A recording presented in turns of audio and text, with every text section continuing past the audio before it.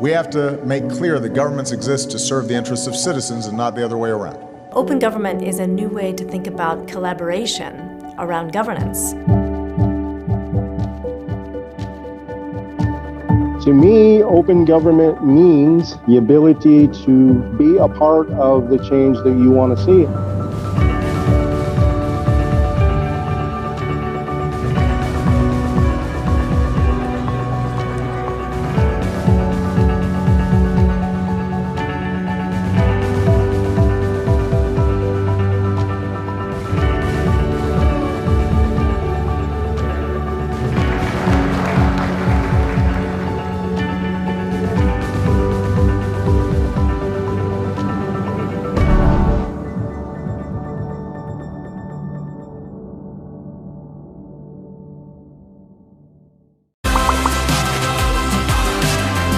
현장에서 일하거나 그런 사람들의 의견이랑 그 정책이랑 또 어긋나는 부분이 있을 수 있으니까 직접 선택한 결과니까 자신이 더 책임을 지지 않을까 싶습니다.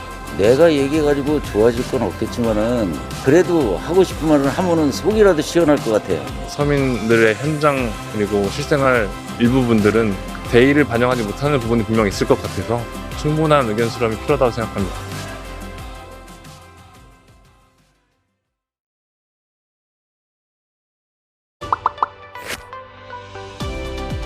바빠가지고 이거는 그런 방법은 아직 접근하는 방법 잘 모르겠습니다. 우리 일상 속에서 찾아볼 수 있는 거의 모든 공공행정 분야가 바로 시민참여 영역이라고 할 수 있습니다. 저희 홈페이지를 방문하셔서 새로운 제안을 하실 수도 있고, 일단 본인이 관심 있는 주제를 좀 조사하시면 관계가 있는 NGO들이 있어요. 그렇게 참여하는 방법이 있을 수 있고요. 또는 자기가 속해 있는 지역의 지자체에 관심 있는 법이라든지 예산이라든지 이런 데에 참여하시는 분들 굉장히 많습니다.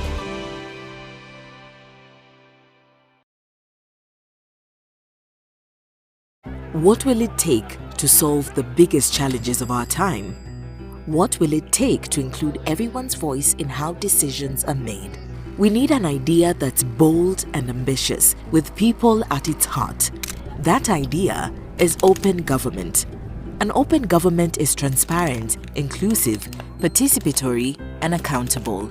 So governments don't just serve themselves, they work with citizens both in and out of government to develop smarter policies and improved services that make things better for everyone. And we all get to see how decisions are made, ask questions, and hold power to account.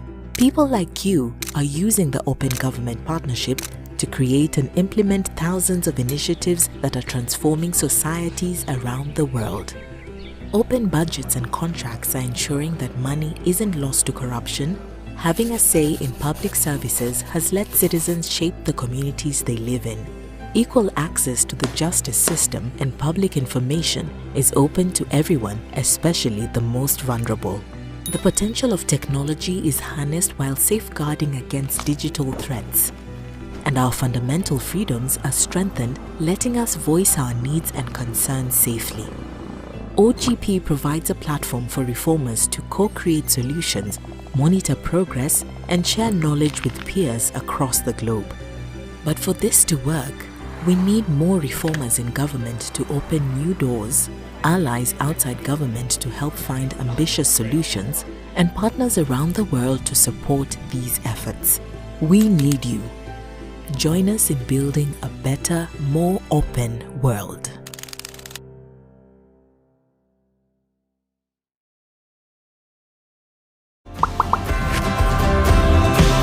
포용적 디지털이란 말은 사실 처음 듣는 말인데, 공부를 할 수 있는 방법? 세상을 조금 더 편안하게 해주는 것? 남녀노소 10대부터 90대까지 편할 수 있는 시스템이 디지털 혁신이라고 하는 기술과 방법과 절차들이 활용되는 것이 디지털 혁신에 의한 민주주의라고 할 수 있고요. 여기에서 포용적이라는 것은 국민 누구도 한 명이라도 소외되지 않고 모두 다 민주주의에 참여할 수 있도록 만들어준다는 측면에서 포용적 디지털 혁신이라고 할 수 있겠습니다.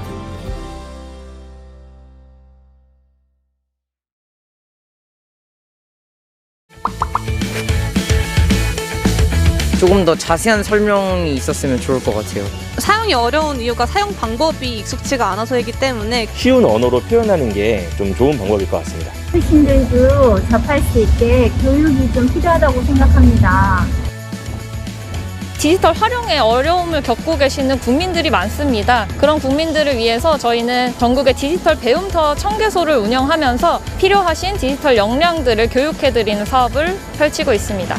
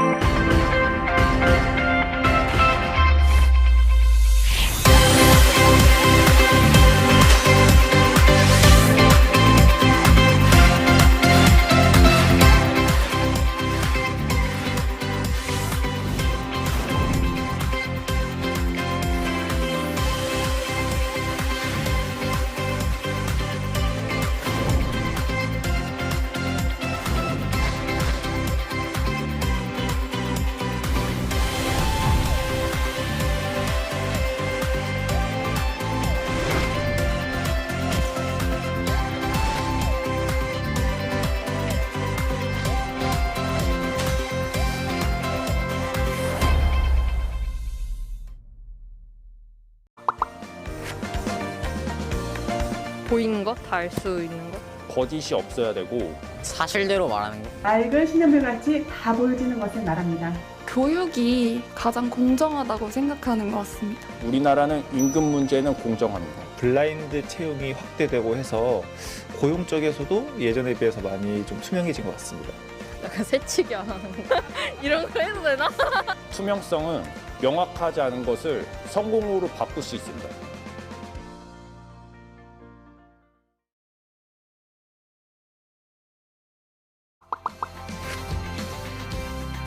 포장된 말을 하지 않고 원래 하고 싶은 말을 하는 그런. 좀 일부러 숨기는 게 없어야 하지 않을까요?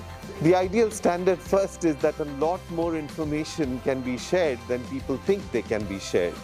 I think the information that certainly should be shared is about government operations. 부패 방지 정책에 있어서 국민이 참여하고 협력할 수 있는 민간 협의회 등을 구축하고 운영하여 온 것이라 생각합니다. 시민들의 의식과 눈높이, 그리고 정부의 노력, 그리고 IT를 비롯한 기술의 발전이 크게 기여했다고 생각합니다.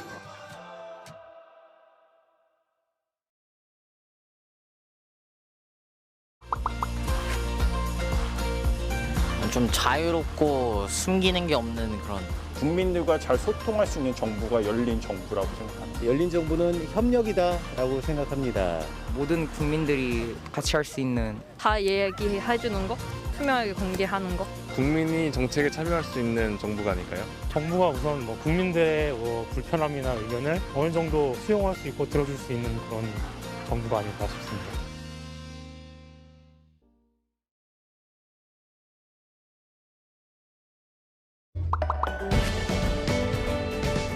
The goal of OGP is to renew democracy, so democracy delivers better results to citizens. The Open Government Partnership brings together governments and communities representing over 2 billion people from across the world to ensure that governments deliver for their citizens. It is to make governments more open, accountable, and responsive to its citizens.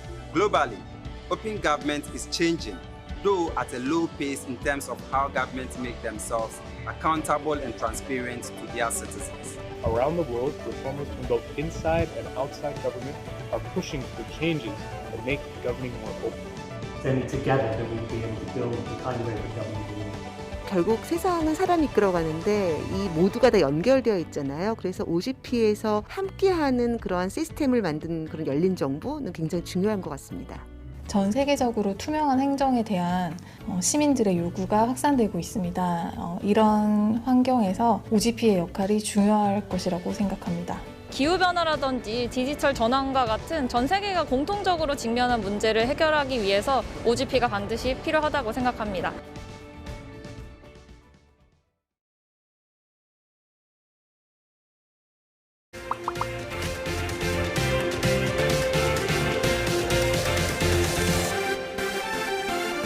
국제 청년들과 함께 연대를 형성하고 국내뿐만 아니라 국제적으로 청년을 위한 어젠다를 수립하는데 청년이 직접 목소리를 낼 수 있는 기회가 됐으면 합니다. 전 세계에서 많은 나라들이 우리나라의 열린 정부 정책을 벤치마킹하고 싶어하는 나라들이 참 많다는 것을 느끼고 있습니다. 자부심과 그리고 뿌듯함을 느끼면서 일하고 있습니다.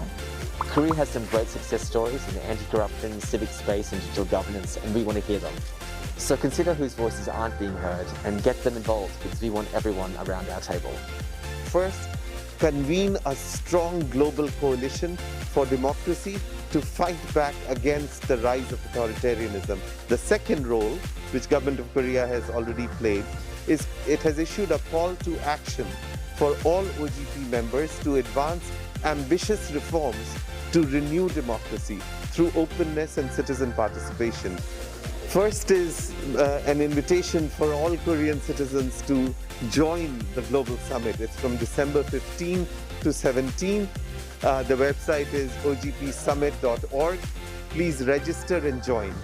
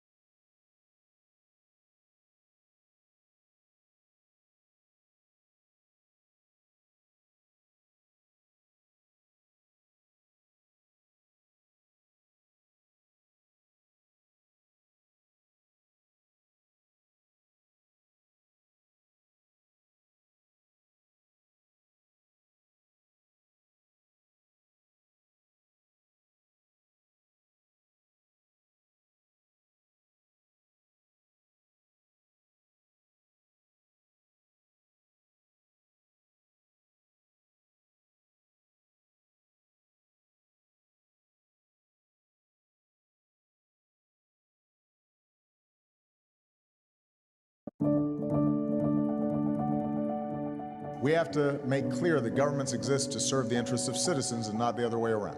Open government is a new way to think about collaboration around governance. To me, open government means the ability to be a part of the change that you want to see.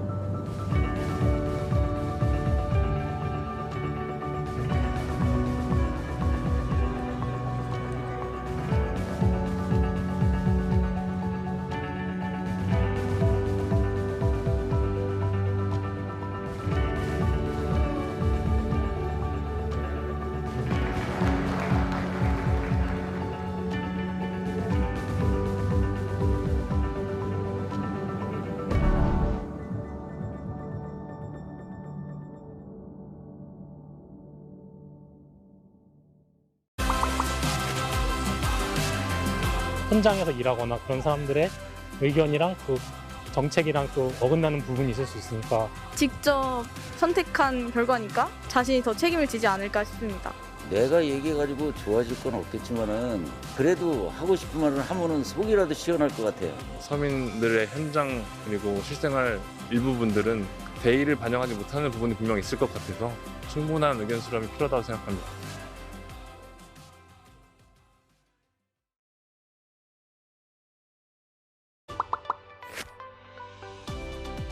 바빠가지고 이거는 그런 방법은 아직 접근하는 방법 잘 모르겠습니다.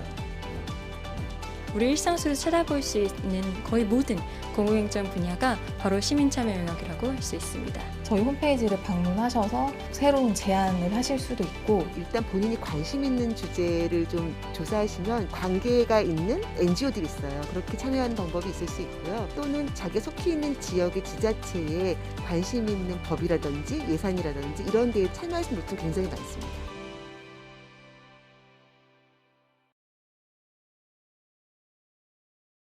What will it take to solve the biggest challenges of our time? What will it take to include everyone's voice in how decisions are made? We need an idea that's bold and ambitious, with people at its heart. That idea is open government. An open government is transparent, inclusive, participatory, and accountable. So governments don't just serve themselves, they work with citizens both in and out of government to develop smarter policies and improved services that make things better for everyone. And we all get to see how decisions are made, ask questions, and hold power to account. People like you are using the Open Government Partnership to create and implement thousands of initiatives that are transforming societies around the world. Open budgets and contracts are ensuring that money isn't lost to corruption. Having a say in public services has let citizens shape the communities they live in. Equal access to the justice system and public information is open to everyone, especially the most vulnerable. The potential of technology is harnessed while safeguarding against digital threats. And our fundamental freedoms are strengthened, letting us voice our needs and concerns safely. OGP provides a platform for reformers to co-create solutions, monitor progress, and share knowledge with peers across the globe. But for this to work, we need more reformers in government to open new doors, allies outside government to help find ambitious solutions, and partners around the world to support these efforts. We need you. Join us in building a better, more open world.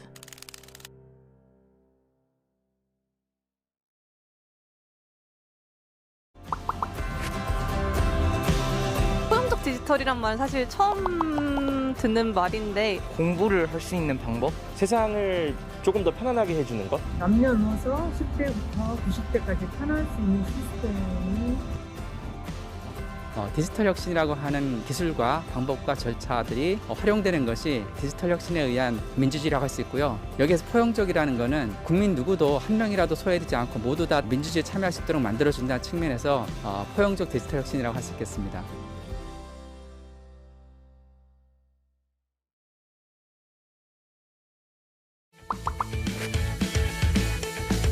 조금 더 자세한 설명이 있었으면 좋을 것 같아요. 사용이 어려운 이유가 사용 방법이 익숙치가 않아서이기 때문에 쉬운 언어로 표현하는 게 좀 좋은 방법일 것 같습니다. 어르신들도 접할 수 있게 교육이 좀 필요하다고 생각합니다. 디지털 활용에 어려움을 겪고 계시는 국민들이 많습니다. 그런 국민들을 위해서 저희는 전국의 디지털 배움터 1000개소를 운영하면서 필요하신 디지털 역량들을 교육해드리는 사업을 펼치고 있습니다.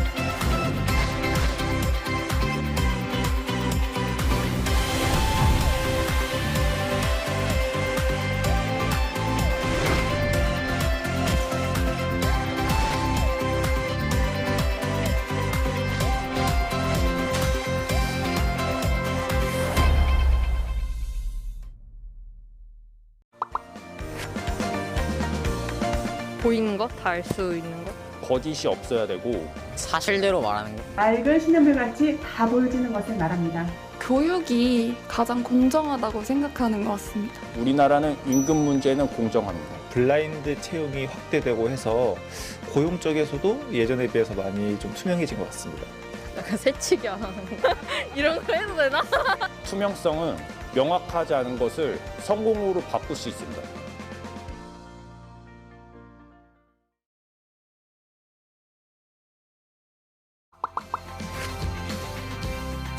포장된 말을 하지 않고 원래 하고 싶은 말 하는 그런. 좀 일부러 숨기는 게 없어야 하지 않을까요?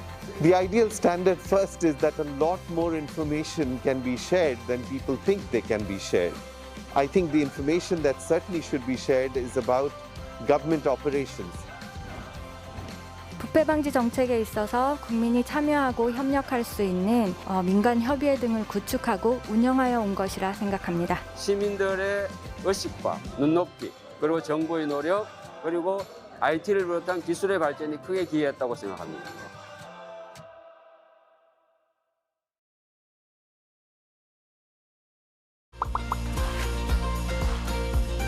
좀 자유롭고 숨기는 게 없는 그런. 국민들과 잘 소통할 수 있는 정부가 열린 정부라고 생각합니다. 열린 정부는 협력이다라고 생각합니다. 모든 국민들이 같이 할 수 있는. 다 얘기해주는 거? 투명하게 공개하는 거? 국민이 정책에 참여할 수 있는 정부가 아닐까요? 정부가 우선 국민들의 불편함이나 의견을 어느 정도 수용할 수 있고 들어줄 수 있는 그런 정부가 아닐까 싶습니다.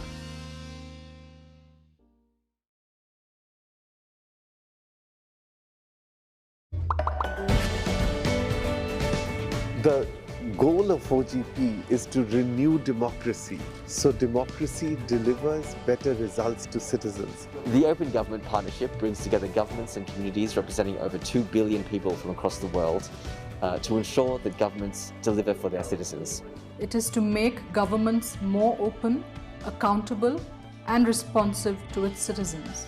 Globally, open government is changing, though at a low pace in terms of how governments make themselves accountable and transparent to their citizens. Around the world, reformers from both inside and outside government are pushing for changes that make governing more open. Then together that we'll be able to build the kind of open government we want. 결국 세상은 사람이 이끌어가는데 이 모두가 다 연결되어 있잖아요. 그래서 OGP에서 함께하는 그러한 시스템을 만든 그런 열린 정부는 굉장히 중요한 것 같습니다. 전 세계적으로 투명한 행정에 대한 시민들의 요구가 확산되고 있습니다. 이런 환경에서 OGP의 역할이 중요할 것이라고 생각합니다. 기후변화라든지 디지털 전환과 같은 전 세계가 공통적으로 직면한 문제를 해결하기 위해서 OGP가 반드시 필요하다고 생각합니다.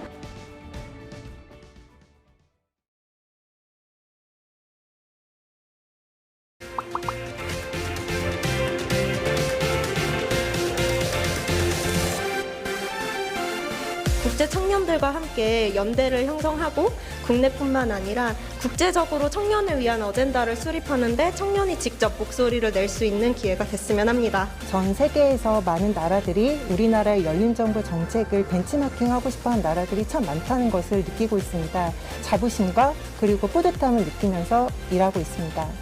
Korea has some great success stories in the anti-corruption, civic space and digital governance, and we want to hear them. So consider whose voices aren't being heard and get them involved because we want everyone around our table.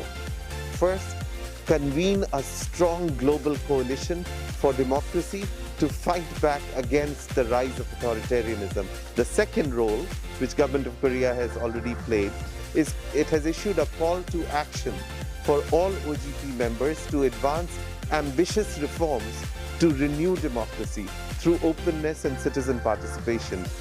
First is an invitation for all Korean citizens to join the Global Summit. It's from December 15 to 17. The website is ogpsummit.org.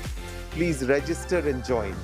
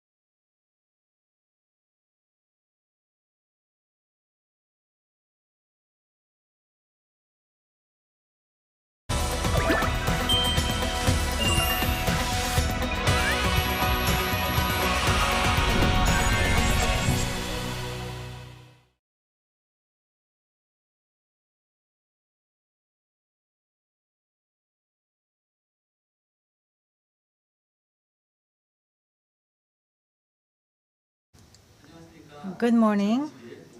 This is 2021 OGP Global Summit, Korea's Open Governance, Data Performance, and Future Direction session. I'm your moderator, Kim Sung-il, Senior Deputy Director of the Ministry of the Interior and Safety of the Republic of Korea. Let's now begin a breakout session on open data. With the OGP Global Summit kickstarting today, this breakout session is the first session that begins. I sincerely hope that from the start till finish, all the sessions will end in resounding success. Now, let me introduce to you our session.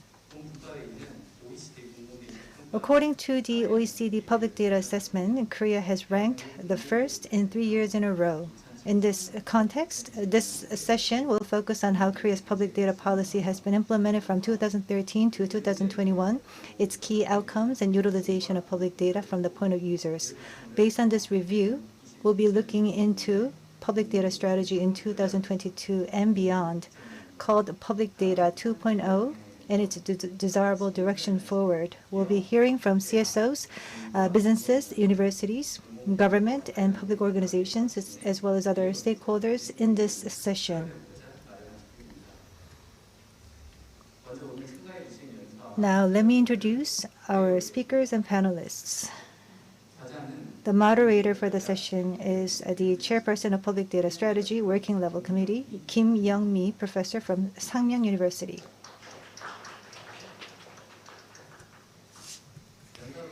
And we have two speakers today for the session. First speaker will deal with the provider's point of view under the theme of Korea's public data policies and best practices from National Information Society Agency, NIA, team leader Shin Shin-ae. The second speaker of the day will speak from the user's point of view, public data for better utilization. CEO, President of LIST Corporation, Oh Won-seok. Next, we have three panelists. First, representing the business community, we have Na Young-jun, CEO of a company called Antler. Next, representing the civil society organization, organizer of the Code for Korea, Mr. Kwon Oh-hyun. Last but not least, representing the academia, Lee Jung-hoon, professor of Yonsei University.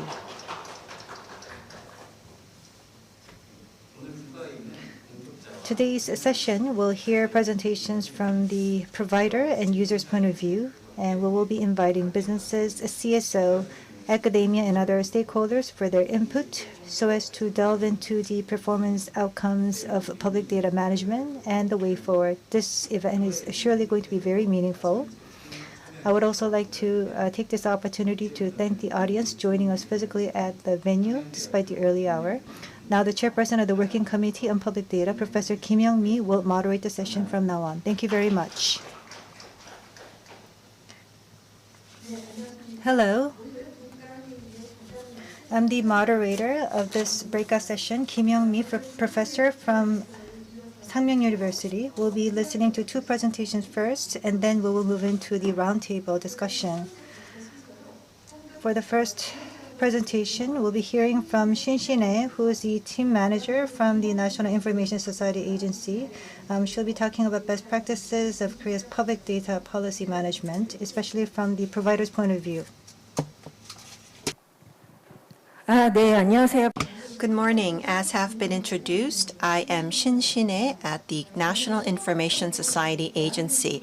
I would like to talk for the next 15 minutes covering the topic of open government data policies and best practices in the Republic of Korea, as well as some future directions.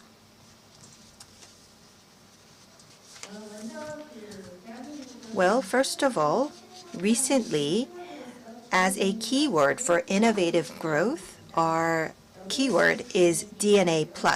D stands for data, N stands for network, which means the high-speed network such as the 5G network.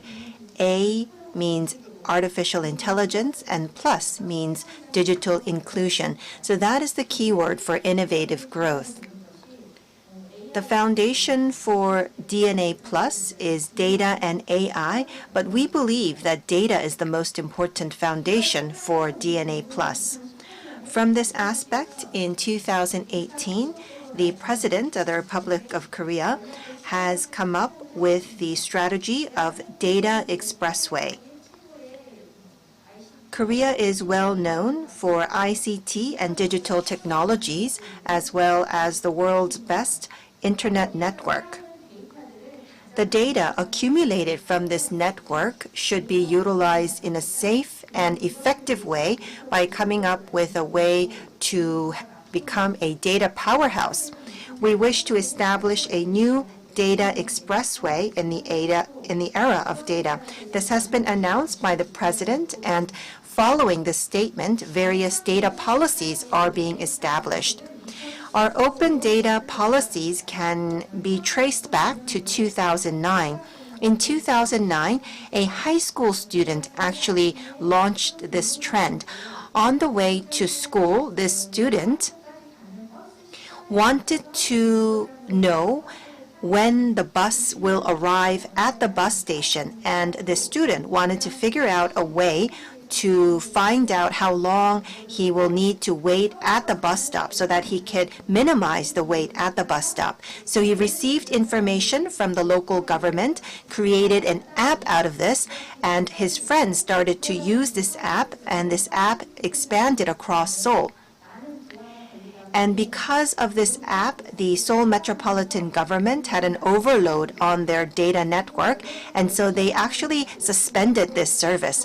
But they had to resume the service within 12 hours in protest of the service users. People started to think about, why can't we utilize this public data? That is the reason why in 2013, we have enacted the Act on Promotion of the Provision and Reuse of Public Data so that all people could reuse the open government data that is possessed by the government.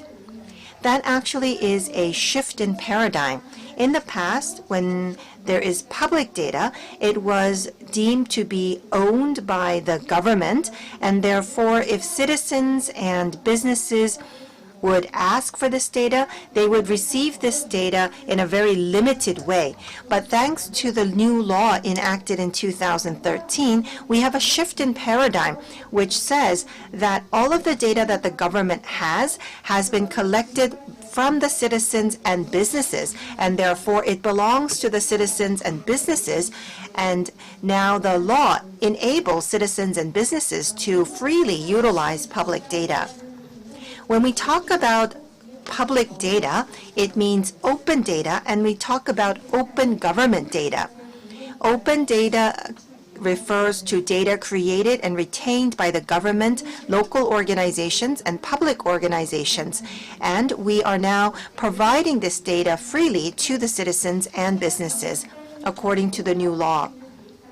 Why is open government data important? I would like to talk about three aspects. First, government data is reliable. The data that is possessed by the private sector is also important, but because the government is reliable, the data that comes from the government is also reliable. Then we have to take a look at frequency. If the government has a certain work that they do, they will continue to do that work, which means that the data from that work will continue to be produced. And if we take a look at volume, there are hundreds of government bodies, and if they all have data that they collect and retain, this data could become big data. And so that is why the data from open government is very important. Let's take a look at some key legal and regulatory instruments on open government data. First, we need to take a look at the data that is released in a format that can be readable by the machine along with the metadata. That is actually prescribed by law.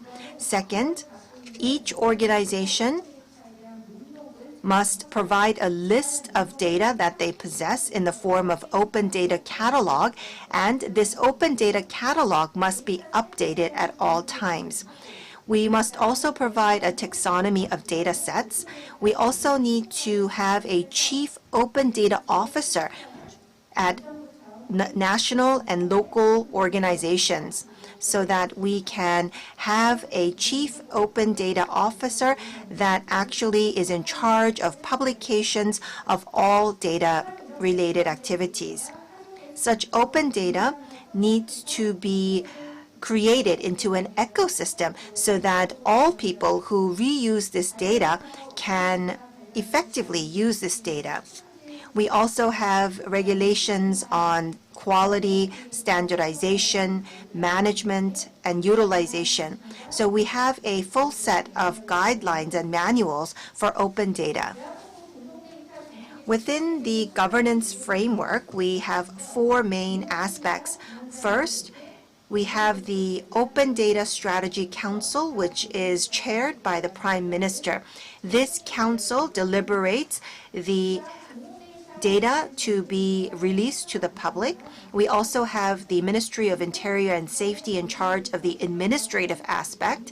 We also have the National Information Society Agency, which I belong to, that actually supports the open data release and reuse of all government and institutions. We also have the Open Data Mediation Committee that mediates disputes for release of open government data refused or suspended by public institutions. If we take a look at our law, there is a law that is related to the exclusion. It means that if there is a data that is released, but that piece of data was refused by the public agencies, then that actually is now disputed according to the law on whether the refusal was acceptable or not. According to the law, we have 3-year plans, and we also have yearly execution plans. These are policies that promote the release of open government data. From 2020 until 2022, we are conducting the third Open Data Master Plan. And if we take a look at the third master plan, it is titled Negative Release, which means that unless deemed inappropriate to release, all data must be released. Up until now, we focused on the economic value of open government data, but now we are adding the social aspects such as the quality of life for the citizens. We are going beyond simple opening of data, but we also have data-based administration that is a part of the third master plan. Up until now, the release was based on the supplier, but now it is in collaboration with the private sector, which is on the demand side. That is included in the third master plan, and the ultimate goal is to guarantee citizens' rights to access government data and to support the improvement of citizens' quality of life and to develop the national economy by opening government data. That is why we have strategies such as user-centric release of open data, building infrastructure for the release and reuse of open data ecosystem for economic values, and ensuring sustainable driving capacities. Based on these policies, we have a few key initiatives that we would like to introduce to you. The first of which is the portal. The Open Data Portal brings together the data from various government organizations into a single portal so that citizen businesses could freely utilize the open data. We have file data, open API, and open data standards within this portal. We also have the national data map that provides a single window into all forms of data. We also have analytical tools within the portal. Added to that, if there is data that you would like to use, but it is not provided through the portal, you can also request such data. As I have mentioned before, we have a vast amount of data that is accumulated, and so you can utilize the data map in order to easily search for the data that is necessary. And this data map is based on graphic maps.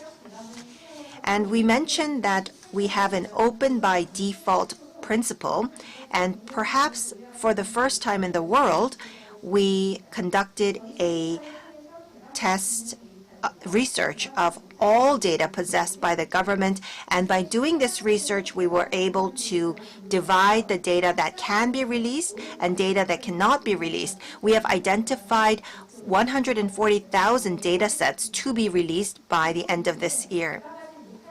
And from the data pool that cannot be released, we are conducting a new taxonomy, and we will also promote more releases through making sure that the owner of the data remains anonymous based on privacy protection laws.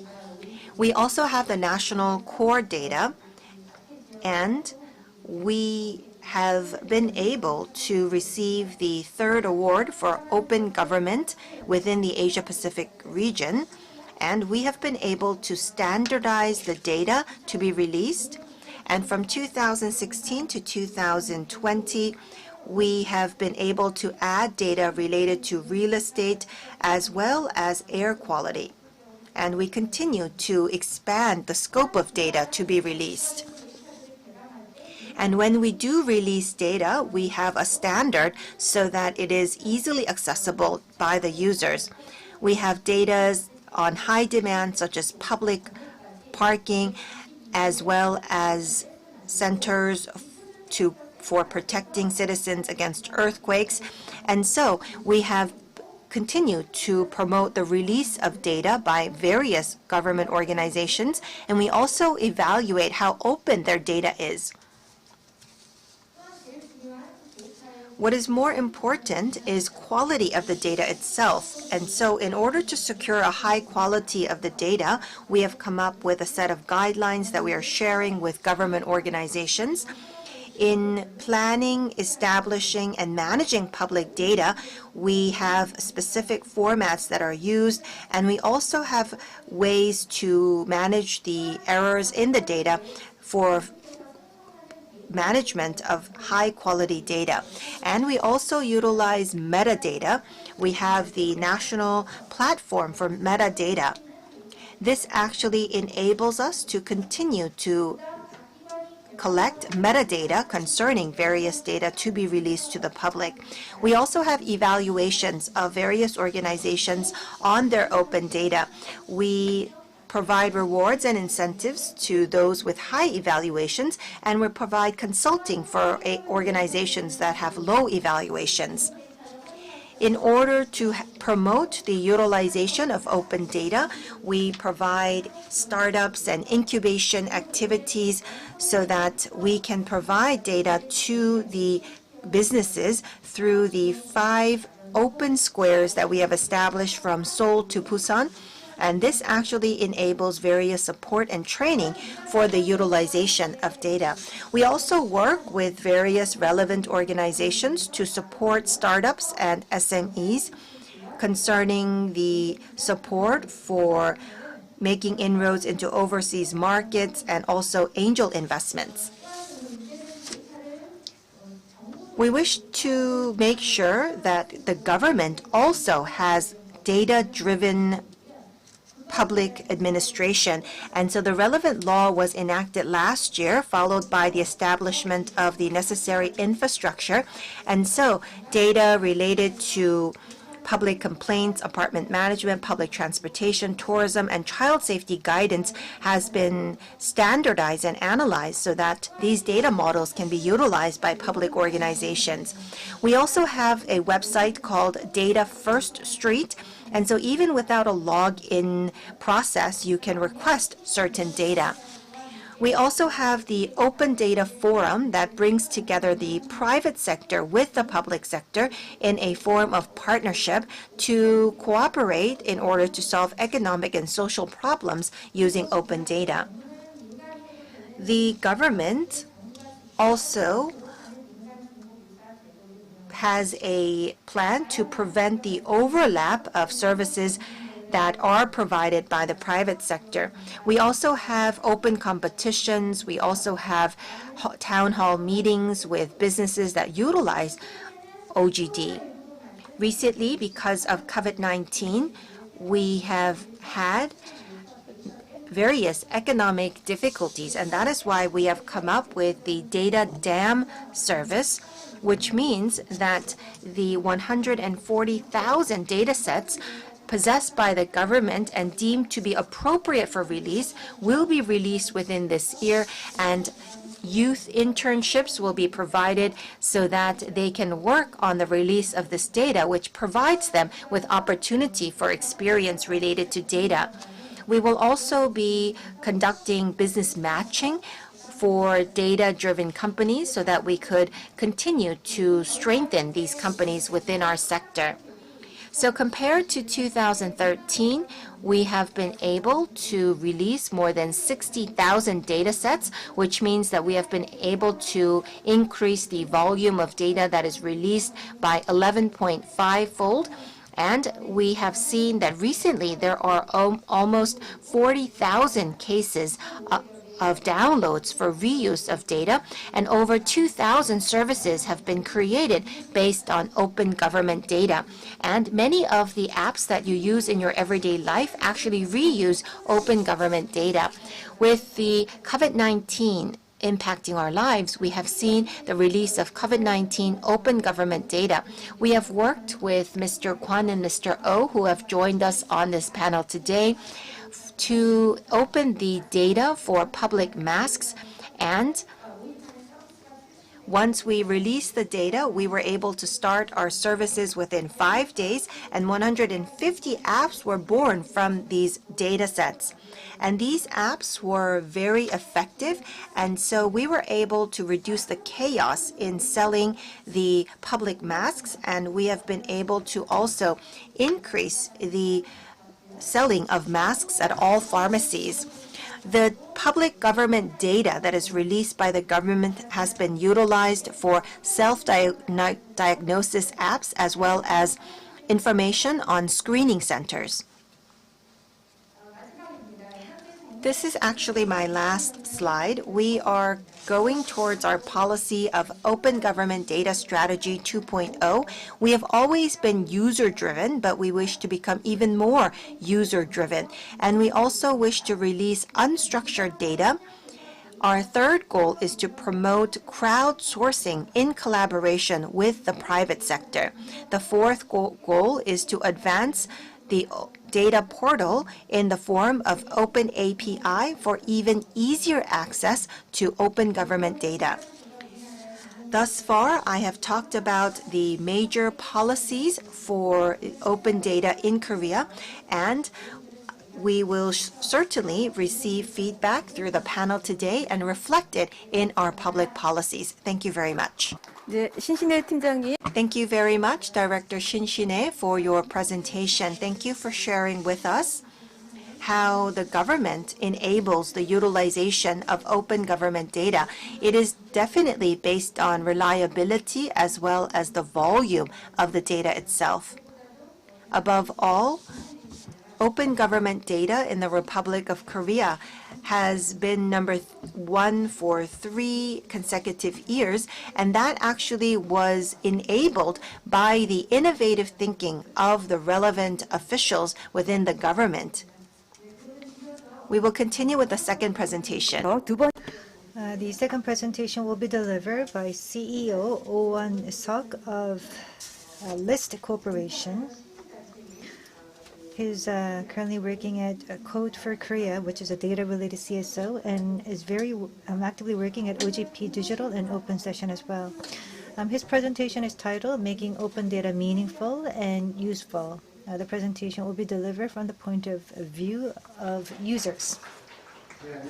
Hello, as was introduced, I am Won-seok Oh. I lead the company called List Corp. So the previous speaker talked about the provider's point of view, which is the government's point of view. But I'll be speaking from the user's point of view.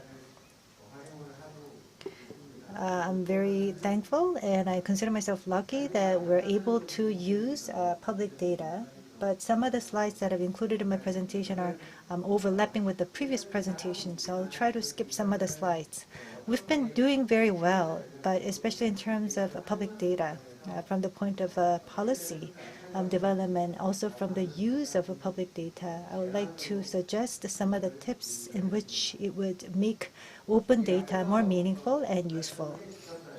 Yes, we've heard from the previous speaker that from 2013 till 2021, the graph has been going upwards, has been on the rise significantly. So how do I interpret this graph?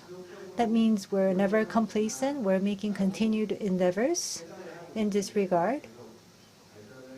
The fact that there's a huge volume of public data being available, first of all, and as mentioned before, open data and file data are becoming the central areas, and we have also reference data that is being provided at the same time.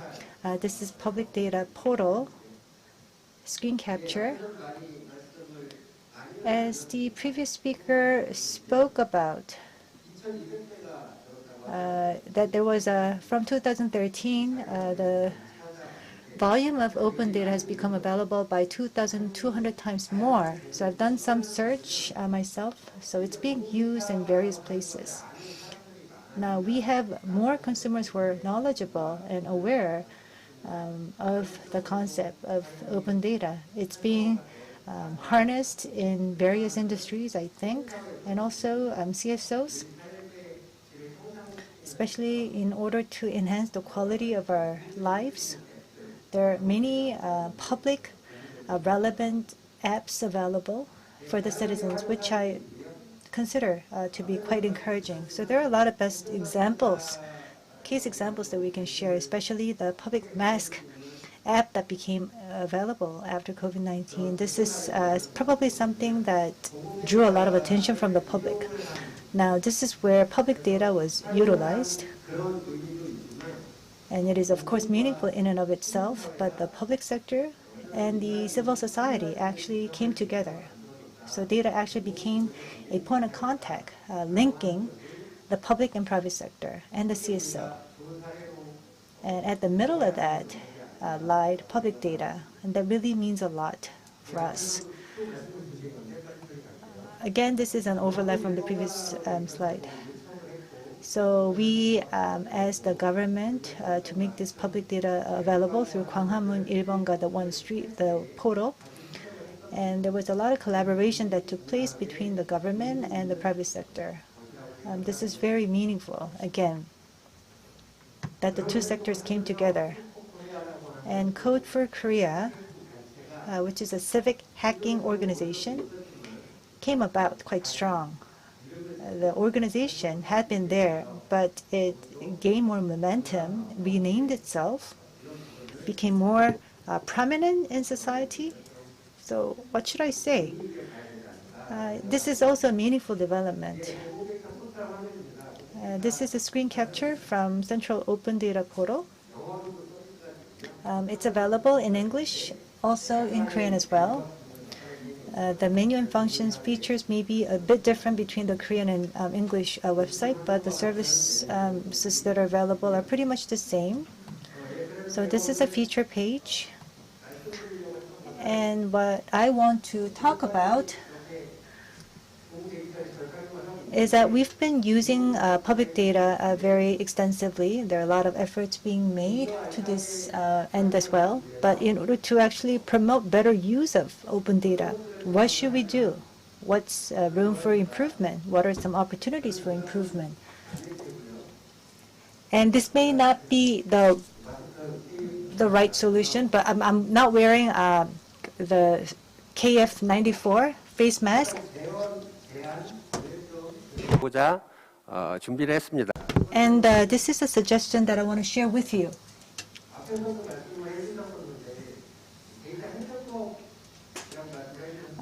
So the previous speaker talked about the open data related public administration policy. And we need that, and I think we need to have cross-ministerial collaboration between different government ministries and agencies. And And I'm sure there's a bit of that collaboration across ministries, because I'm not from the public sector, so I may not be so fully knowledgeable of this, but since public data is already open, you don't have to make a request. And there are ministries that are working on this. There's also data that is retained by certain ministries. And of course, there's the issue of data ownership. But since ministries are sometimes redundant in the way they manage their work, because there's a lot of data that's spread out across ministries. And there's also data that can be open for different ministries among themselves. And such redundancies and maybe a silo approach must be considered for improvement. And the second suggestion, this is going to sound quite challenging. So what is the essence of public data? That's probably a very difficult question to answer, whether it is industry or civil society, or perhaps for cross-ministerial collaboration. We need to have quality public data. We need to make them available. Is it more important to do that, focus on quality data being available, or we did like a full count inspection, full inspection? Since we have data that's already available and open, there are data that will be released, or because of legal issues, privacy issues, there's a certain set of data that's not yet disclosed. So trying to deal with more public data being available, is that what we need to do? Should it be just disclosed in the form of a raw data? For example, doing the data mining, data exploring. Is it the quantity? Is that the most important thing, or quality? So should we release more data just in terms of quantity, or should we focus on quality? I think, well, personally, I think, it's subject to criticism. If I have to choose, I think we have to focus on number one. Quality is important, but quantity is equally important. And this is also something to be considered. Open API is a de facto standard or reference for releasing public data. And I think that's the common view among the stakeholders. This is real-time data, and the data is very scalable. It cannot be put to use right away.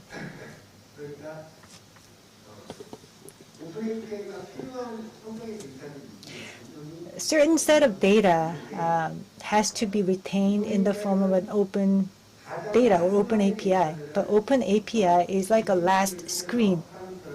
Use different parameters, having these different sets of questions before data can be released. So you don't have any data up until that point. So in terms of analysis of data that's accumulated to that point, and also using AI, such data should be made available in the form of file data. Let's say that we don't really have a quantitative data, but there are certain data that really do not change that much. It's not subject to change. They don't really have to go through the open API process. That's my personal thought. Anyway, I wanted to share with you. Again, this is a very challenging topic. Open data, a 5-star. I'm sure some of you have heard of this term before. What we're focusing on right now is, together with open API and the file data, these are the two areas that we're focusing on. But in order for these two sets of data to be connected and to have linkages, it has to be machine readable. Whether it's open API or unstructured data, they are now being released in file data form. But for structured data, of course, they're machine readable. But I'm not basically saying it should be machine readable per se, but they have to be linked with one another. And before they're connected, in order to increase the use of metadata, it has to be web machine readable. The data has to reside on the web so that within the web, the data can be linked to one another and it can lead to better utilization. But we're not to that level in terms of development. Another food for thought is managing dark data. It's data that is hidden, not so obvious. Exactly, we don't know where data resides, and there's very outdated data. We're not sure whether to scrap it or still to keep it in the archive, especially if it's stored in hard disk. If it's not linked to a server, of course, I mean, it will be meaningful to just keep it as an archive, but we have so much data like that, especially we're trying to reach carbon neutrality. But the data center and AI, they consume a lot of energy, electricity. We talked about doing this full inspection, 100% inspection, but some of the data can be usable, some of that may not be so usable, some of them may be quantifiable, some of them may not. It will really take a long-term effort because we don't know exactly where data lies, and the ownership is not even clear. That is something to be considered at the same time. We cannot just dismiss this as not important. So, web machine readable, of course, they're in the form of metadata. They have to be available on the web, and the data has to be connected with one another. Then data will have greater value as a result. That's really common. It's simple math. Now, you have Namdaemun as a tourist site and also as a historic heritage. They're not exactly the same. So I think basically we need to have a long-term horizon, whether you have an open data, API data, you have these different data available on the web, but you need to provide a linkage between and across different data. But this is really difficult to get it done because you need to have a set of standards. You need to give them a point of reference, but that's not done. Now you have open data in JSON. And if you have these dots here,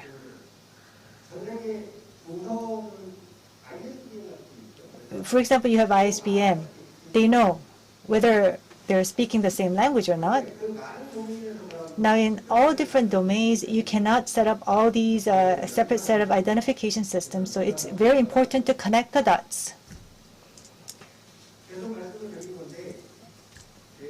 So to emphasize again, now the organization that provides public data, of course, they want to mine and explore more data, and you want to resolve issues with, for example, stakeholders, find more and more data. And of course, I said the weight is really placed on the raw data, but at the same time, we have to work to improve the quality of data. Now, why don't we now take a look at the portals that provide public data? As team leader Shin mentioned, there are various functions out there. Now, if you're a user, as a user, I have a set of requirements. But because basically you need to have a good search function. For people that are trying to come to the public data portal, well, at least for myself, I'm not speaking on behalf of other people.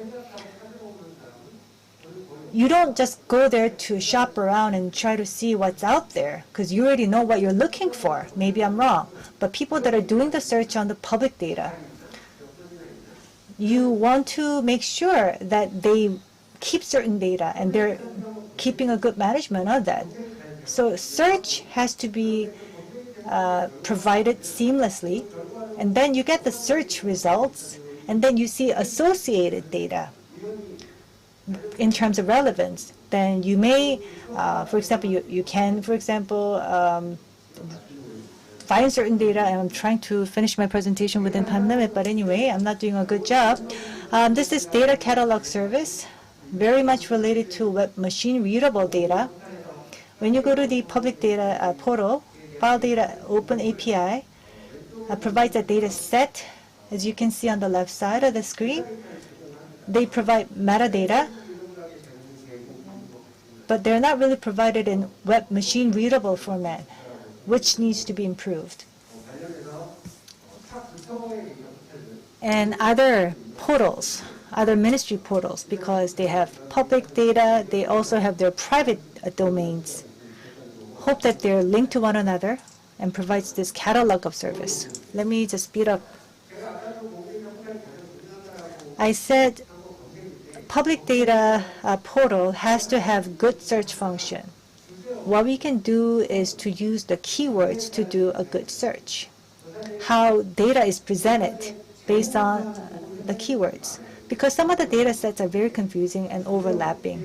But if you can do a good search using a good keyword, we call it controlled vocabulary.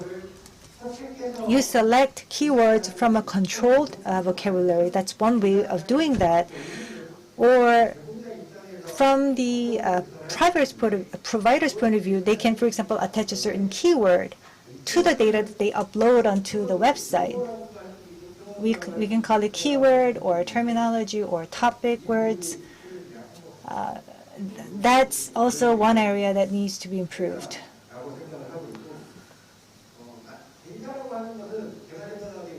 So all in all, my conclusion is this.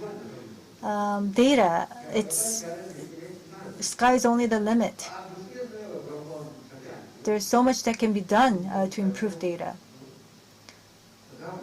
I'm always trying to make a better use of data, and I like the way it's being provided to me. Of course, I'm not the guru in data, so not everything I say may be so related to everyone, but I just wanted to share with you my thoughts on this. Thank you very much. Thank you very much, Mr. Oh, for your keynote presentation. Data, if they're in silos, may not be so valuable. If they're pulled together, they can really exert great energy and create a lot of impact. So thank you for the presentation. So there has to be ministerial level collaboration based on data, which would be a good lesson learned. And you share with us a lot of suggestions from the user's point of view, also based on your personal experience. So thank you very much. We will now go into the panel discussion portion of our session. We will first be inviting CEO Na Young-jun of Antler. He will be speaking from a business perspective, which is reusing the open government data.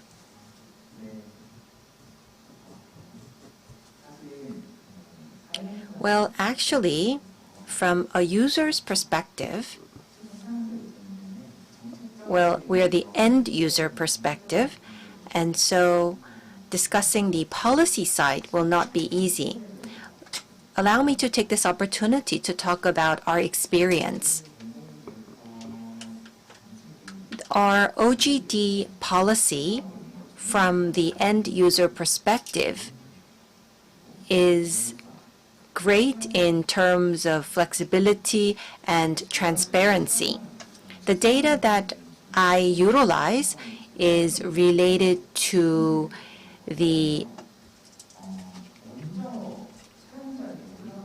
livestock data. And when I utilized livestock data, I received a call from the organization that produced this data because they wanted to know if the data that they were providing was data that was efficient and usable for us. But it seems like when we use data, the more we use it, the stronger the data becomes. So when we actually provide them with certain issues and talk about some requests that we have concerning livestock data, then it seems that they actually provide feedback within 6 months.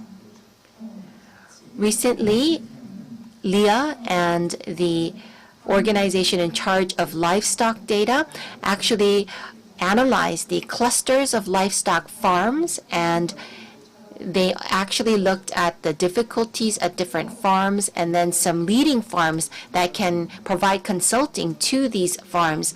And that actually became a virtuous cycle where the data became an actual help and consulting to the farms in difficulties. So you could see that the government organization was becoming quite flexible with their data in utilizing this data. For example, the information related to COVID-19, Uriel solutions, and other areas that emerged recently, we could see that the government is responding in just a few days.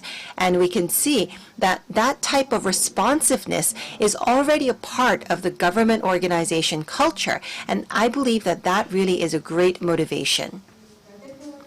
Well, we have just heard from Mr. Na concerning the user's perspective, and he mentioned that in utilizing OGD, he was impressed with the government organization's effort to try and make the data as usable as possible. Next, from a CSO's point of view, Kwon Oh-hyun, who is the organizer working for Code for Korea, he will talk about the policies of the Korean government's open public data. What are some of the good points? What are some of the areas that need to be improved based on your personal view? As was mentioned by the presenters as well as Mr. Na, I was quite surprised to find that when we requested the public mask information to be disclosed, it was actually done within 3 to 5 days from the point of request. So it was done so quickly. And that information was quite high quality, and it was done in the form of API. The files are distributed. They're not to be analyzed individually, but the location-based information, the API information was disclosed. And I think that was the first time that was done in Korea. So within a very short period of time, that high-quality data, and in that very efficient manner, the data became available. I think this is all based on the efforts that were put in for the past 10 years. So we have a very strong infrastructure and in enabling public data management policies that came to that. So that was quite impressive. We're now moving forward in terms of disclosing our public data. This is not just a certain government ministry's policy. It has to become a very foundation of public data management of the government. I think we're really entering into a new era, and especially as people are struggling from the prolonged COVID-19 pandemic. But we're nonetheless finding something that's delightful and exciting in the new era. From the point of CSO, this data provided a lot of convenience for the citizens, especially dealing with their grievances that's very relevant to their daily lives, focused precisely on problem solving using data as a tool. And that is being incorporated into the government's policies. That was your key lesson. So thank you. Related to the data ecosystem, we will have the next panelist speaking from the perspective of a researcher. And so to provide us with that perspective, we have Professor Lee Jung-hoon from Yonsei University. So for the last 10 years, I have been working on this topic, and in particular with the recent pandemic, I have researched urban data. And in terms of the confirmed cases and other systems in Korea, all of these systems would have been quite difficult to execute without a digital system.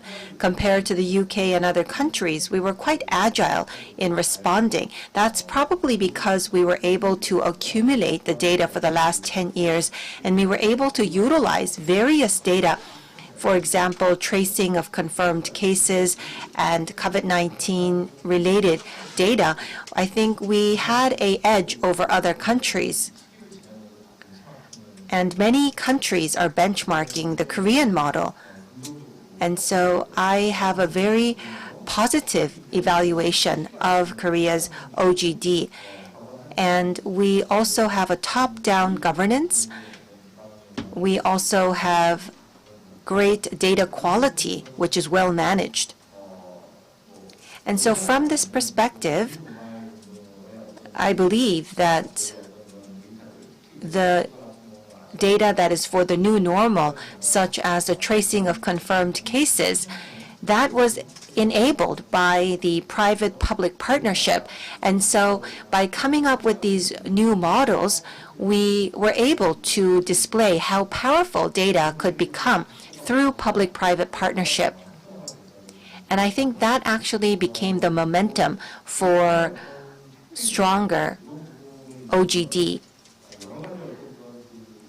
We also have to take a look at different cities, and from my perspective, it seems that metropolitan governments are collaborating with the central government in utilizing OGD. And so not only should we be focused on the number of data sets that are released, but we also have to take a look at the reuse of data. What is the value of the data that is reused?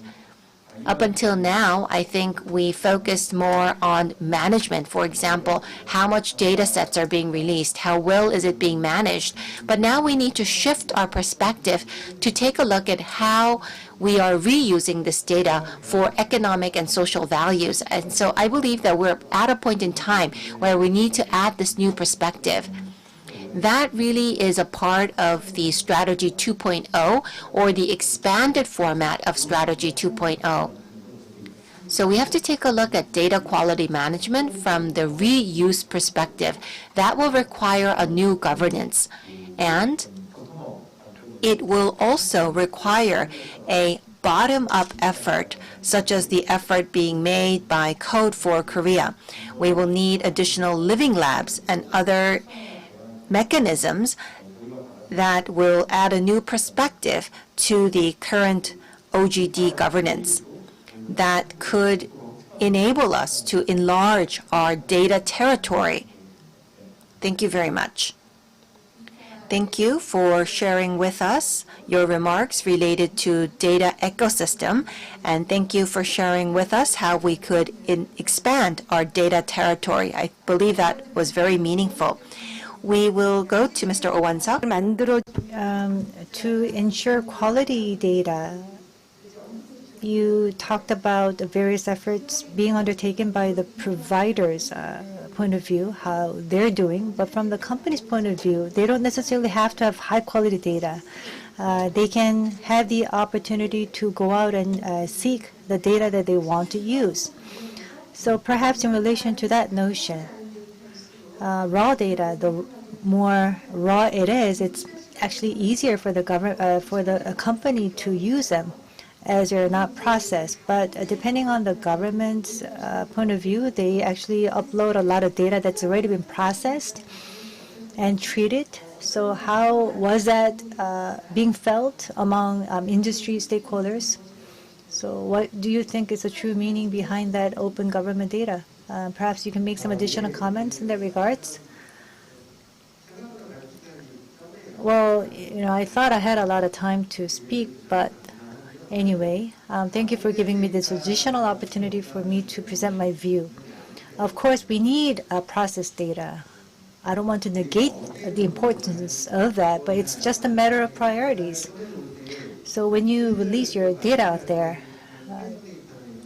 for example, the statistical data, we're trying to, for example, move away from that.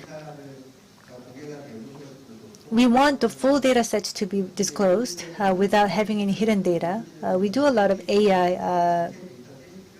We use a lot of AI technology. We need to have a full open data.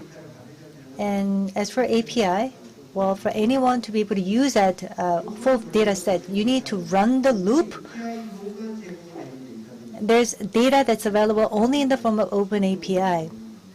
Even based on my own experience, you run your loop and you store that in your server and you put it through a learning process. But sometimes that causes some problems. So that is why I wanted to propose that view.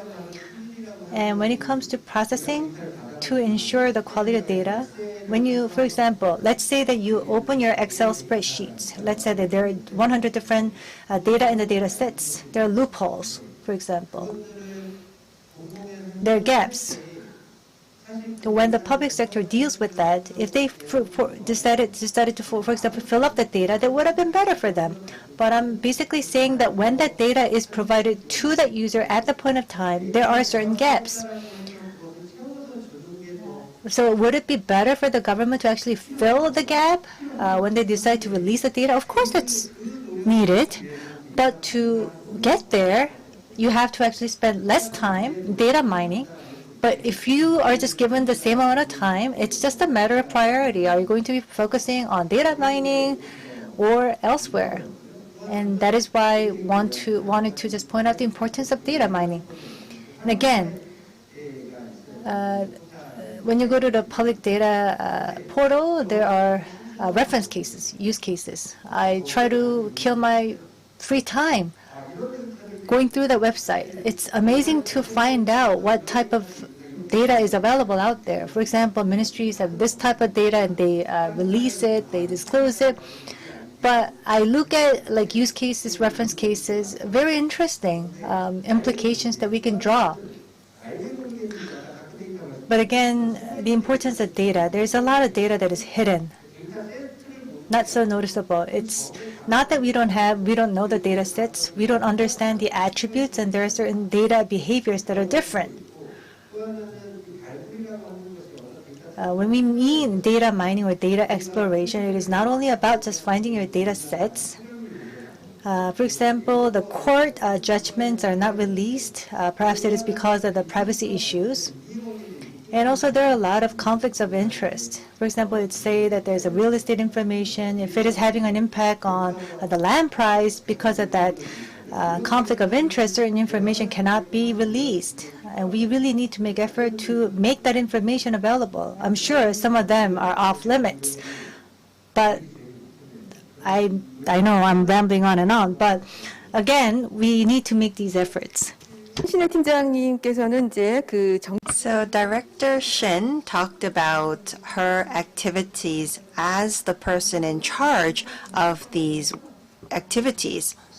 And so related to the policies, could you share with us what is happening on an everyday basis and what do you believe is being done well? Of course, you already spoke through your presentation, but for example,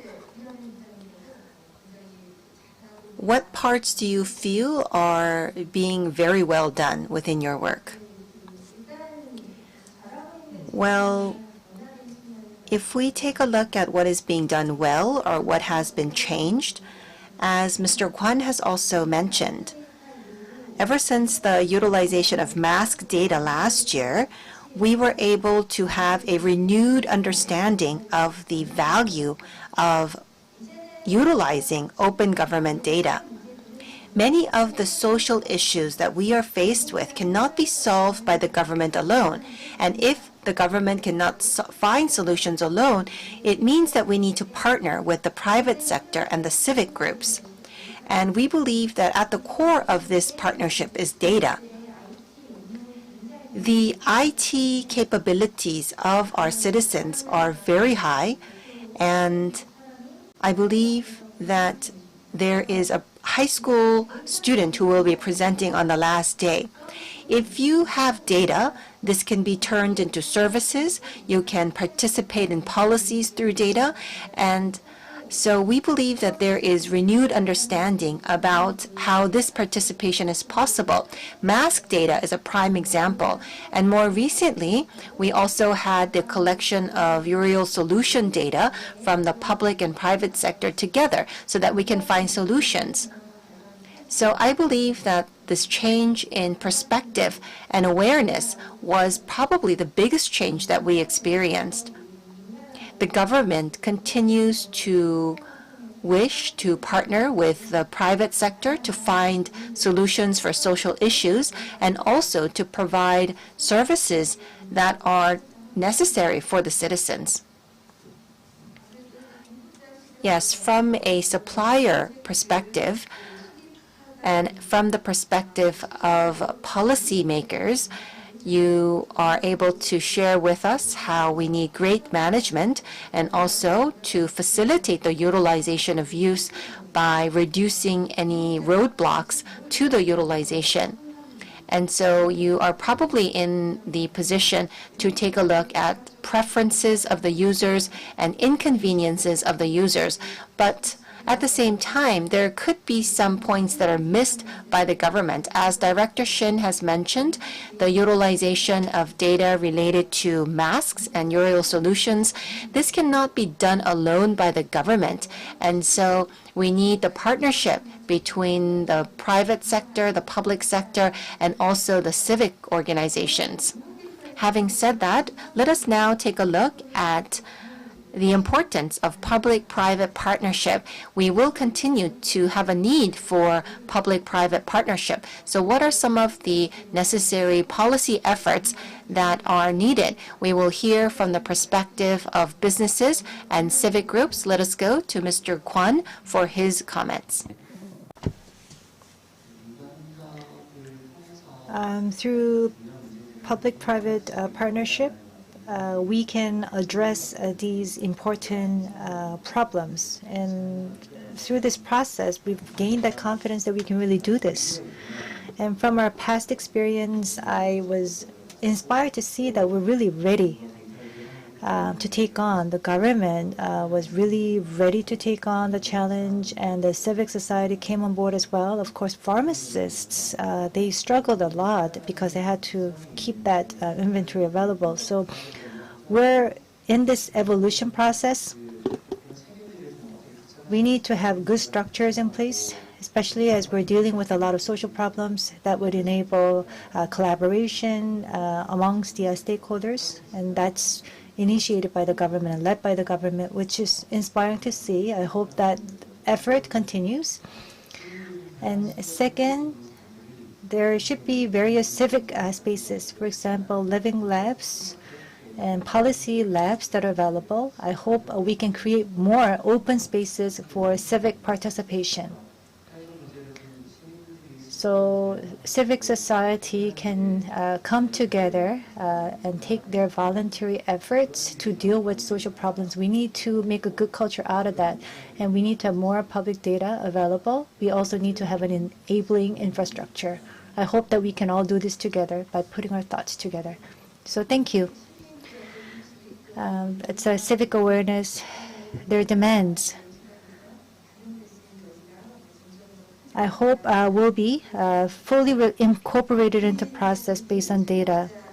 Now, entrepreneurs or would-be entrepreneurs or the startup capitals, or in order to, for example, facilitate the public data ecosystem, we believe that there's a lot of room for improvement in terms of public policy. So in order to facilitate the business ecosystem, what should we do? What are some of the pain points or bottlenecks? So based on your experience, Mr. Na Young-jun, on business ecosystem, what can you say? As many people have already mentioned, you are doing very well. And so it is saying that you are already number one, so what can you do even better? From the business perspective, we try to find solutions using data. But if we take a look at various issues in a cluster, then it's very difficult to find a solution. But for businesses like us, we will modulize different issues individually, and we try to find the exact solutions through using specific data. But because this is public data, as we try to find solutions, sometimes we can create business models, but at other times, it seems that the data can be used to find solutions for public issues, but sometimes it's not enough to create business models. And so, in such a case, I think this part could be included into the public sector. So, for the data that is used for just public solutions, then I think the service should be provided by social enterprises or the government. I actually have 2 children aged 4 and 5, and I think we need policies to strengthen data literacy. When data remains in the hands of a few, it could become a source of power. But if it's shared by all, it could motivate innovation across the country. So I hope we can lower the threshold even more, as low as possible. Of course, not everyone should be or could be an expert, but we hope that we can have everyone enjoying data and play with data, everyone from elementary school to the elderly. And so I think we're in a time where we are accumulating data, and the next generation will enjoy a time of analysis of data. And so I hope our children can talk based on data, and I hope that honest and transparent data will provide opportunities for our next generation to create an even better Korea. Thank you for that very meaningful statement. And it definitely gives us a lot of food for thought. I also teach at a university, and if I compare the students of the past and students now, there is a very big gap in their awareness. In the past, when I would provide academic lectures, many of the students thought that data was very difficult, but the students these days are much more used to data. And so I believe that we need to make sure that academic studies also become data-driven. And we also believe, as Mr. Na has mentioned, that data could motivate innovation, and that through higher data literacy, we could have more people utilizing data, which will diversify the ecosystem that we are currently creating. I could certainly relate to your statement. We also need to change the way that public officials work to make sure that they are data-driven as well. We will go to Professor Lee Jung-hoon, and could you share with us your perspectives on data literacy for both the public and private sector? Well, I may be off the topic a bit, but I mentioned that I focus on urban data, and I worked with Cambridge IFM at Yonsei University, and we actually have the Smart Data Index that we announce every 2 years. It actually is a report of how well different cities are using public data. 60% of the cities researched actually use public data, and we see that they are, for the cities that are closely linked with the central government, have very good utilization of public data, such as Singapore, Taipei, or Seoul. These are the cities that actively utilize public data. And these cities make great efforts for the ecosystem. Seoul is doing very well as well. But if we take a look at what Mr. Na has mentioned, in 2021 and 2022, finding solutions to social issues has become more important than ever before.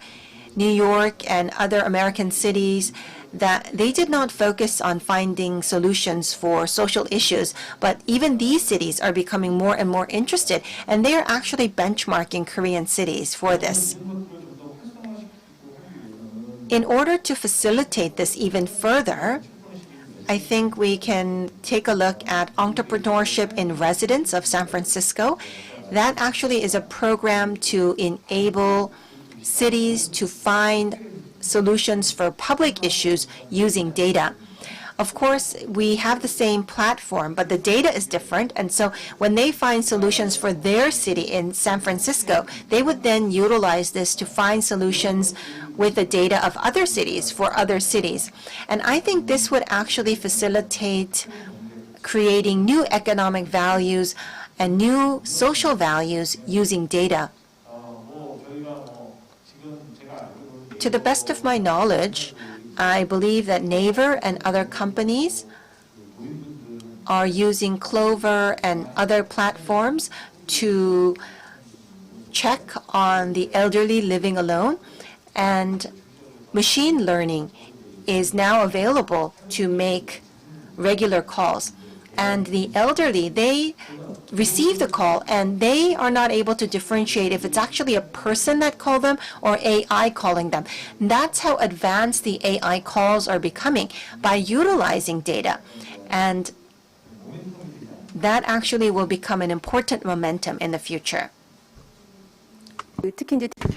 Especially big cities are struggling to solve various issues, and using data, social problems and ills can be addressed. There are good examples that we can refer to, especially there are such best practice examples in other countries as well, and they're now even trying to learn what Korea is doing. So especially if we look at local governments, they're also doing their part. They have active living labs to resolve community issues using the data that is generated from the local communities to raise awareness of the local citizens and also to tackle local issues. I think a lot of policy ideas are forged in that regards. So in order to promote the use of public data, we have to review this issue from multiple perspectives. Of course, some areas are lacking, some areas may be neglected. So we're working very hard to identify these ideas for improvement. So for open government data, what additional efforts are needed? What are some ideas for policy improvement? What do we need to do to refine or better refine our public policies? Can we get your views, especially our two speakers as well as our three panelists? Perhaps we can just go around the round table and get your views. Who should we begin with? Mr. Na? Well, as we have already mentioned, you are doing very well already. I would like to actually provide you with some encouragement. There is a poet by the name of Chang Seok-jun, and he talks about a fruit, and he says, the fruit does not become red by itself. It is hit by lightning, it is hit by storm, and that is what is making the fruit red. And so I hope that the government can continue to encourage those who are creating data. In order to have data about a single cow, it could be expressed in a single line, but that actually requires someone to raise that cow for 30 months, to slaughter the cow, to also input the information about the quality of the beef that comes from the cow. And so that one line of data does not come out of thin air. But we need to encourage those who are actually creating this raw data to let them know that they are playing a great role in creating this big data for the whole society. There's not much awareness about that amongst those who are creating this raw data. And so I hope that they will be encouraged and that they will be proud of the work that they do so that we can have a better ecosystem. Yes, for those who are actually creating data, we need to encourage them. And that really is about having a consensus within the society so that we can all play a part in deliberating and discussing the solutions for the social challenges that we face together. We will go to Mr. Kwon. So I echo the view of other speakers here. But I have a request to make or a suggestion to put forward. Now, as data becomes more and more important in this era that we live in, whether we like it or not, we need to have ways in which we can ensure private ownership of data with enabling technologies out there. So if there are problems or issues or inconveniences that we experience around us, people are now encouraged to think about what other public data is available to address this. For example, in order to reduce carbon footprint, what data can we use? What about waste reduction? How much waste is being generated in our local community? So that's really becoming a norm. So against that backdrop, along with economic development, we have to ensure our citizens access that public data and use that for different applications. So there has to be openly accessible public data.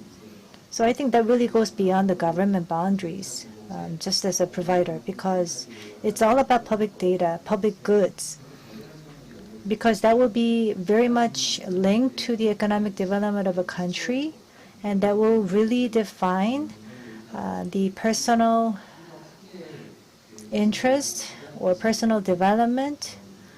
So I hope that public data can be supported with a very strong infrastructure. And I hope that we can really share this view with everyone. I really hope that we can have a genuine sense of public data available for all people. So in terms of scalability. Well, I would like to make a suggestion. Currently, the release of the public data is done by the central government, the local government, and other public entities. But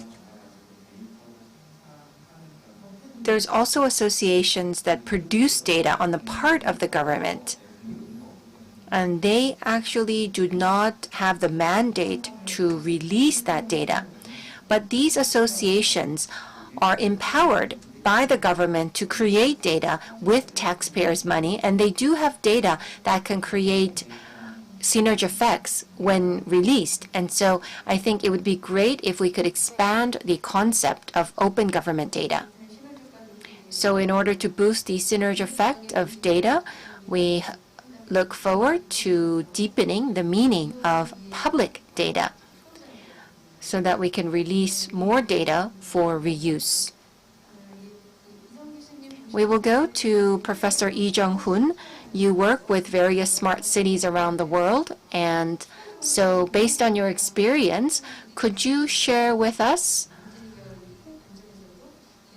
what aspects need to be added to find solutions? I think we need to win the understanding of everyone. I actually have a data mobility lab with the participation of the civic sector. The citizens, at first, they're not well aware of why we need to utilize this data. But through that process of engagement, we have a wider understanding of why we need to use this data and why this data is important. And so having that understanding is quite important. So we need to have a wider understanding within our society on the utilization of data, as well as governance. For example, citizens could become data collectors, and citizens could also contribute to such data. And so we need to have citizen participatory governance. And we call that 4P, people, public, private, partnership. So we will need the 4P partnership applied to the realm of open government data. The last point that I would like to make is actually the way we express this. How do we express the data? How do we win the understanding of the public? How do we enable the public to experience data? So we could have digital twins or metaverses that could visually help the understanding of the public. And so from the end user perspective, it is easier to understand urban issues and also to discover urban issues if we use these visual tools. So from the end user's perspective, we need to think about the value of utilizing this data. And that was the one example that I wanted to share with you. So we heard from the provider's perspective, and we talked about how data is being utilized to create changes in various domains. And we are now able to conduct various tasks related to policies. But despite so, there are still blind spots. And so we need to find these blind spots in real time and to make efforts to find relevant solutions. And we have Director Shen, who is working in this area, and she is in the position of finding rapid solutions. Based on your experience for the development of open government data, what do you believe are additional shortcomings that need to be overcome? Well, many of the panelists have already mentioned these aspects, and I was listening very closely to the dialogue. Well, we need to first create a culture of open government data within the public sector. Related to open government data, those in charge of this data are the only ones who are working with this data. And we also have circulation of public officials. And so if we have a new person in charge of open government data, then sometimes we have to start with square one. And so that is a limitation that does exist. And so we need to enhance the overall data literacy throughout the public sector. And not only should we be releasing the data that we have, but we also need to have a system where we release the data that is necessary. For example, public mask data or Uriel solution data. This type of data actually did not exist, but we actually created a mechanism to collect the data so that we can release this data. And that happened over a short span of time. Such examples are limited to masks and Uriel solutions now, but I believe that we will have more instances where such new collection of data will be necessary. So we will have to have a mechanism in place so that we can collect additional data and release that data as needed by the public. And as other people have mentioned, in particular Mr. Na, if the government actually invests in certain data, that data does not necessarily become a part of the open government data. I believe that there is an additional discussion on data for public good in the afternoon. And so we need to have a system where all data that is invested by the public sector can be released to the citizens. And as Professor Lee has mentioned, urban data is currently directly related to the lives of the citizens, but urban data has not been released as a part of open government data. Mostly we have administrative data that is a part of the open government data. And so we need to make sure that urban data is also released in the form of open government data so that we can utilize this urban data sets to change cities and the lives of citizens living in the cities. Last but not least, we need to not only focus on the release itself, but the reuse of data. So we need to collaborate with the private sector to come up with a wider variety of policies to facilitate the reuse. So based on the field experience, so we have to go beyond disclosure. We have to promote utilization of public data. So you share with us your suggestions. Mr. Oh Won-seok is working in the business community and is also actively involved in the CSO world. So you combine the best of the two worlds. In, for example, putting forward requests and suggestions to the government, how were your views accepted by the government? And do you think they were effective, especially in terms of your business operation? I think you have a lot of experience to share with us. Perhaps just briefly, can you talk about this?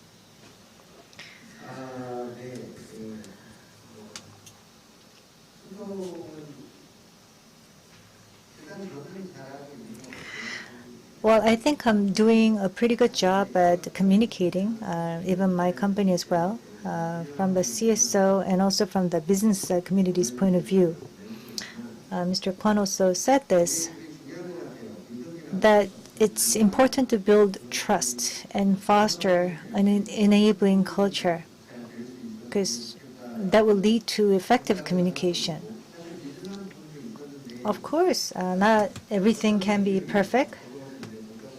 but we had some catalytical moments. For example, public mascot. I think there will be more civic spaces for engagement. And I think that's what the government is precisely doing right now. And we have to just go through a lot of trials and errors, have to make more efforts. And there's really an increasing level of expectation from me. From the company, a user's point of view in terms of using the public data, I said this before, but I'm not really saying that there's insufficiency or deficiency in data, but can it ever be perfect? Looking at data, for example, you look at one set of data and you need more data and you just hope that, well, it would be better to have more columns, more quantity. There's always that room for improvement. No data can come in the perfect form. Despite the fact that the government is undertaking a lot of efforts, especially with evidence shown of effective communication, there's that consensus being built. But we really need to have a long-term horizon, because when you're in this data business, it can be very tiring. It's a marathon, so you need to pace yourself. And public shouldn't give up on what they have achieved thus far. I hope their efforts will continue going forward. Before I go, we know it's challenging. Digital data, we talk about how important they are. They're all spreading out. We understand we need to innovate them, but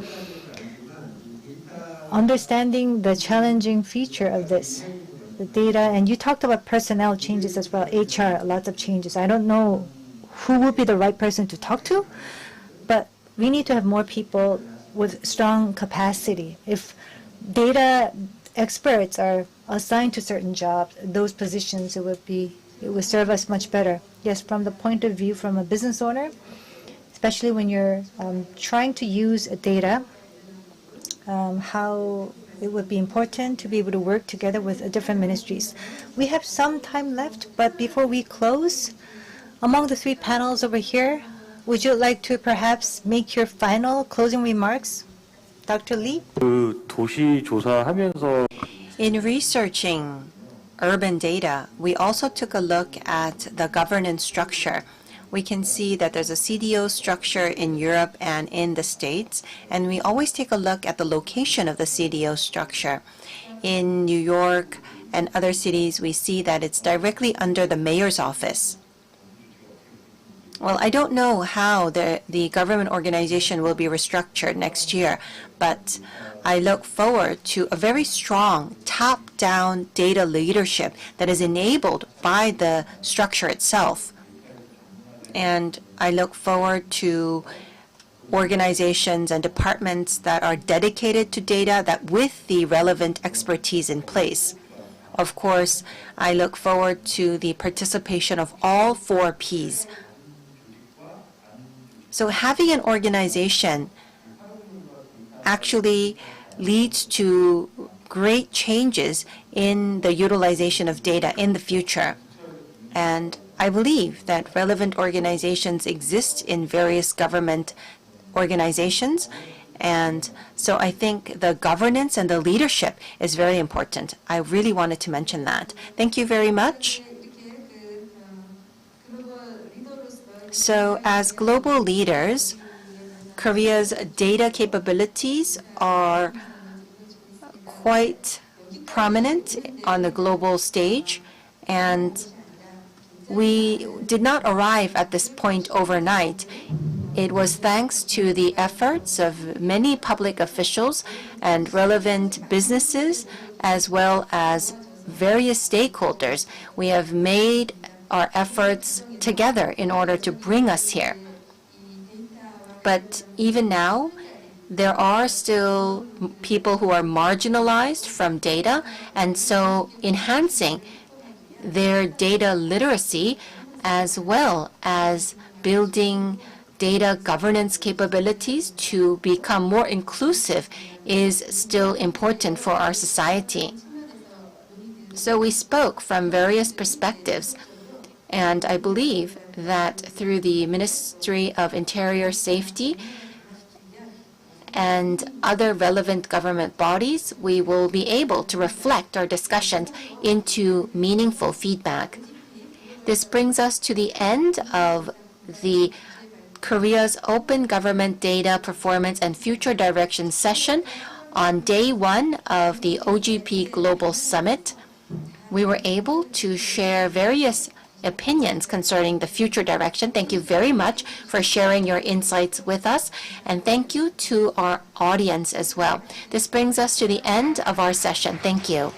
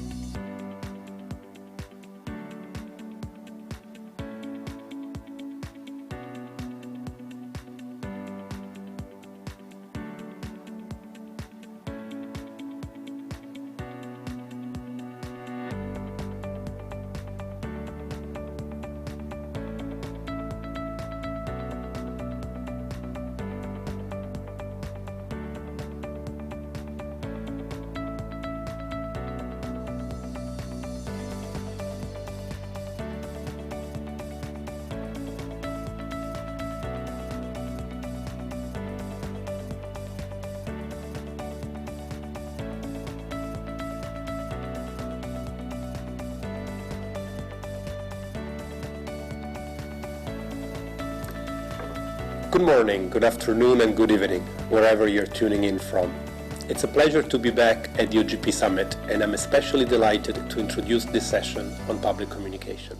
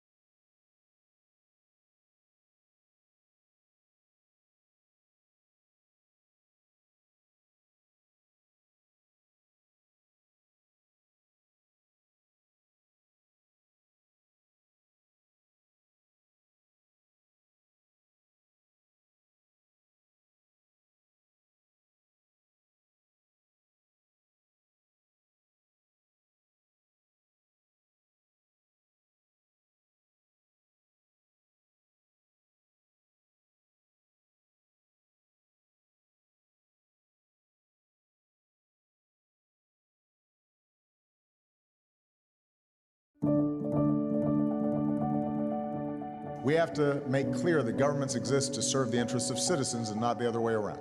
Open government is a new way to think about collaboration around governance. To me, open government means the ability to be a part of the change that you want to see.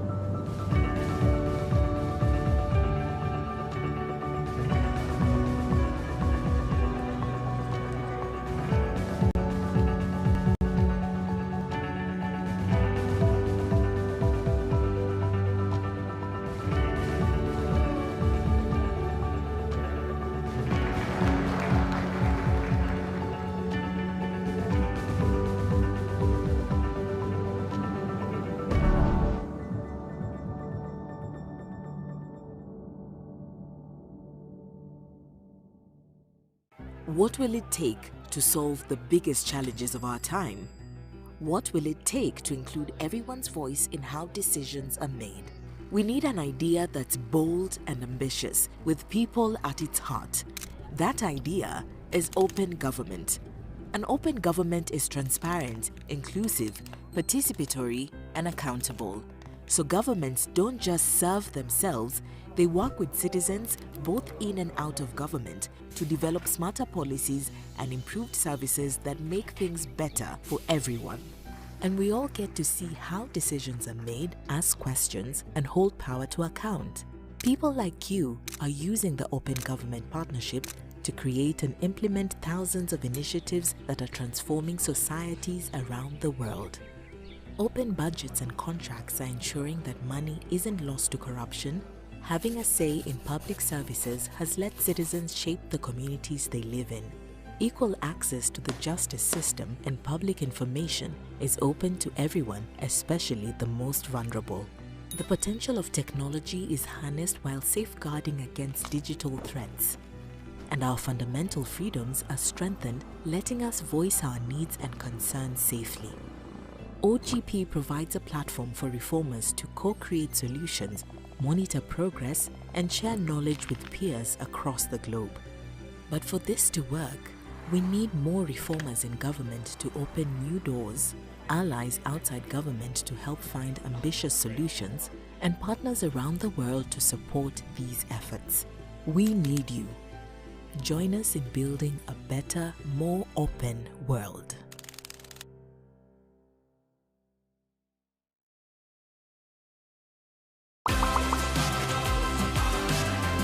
현장에서 일하거나 그런 사람들의 의견이랑 그 정책이랑 또 어긋나는 부분이 있을 수 있으니까 직접 선택한 결과니까 자신이 더 책임을 지지 않을까 싶습니다. 내가 얘기해가지고 좋아질 건 없겠지만은 그래도 하고 싶은 말을 하면은 속이라도 시원할 것 같아요. 서민들의 현장 그리고 실생활 일부분들은 대의를 반영하지 못하는 부분이 분명 있을 것 같아서 충분한 의견 수렴이 필요하다고 생각합니다.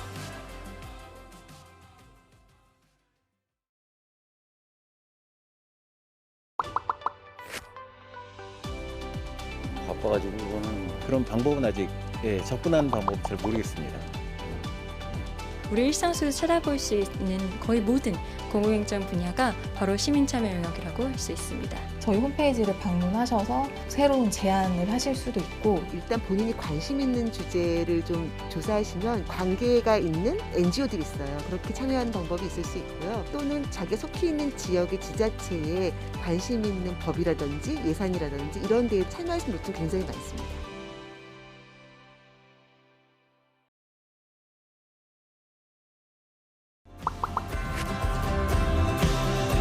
디지털이란 말은 사실 처음 듣는 말인데 공부를 할 수 있는 방법? 세상을 조금 더 편안하게 해주는 것? 남녀노소 10대부터 90대까지 편할 수 있는 시스템이 디지털 혁신이라고 하는 기술과 방법과 절차들이 활용되는 것이 디지털 혁신에 의한 민주주의라고 할 수 있고요. 여기에서 포용적이라는 것은 국민 누구도 한 명이라도 소외되지 않고 모두 다 민주주의에 참여할 수 있도록 만들어준다는 측면에서 포용적 디지털 혁신이라고 할 수 있겠습니다.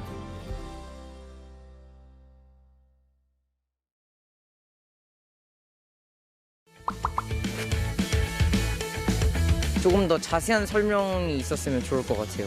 사용이 어려운 이유가 사용 방법이 익숙지가 않아서이기 때문에 쉬운 언어로 표현하는 게 좀 좋은 방법일 것 같습니다. 어르신들도 접할 수 있게 교육이 좀 필요하다고 생각합니다.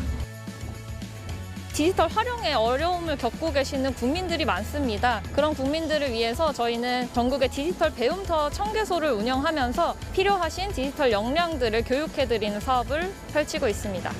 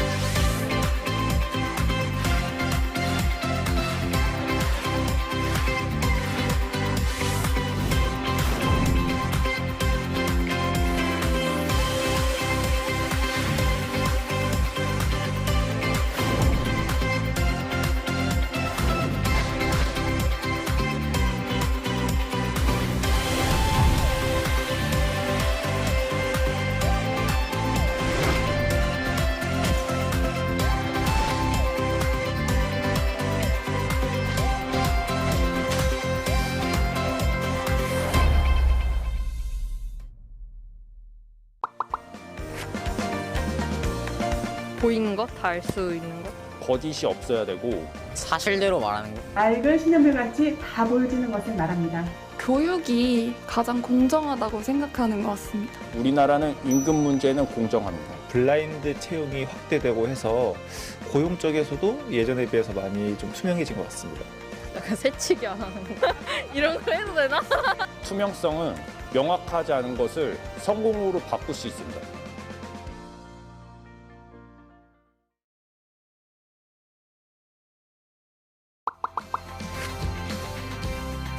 포장된 말을 하지 않고 원래 하고 싶은 말 하는 그런. 좀 일부러 숨기는 게 없어야 하지 않을까요? The ideal standard first is that a lot more information can be shared than people think they can be shared. I think the information that certainly should be shared is about government operations. 부패 방지 정책에 있어서 국민이 참여하고 협력할 수 있는 민간 협의회 등을 구축하고 운영하여 온 것이라 생각합니다. 시민들의 의식과 눈높이, 그리고 정부의 노력, 그리고 IT를 비롯한 기술의 발전이 크게 기여했다고 생각합니다.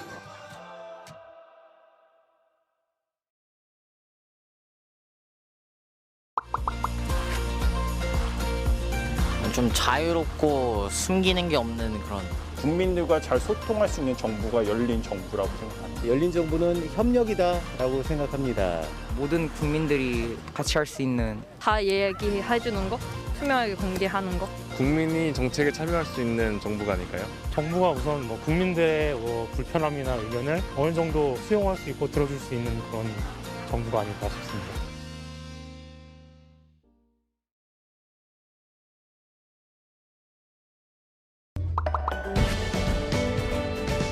The goal of OGP is to renew democracy, so democracy delivers better results to citizens. The Open Government Partnership brings together governments and communities representing over 2 billion people from across the world to ensure that governments deliver for their citizens.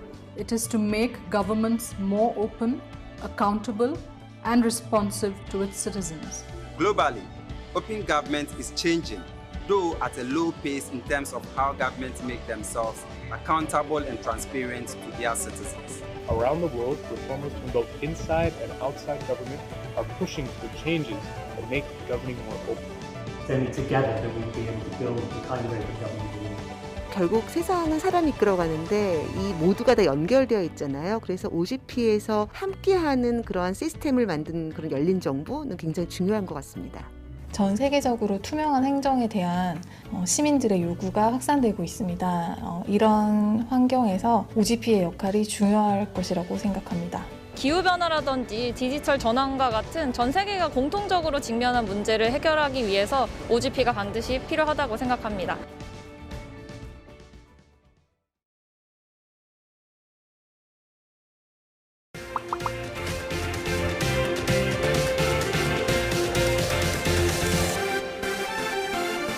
국제 청년들과 함께 연대를 형성하고 국내뿐만 아니라 국제적으로 청년을 위한 어젠다를 수립하는데 청년이 직접 목소리를 낼 수 있는 기회가 됐으면 합니다. 전 세계에서 많은 나라들이 우리나라의 열린 정부 정책을 벤치마킹하고 싶어하는 나라들이 참 많다는 것을 느끼고 있습니다. 자부심과 그리고 뿌듯함을 느끼면서 일하고 있습니다. Korea has some great success stories in the anti-corruption, civic space and digital governance, and we want to hear them. So consider whose voices aren't being heard and get them involved because we want everyone around our table. First, convene a strong global coalition for democracy to fight back against the rise of authoritarianism. The second role, which Government of Korea has already played, is it has issued a call to action for all OGP members to advance ambitious reforms to renew democracy through openness and citizen participation. First is an invitation for all Korean citizens to join the Global Summit. It's from December 15 to 17. The website is ogpsummit.org. Please register and join.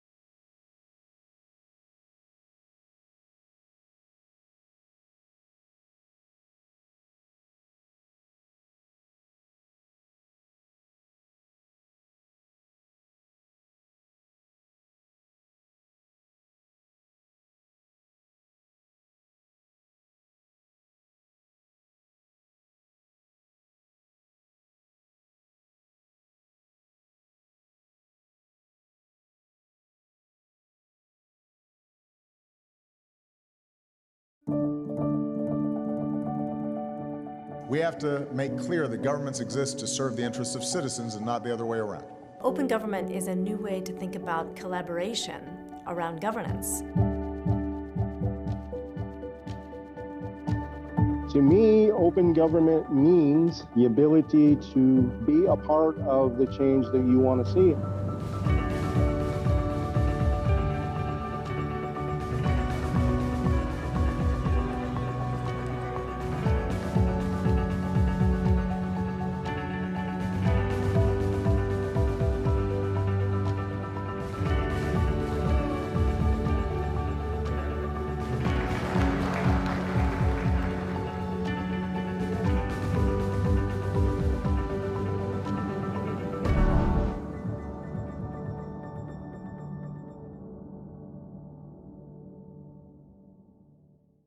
What will it take to solve the biggest challenges of our time? What will it take to include everyone's voice in how decisions are made? We need an idea that's bold and ambitious, with people at its heart. That idea is open government. An open government is transparent, inclusive, participatory, and accountable. So governments don't just serve themselves, they work with citizens both in and out of government to develop smarter policies and improved services that make things better for everyone. And we all get to see how decisions are made, ask questions, and hold power to account. People like you are using the Open Government Partnership to create and implement thousands of initiatives that are transforming societies around the world. Open budgets and contracts are ensuring that money isn't lost to corruption. Having a say in public services has let citizens shape the communities they live in. Equal access to the justice system and public information is open to everyone, especially the most vulnerable. The potential of technology is harnessed while safeguarding against digital threats. And our fundamental freedoms are strengthened, letting us voice our needs and concerns safely. OGP provides a platform for reformers to co-create solutions, monitor progress, and share knowledge with peers across the globe. But for this to work, we need more reformers in government to open new doors, allies outside government to help find ambitious solutions, and partners around the world to support these efforts. We need you. Join us in building a better, more open world.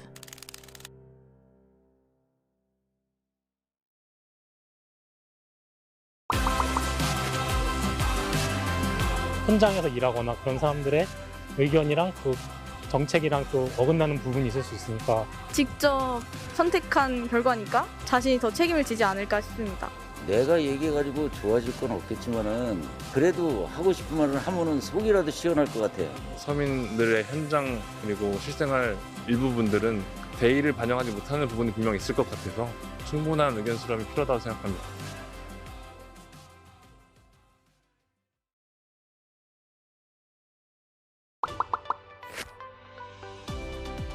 바빠가지고 그거는 그런 방법은 아직 접근하는 방법 잘 모르겠습니다.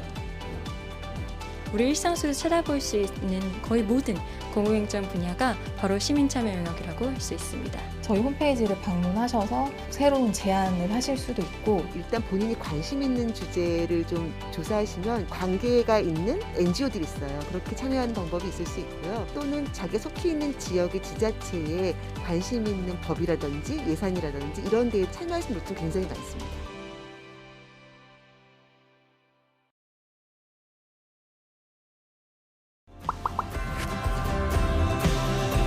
디지털이란 말 사실 처음 듣는 말인데 공부를 할 수 있는 방법? 세상을 조금 더 편안하게 해주는 것? 남녀노소 10대부터 90대까지 편할 수 있는 시스템이 디지털 혁신이라고 하는 기술과 방법과 절차들이 활용되는 것이 디지털 혁신에 의한 민주주의라고 할 수 있고요. 여기에서 포용적이라는 것은 국민 누구도 한 명이라도 소외되지 않고 모두 다 민주주의에 참여할 수 있도록 만들어준다는 측면에서 포용적 디지털 혁신이라고 할 수 있겠습니다.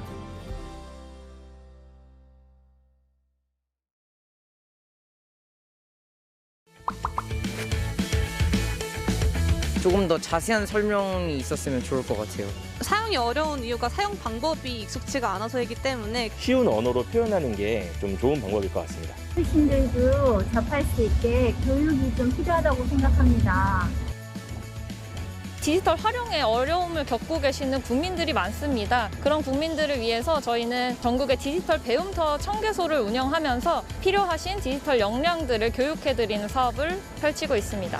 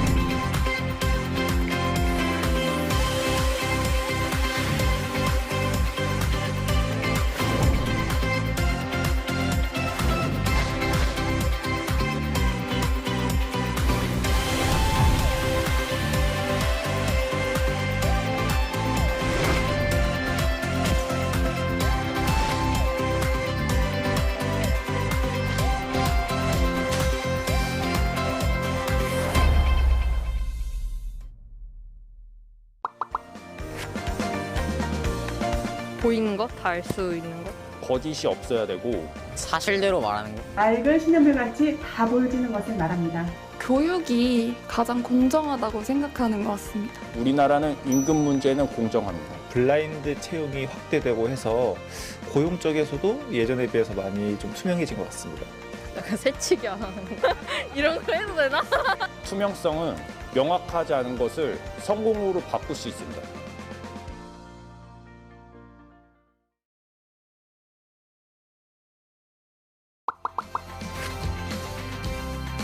포장된 말을 하지 않고 원래 하고 싶은 말 하는 그런. 좀 일부러 숨기는 게 없어야 하지 않을까요? The ideal standard first is that a lot more information can be shared than people think they can be shared. I think the information that certainly should be shared is about government operations.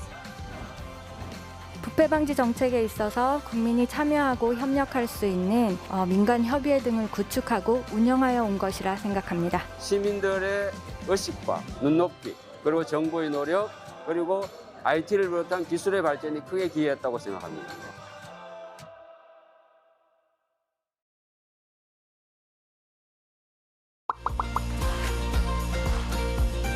좀 자유롭고 숨기는 게 없는 그런. 국민들과 잘 소통할 수 있는 정부가 열린 정부라고 생각합니다. 열린 정부는 협력이다라고 생각합니다. 모든 국민들이 같이 할 수 있는. 다 얘기해주는 거, 투명하게 공개하는 거. 국민이 정책에 참여할 수 있는 정부가 아닐까요? 정부가 우선 국민들의 불편함이나 의견을 어느 정도 수용할 수 있고 들어줄 수 있는 그런 정부가 아닐까 싶습니다.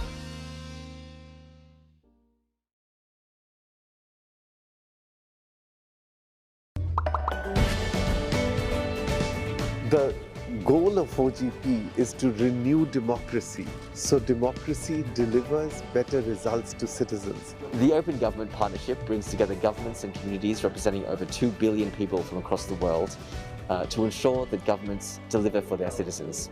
It is to make governments more open, accountable, and responsive to its citizens. Globally, open government is changing, though at a low pace in terms of how governments make themselves accountable and transparent to their citizens. Around the world, reformers from both inside and outside government are pushing for changes that make governing more open. Then together we'll be able to build the kind of open government we need. 결국 세상은 사람이 이끌어가는데 이 모두가 다 연결되어 있잖아요. 그래서 OGP에서 함께하는 그러한 시스템을 만든 그런 열린 정부는 굉장히 중요한 것 같습니다. 전 세계적으로 투명한 행정에 대한 시민들의 요구가 확산되고 있습니다. 이런 환경에서 OGP의 역할이 중요할 것이라고 생각합니다. 기후변화라든지 디지털 전환과 같은 전 세계가 공통적으로 직면한 문제를 해결하기 위해서 OGP가 반드시 필요하다고 생각합니다.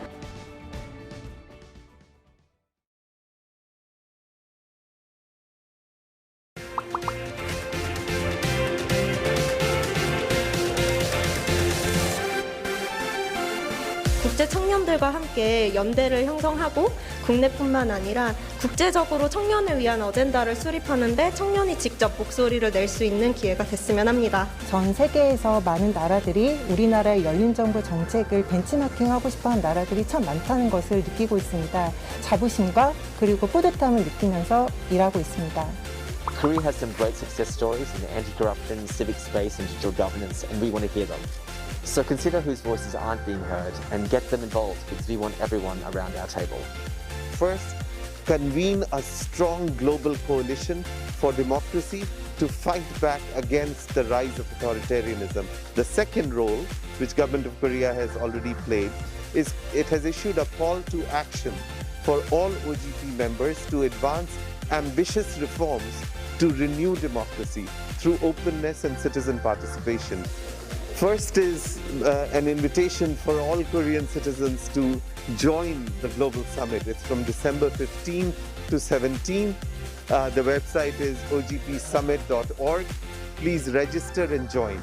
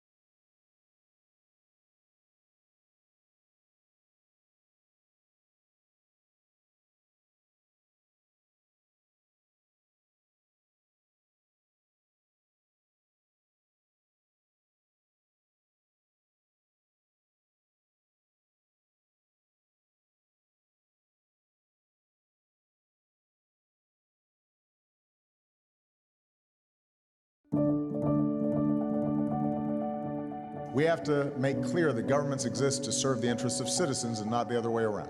Open government is a new way to think about collaboration around governance.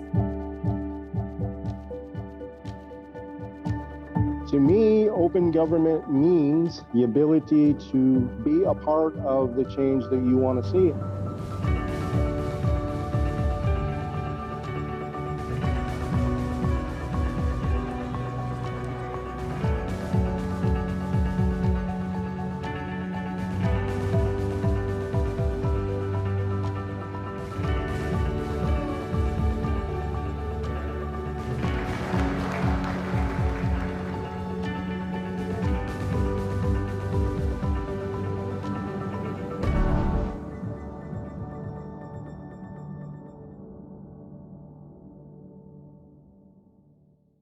What will it take to solve the biggest challenges of our time? What will it take to include everyone's voice in how decisions are made? We need an idea that's bold and ambitious, with people at its heart. That idea is open government. An open government is transparent, inclusive, participatory, and accountable. So governments don't just serve themselves, they work with citizens both in and out of government to develop smarter policies and improved services that make things better for everyone. And we all get to see how decisions are made, ask questions, and hold power to account. People like you are using the Open Government Partnership to create and implement thousands of initiatives that are transforming societies around the world. Open budgets and contracts are ensuring that money isn't lost to corruption. Having a say in public services has let citizens shape the communities they live in. Equal access to the justice system and public information is open to everyone, especially the most vulnerable. The potential of technology is harnessed while safeguarding against digital threats. And our fundamental freedoms are strengthened, letting us voice our needs and concerns safely. OGP provides a platform for reformers to co-create solutions, monitor progress, and share knowledge with peers across the globe. But for this to work, we need more reformers in government to open new doors, allies outside government to help find ambitious solutions, and partners around the world to support these efforts. We need you. Join us in building a better, more open world.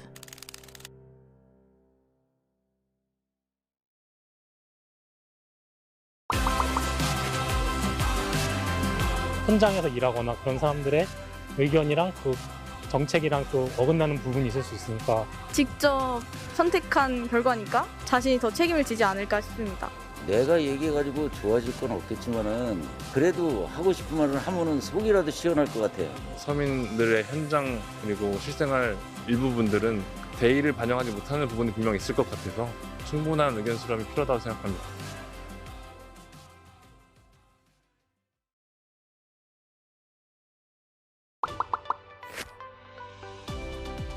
바빠가지고 그거는 그런 방법은 아직 접근하는 방법 잘 모르겠습니다.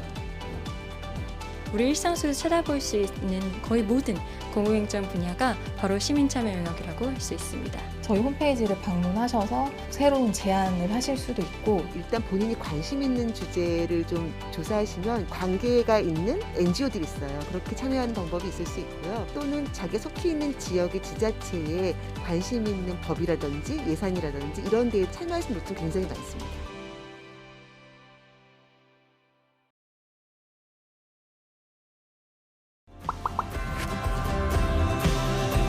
디지털이란 말 사실 처음 듣는 말인데 공부를 할 수 있는 방법? 세상을 조금 더 편안하게 해주는 것? 남녀노소 10대부터 90대까지 편할 수 있는 시스템이 디지털 혁신이라고 하는 기술과 방법과 절차들이 활용되는 것이 디지털 혁신에 의한 민주주의라고 할 수 있고요. 여기에서 포용적이라는 것은 국민 누구도 한 명이라도 소외되지 않고 모두 다 민주주의에 참여할 수 있도록 만들어준다는 측면에서 포용적 디지털 혁신이라고 할 수 있겠습니다.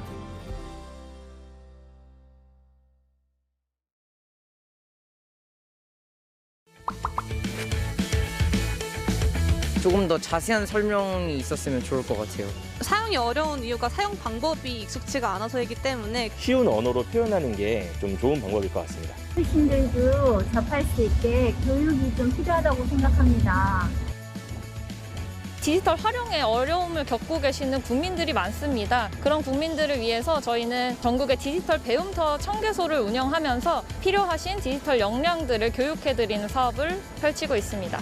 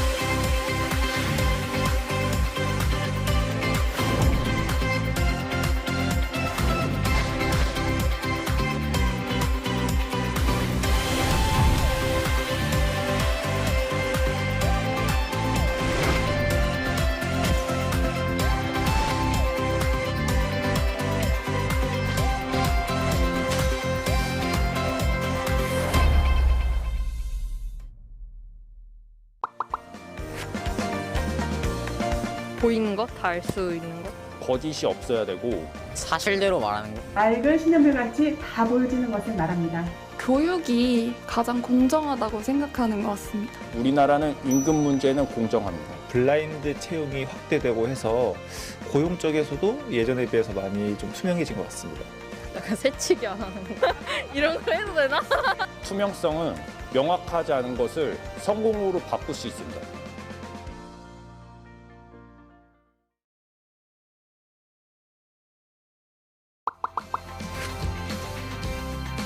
포장된 말을 하지 않고 원래 하고 싶은 말 하는 그런. 좀 일부러 숨기는 게 없어야 하지 않을까요? The ideal standard first is that a lot more information can be shared than people think they can be shared. I think the information that certainly should be shared is about government operations. 부패 방지 정책에 있어서 국민이 참여하고 협력할 수 있는 민간 협의회 등을 구축하고 운영하여 온 것이라 생각합니다. 시민들의 의식과 눈높이, 그리고 정부의 노력, 그리고 IT를 비롯한 기술의 발전이 크게 기여했다고 생각합니다.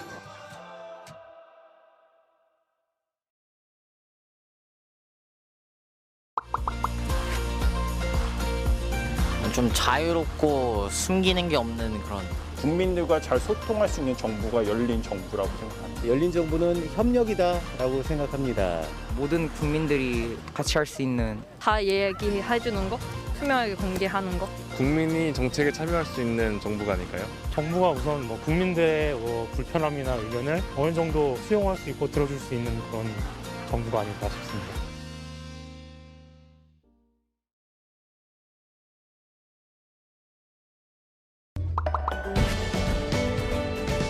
The goal of OGP is to renew democracy, so democracy delivers better results to citizens. The Open Government Partnership brings together governments and communities representing over 2 billion people from across the world to ensure that governments deliver for their citizens.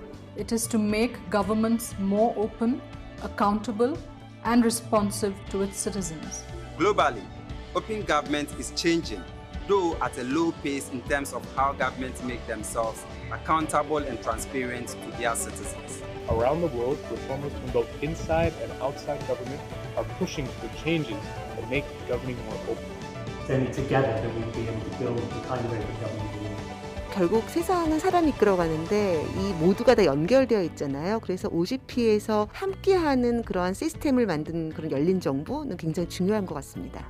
전 세계적으로 투명한 행정에 대한 시민들의 요구가 확산되고 있습니다. 이런 환경에서 OGP의 역할이 중요할 것이라고 생각합니다. 기후변화라든지 디지털 전환과 같은 전 세계가 공통적으로 직면한 문제를 해결하기 위해서 OGP가 반드시 필요하다고 생각합니다.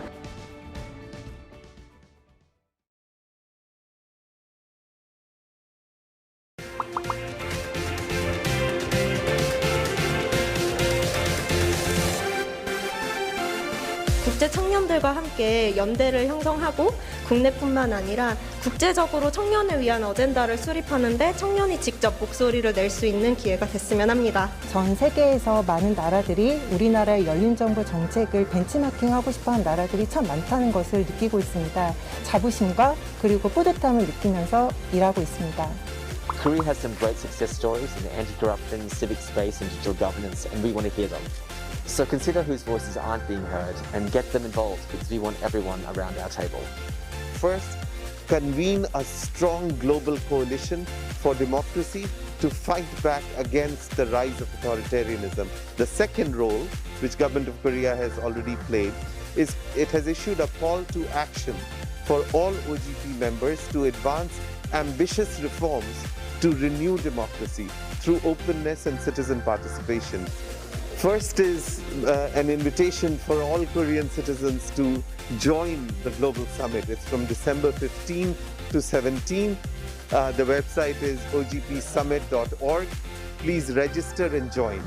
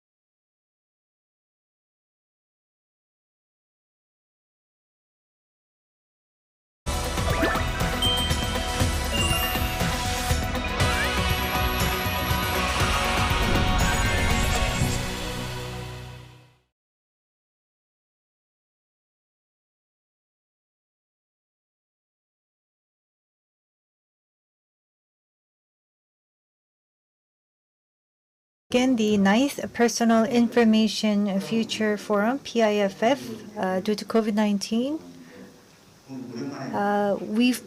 We were having online conferences, but it is very great to be able to see you in person. I think it's all the more beneficial for everyone to be able to have this forum in person. So this forum will be held in conjunction with the OGP Global Summit, a thematic session.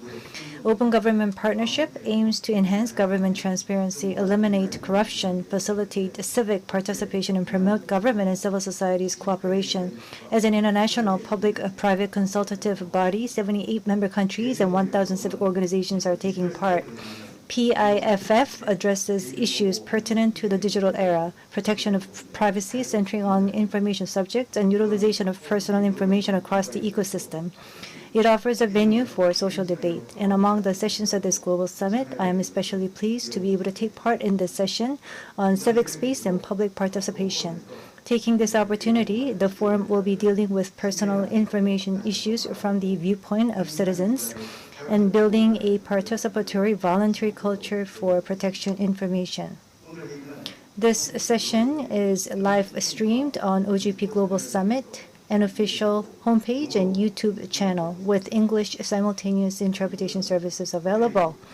And for this session, we have the honor of having Vice Chairperson of the Personal Information Protection Commission, Chae Young-jin, with us today. Thank you. Would you like to make some opening remarks for the audience, please? It's a pleasure for me to see you all. Thank you very much for giving me this opportunity to speak. PIFF, I understand, is being held for the 9th time. But to be honest, this is my first time joining the forum. I'm very happy to be here, and I will be looking forward to listening to the views of experts. Thank you very much again. The topic or the agenda at hand is the spreading the culture of a voluntary regulation or self-regulation driven by citizens, especially as we're living in the digital era with the spread of COVID-19. I think there's a higher awareness and alertness towards the protection of personal information. We see a lot of platform companies that are becoming very strong, especially in the digital era, and especially in the process of addressing the effects of COVID-19. Personal safety number, virtual numbers are being utilized to a greater extent. And that has increased the awareness about the importance of personal information amongst the citizens. Every single day, we get a lot of complaints, about 2 complaints that are reporting the infringement of personal information protection at our commission. Whether it is corrective actions or impositions, we have to spend about 400 days to be able to handle a case or a complaint. So simply put, let's say that we receive a complaint on the infringement of personal information. We would need at least 1 year to be able to handle that case effectively. But there are only a limited number of resources or limited amount of resources that can be put in by the government. We cannot just expand the manpower to deal with these complaints. So the key lies in the private sector, and especially the information subjects and the companies that are processing personal information that would have to be better alerted and to increase their awareness about privacy protection and also conduct various activities to that end. And from the point of view, the topic, which is about self-regulation, public participation, these issues are very pertinent. Personal Information Protection Commission has been taking a lot of efforts, and I understand that we have a representative from Code for Korea as well as CSO. We look forward to listening to your views, and we will make sure to reflect your opinions in our policy process. Thank you very much. Thank you very much, Vice Chairperson. So, Personal Information Protection Commission was established formally as a central government ministry last year. They have been involved in various activities, for example, introducing personal safety number. I believe that the mandates of the Personal Information Protection Commission will become stronger, especially as there is a stronger need for protecting privacy of information. So we look forward to your continued efforts and dedication. So let me continue on with the session. Among the subsessions of OGP, we're focusing on the topic of civic space and public participation. And to kick off our forum, we will have presentations on personal information protection innovation through public participation. We'll look at how the personal safety number was introduced, and we'll look at the People Review Board to monitor the activities regarding personal information protection, and also the Personal Information Future Forum. These are the three innovation case examples that will be addressed by the speakers. First, from Code for Korea and Social Cooperative Party, organizer Mr. Kwon Oh-hyun will take the podium to give a presentation on personal safety number that was developed at the initiative of citizens. Please begin your presentation. Thank you very much. 네, 안녕하세요. 네. Warm greetings to you. Thank you for giving me this opportunity to speak before you. I'm going to just give you an overview of the activities that we have been engaged in. Now, COVID-19 has been around with us for quite some time. There are a lot of innovative ideas that have been generated by the citizens and also initiatives taken by the government. I will be talking about the case example of personal safety number or virtual number that was introduced together with the Commission. Once you go into a store, people were required to put in their number. But since they were leaving their mobile phone numbers on the register, probably you would have felt that you would receive more spam calls or spam text messages on your mobile phone. But it doesn't end at that. For example, that number is, for example, misused by people sending text messages that they're feeling lonely and so they want to date you. So that leads to a lot of problems. So people were discouraged from actually putting their actual numbers. So we've seen these registers that are written by visitors manually, but a lot of stores were still using the manual registers instead of using the QR codes. And as many visitors are still using their manual registers, they were quite concerned about the infringement of their personal information, and this is also being seen as a serious issue for the Commission as well. And once the new Commission was established, I think the first action that they took is to eliminate the names from the manual registers, but the mobile numbers had to be written down as a requirement. So on the manual register, what we were trying to do is to minimize the information that would have to be contained. But in many cases, visitors were not putting in their accurate information. They were putting in wrong number or fraudulent numbers. So Food for Korea received a call. Code for Korea received a call to work on this issue.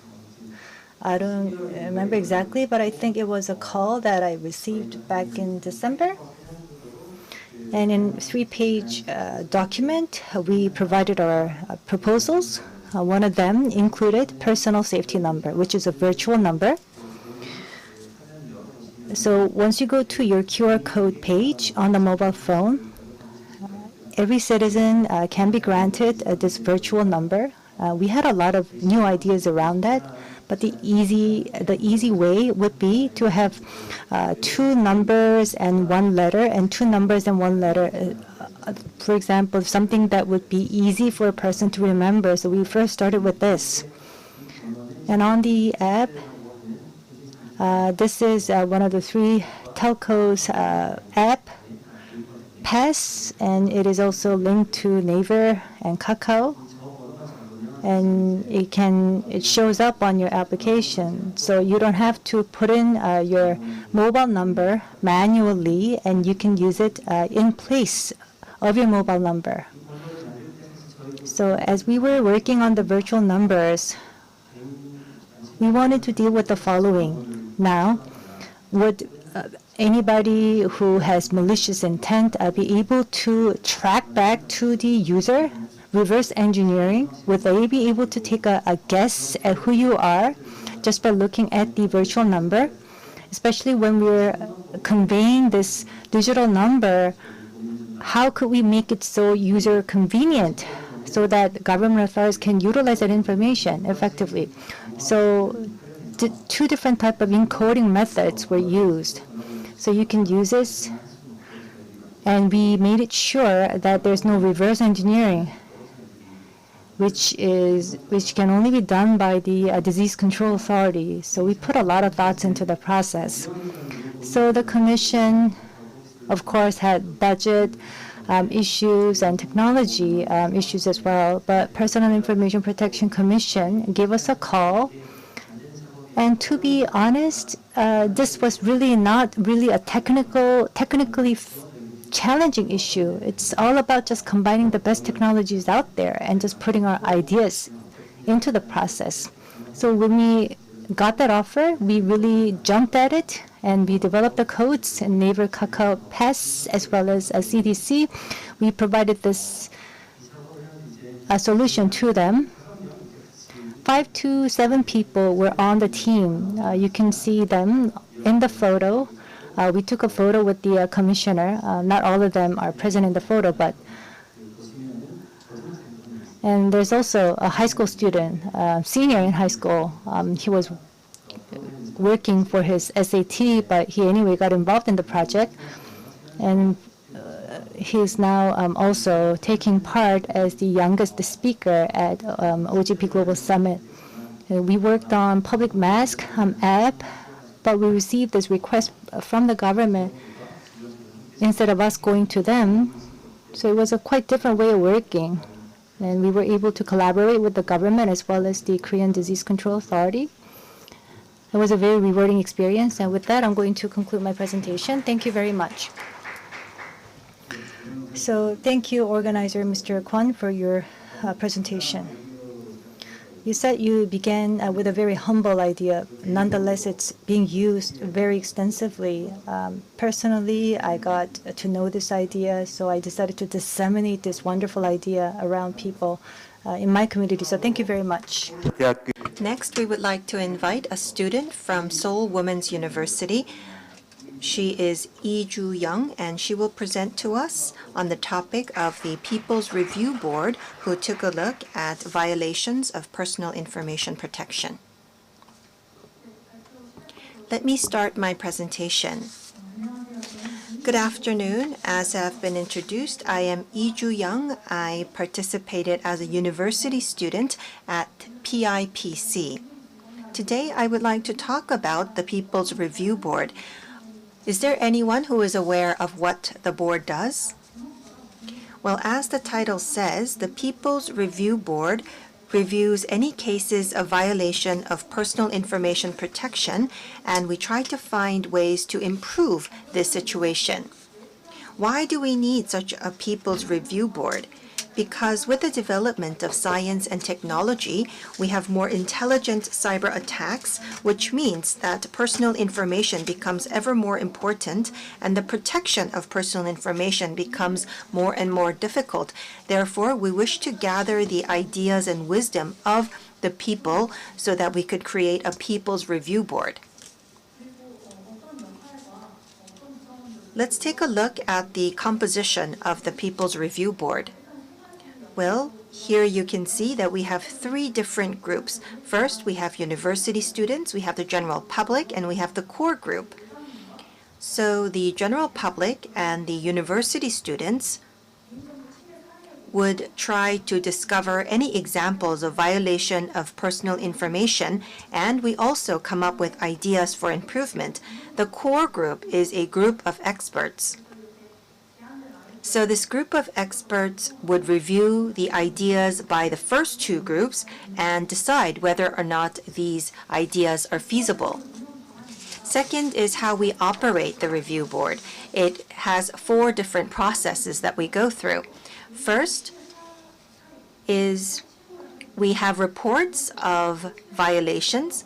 Second, we look for ideas to find solutions that leads to policy proposals. And based on those ideas, we go through the third process, which is the review of the ideas for approval by relevant government organizations and experts. And when there is final approval of ideas, we would then translate that into improving the relevant systems and institutions. Here you can see ways to report violations. First is to have policy proposals, and second is to propose ideas. Citizens found it difficult to have policy proposals, and so when the ideas had a wide scope, then we would have policy proposals, but when the scope is narrow, we would just come up with ideas for policies. And so based on these ideas, the core group of experts would decide what kind of policies could be placed. And here you can see the results of major discussions. Here you can see 3 points on the slide. First, there is room for excessive utilization and exposure of cell phone numbers, and so that is why we came up with the virtual numbers called personal safety numbers. So that was the discussion that we had as an idea. Related to this idea, in order to implement this into the system, we are continuing the discussions. The second is related to the information on the consignment notes of packages, for example, names and identity numbers. And so many people wanted to make sure that they make this personal information unidentifiable. And this has actually been implemented, and it's an idea that is put into action already. The third is related to the cloud services and other new services. What is important is that we should not hinder the development of new services, but at the same time, based on the legal system, we need to protect personal information. And in order to find that balance, we needed to continue our discussion. So concerning the third topic, this topic was chosen as the idea to be discussed further. And so I talked about the People's Review Board. And so as you can see, we have a platform for discussing the ideas of people, and we look forward to such platforms being expanded into the future. Thank you very much.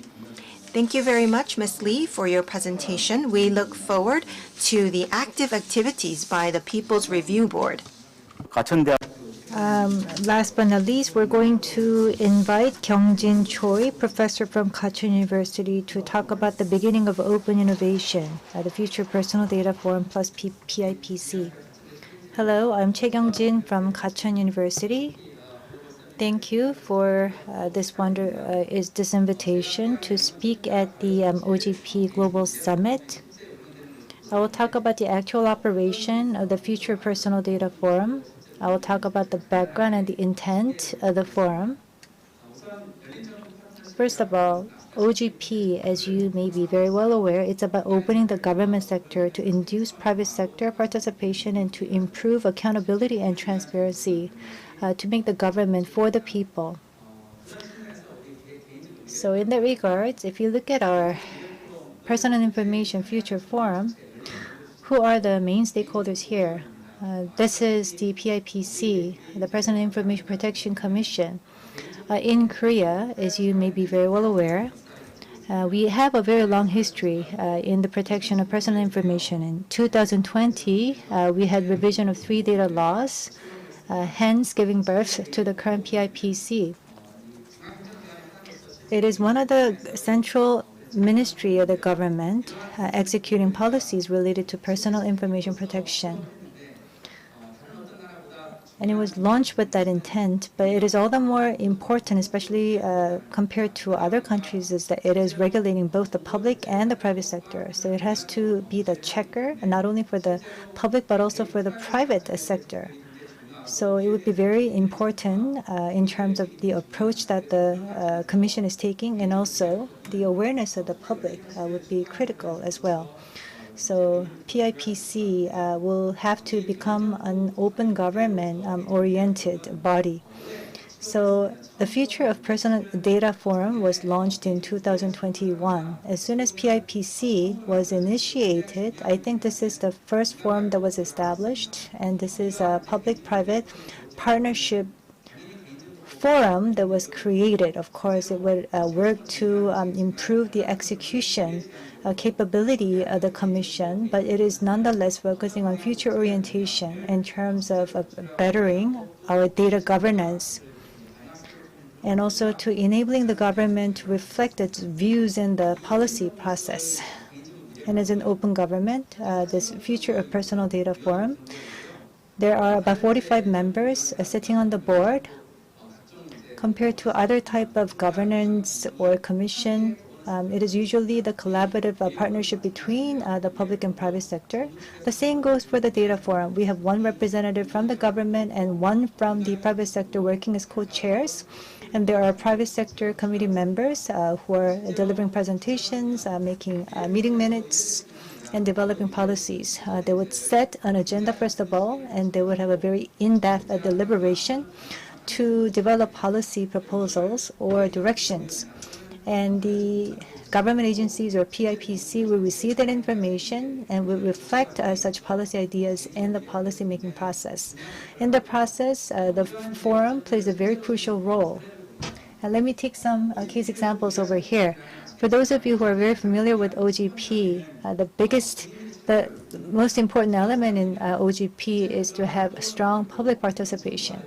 And whatever the name may be, once you have a forum for discussing issues, there has to be a co-creation among stakeholders. So various policy proposals and suggestions generated from the co-creation process or innovation or regulation, it is very important to lead that to implementation. So it was launched back in April 2021, and until December this year, there have been various types of discussions. For example, in April, we had an agenda setting together with the forum members, and we had talked about privacy concept, how it has evolved, and also to talk about the future orientation for paradigm, and also talked about new technologies, how we can use that to protect personal information, and what are the side effects of the new technologies in terms of personal information protection. And all these outcomes are being generated as we speak, and these efforts will continue into March next year. And the commissioner said that PIPC is going to be working within this framework with public participation and providing a venue for public discussion in order to realize the ideals of OGP. And through the forum, we're working to improve transparency, inclusiveness of the government, also to increase accountability of the government. So in the area of personal protection, information protection, it is about making data governance transparent, participatory, inclusive, and accountable. So whatever the era that may come in the future, overall data governance of the Korean government will be transparent, will be accountable to the public. And I'm very happy to be able to take part in the forum. So I hope that it spreads out into other areas as well to increase transparency of the government and to encourage more public participation. And with that, I'm going to end my presentation. Thank you very much. 예, 최경진 교수님. Thank you very much, Dr. Choi. Thank you for giving a very brief but very strong introduction of PIPC. I'm also very honored to be part of that commission. We will continue to discuss various issues and also to reflect the feedback from stakeholders and to also forge different policy ideas. Thank you. 예, 그럼 이제 본격적인 우리 포럼의 Let us continue with the presentations for this forum. The agenda for this forum is Establishing a level of personal information protection that meets the public eye's level in the digital era, securing responsibility for personal information processing and promoting voluntary protection activities in culture. We will now be inviting Professor Byun Sun-yong of Seoul National University for his presentation. We would like to ask you to present within 15 minutes. It seems that you have quite a thick deck of slides, so we would like to allocate a little bit more time for you if it is necessary. Please invite Professor Byun Sun-yong with a big round of applause. 예, 발표 부탁드리겠습니다.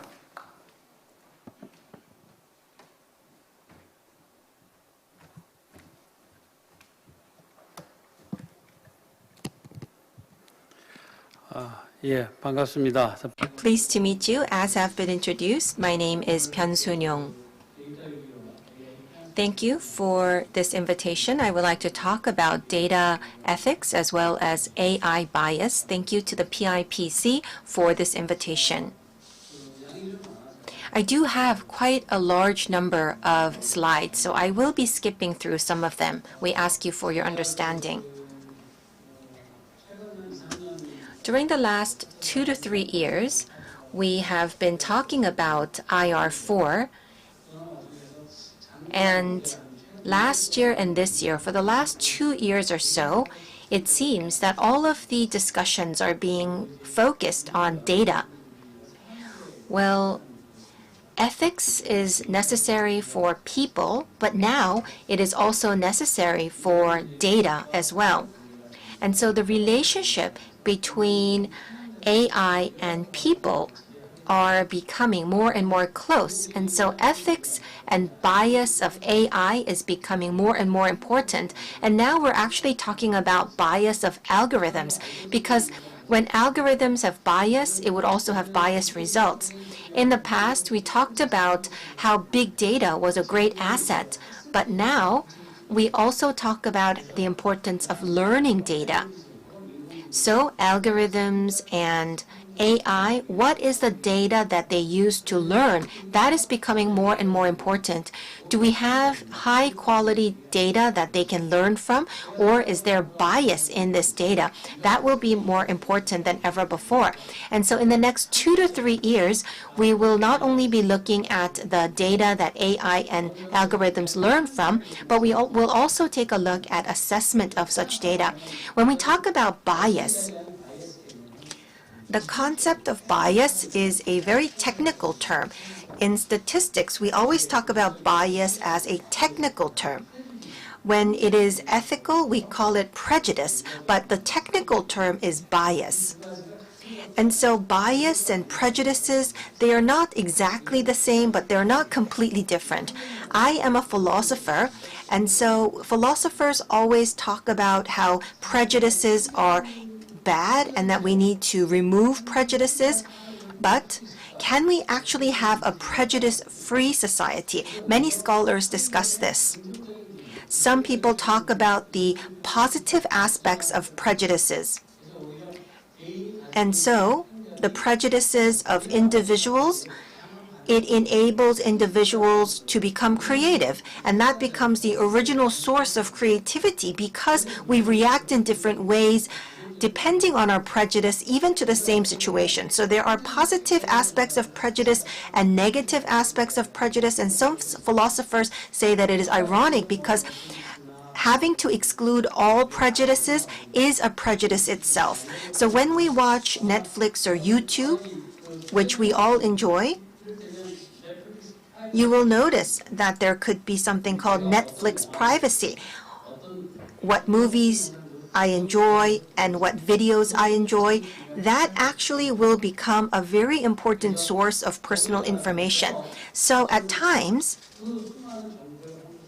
in the flood of information, the information that I would like to see is actually selected by platforms. So that will be very convenient. But if the light is bright, then the darkness becomes darker. That is the same for songs and movies. as well as important decisions that we make in everyday lives. And when we think about values, it's all the same. If we continue to see only one side, and if our decisions are based on that side alone, that could actually lead to quite risky results. And so the concept of bias and prejudice is what we need to think about. Well, bias actually did not have a negative connotation, but modern philosophers start to think about prejudices in negative ways because it is talking about logical thinking not based on confirmed facts. And sometimes when prejudices happen within the relationship with other people, then that could lead to illogical action. And so that is the type of philosophy that has led to the negative connotation of prejudices. So biases and prejudices could lead to discrimination. So if we have bias in AI, the AI may also have innate discriminations built into it. Sometimes these discriminations are not visible in our lives, but let's say we have AI policemen or AI included in social safety nets. And when we have advanced AI utilized in these domains, then that could lead to discrimination based on the innate bias that is technically included. And sometimes the bias can hinder the transparent decision making because sometimes these biases will lead to innately discriminatory learning by AI or algorithms. That could actually become a bias for AI itself. We had a survey on high school students in Seoul, and we asked them if we were to have AI teachers, which would you prefer, AI teachers or human teachers? Well, quite a lot of students preferred AI teachers because they believed that AI teachers will not discriminate amongst the students. So we always tend to believe that AI decisions are free from bias and that they are very logical, but that is not actually true. Well, in the Korean saying, they say that if you plant a pea grows, and if you plant a bean grows from it. And so we need to remember that bias can be included in the data that the AI is using to learn, which means that the AI can also have biases. So when we think about AI, algorithms, and data, and personal information, which is a type of data, it's very difficult to use existing data for the AI to learn. So there's a lot of data out there, but have we been able to receive agreement for this data to be used by AI for learning? But without that consent, it cannot be used. And so currently we don't use existing data, but rather we create data for AI to use to learn. For example, some data actually has implicit consent, but because there's no explicit consent, no one can be held responsible. And so at this point in time, creating new data for the purpose of learning is the reality. And so we need to check whether there is consent for this data to be used for AI to learn from. And when we think about this data, we have to think about bias. We have to talk about objectivity and fairness. Bias, objectivity, and fairness are all factors that we have to consider. Low bias, high objectivity, high fairness is what we are looking for. Data bias can be divided into two parts. The data itself could be biased, but on the other hand, the data, it could be free from bias, but the handling of data could have bias. And when we say that this certain data is objective, then we have to take a look at how the data was collected. Being objective does not necessarily mean that it was fair. For example, if there is a group of people who have male supremacy or hatred towards men, the group itself has a bias, and therefore the information that is objectively collected from that group cannot be free of bias. And so we have to take a look at whether there is an alignment of the data and the pool of the raw data. And so we need to handle the data to make sure that there is no bias. But the handling, if it is excessive, that could actually lead to bias as well.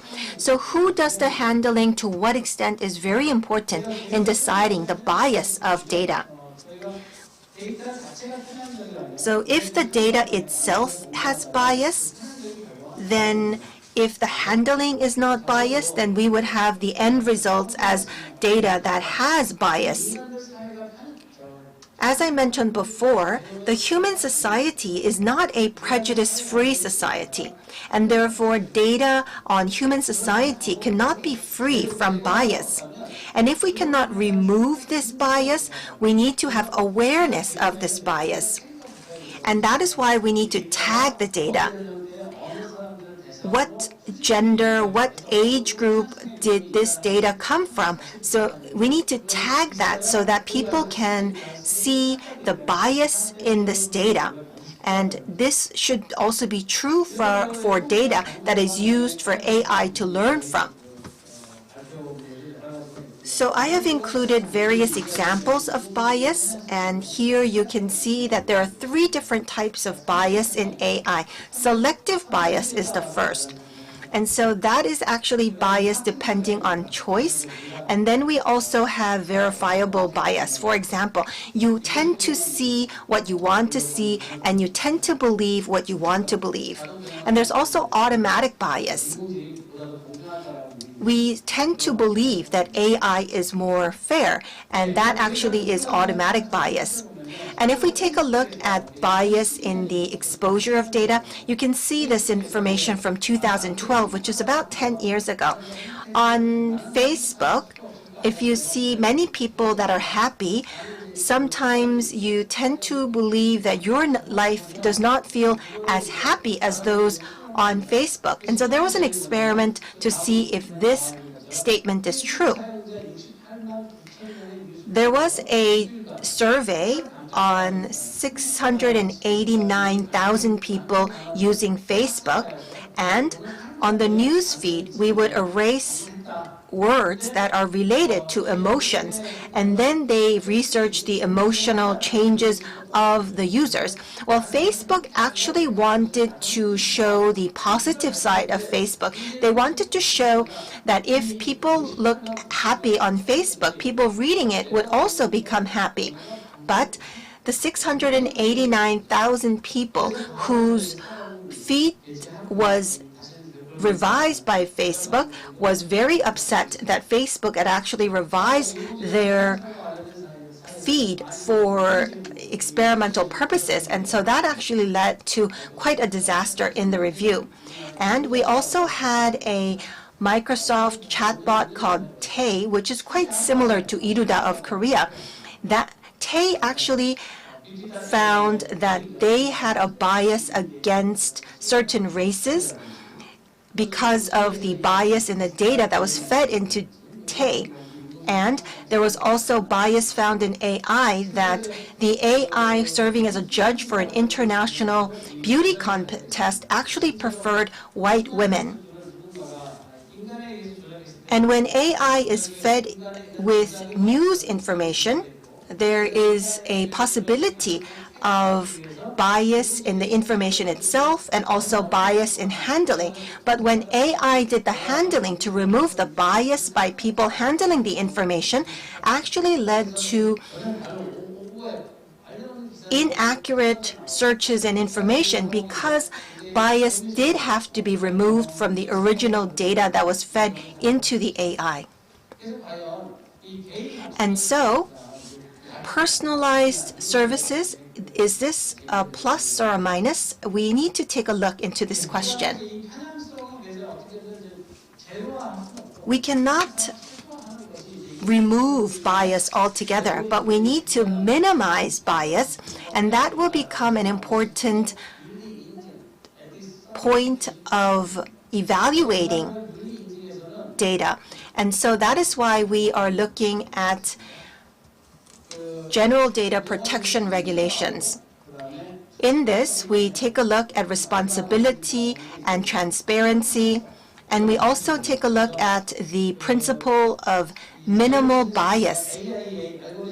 So if we have AI bias for information, this actually impacts all aspects of AI. For example, why do we have women's voices for most AI voices? We can see that the data that is fed into the AI for learning and the impact of the data on our society should be evaluated from an ethical perspective. Concerning AI, when we have ethical decisions of AI, I think we need to divide ethical certification into two different aspects.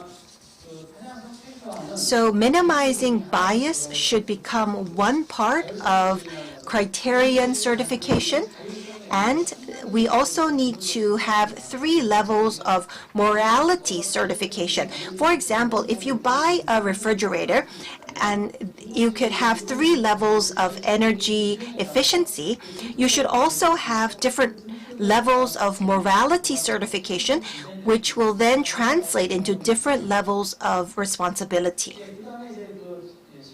Well, I think I am using too much time, but I will use 5 more minutes if I may. From last year, UNESCO has come up with a recommendation on the ethics of AI. I think many people have quoted from this recommendation. So the draft has been prepared, and many governments are discussing the wording for this draft. And if you take a look at this part, there is a part called data policy. So this actually is to respect personal information, to have an appropriate data governance mechanism according to the life cycle of AI, which means the design, utilization, and destruction of AI. So an appropriate data governance should be prepared according to the life cycle of AI. And as a part of the ethical implication evaluation, we have to take a look at the impact on privacy. So we have to have a system to evaluate the impact on privacy. We also have to take a look at data sovereignty.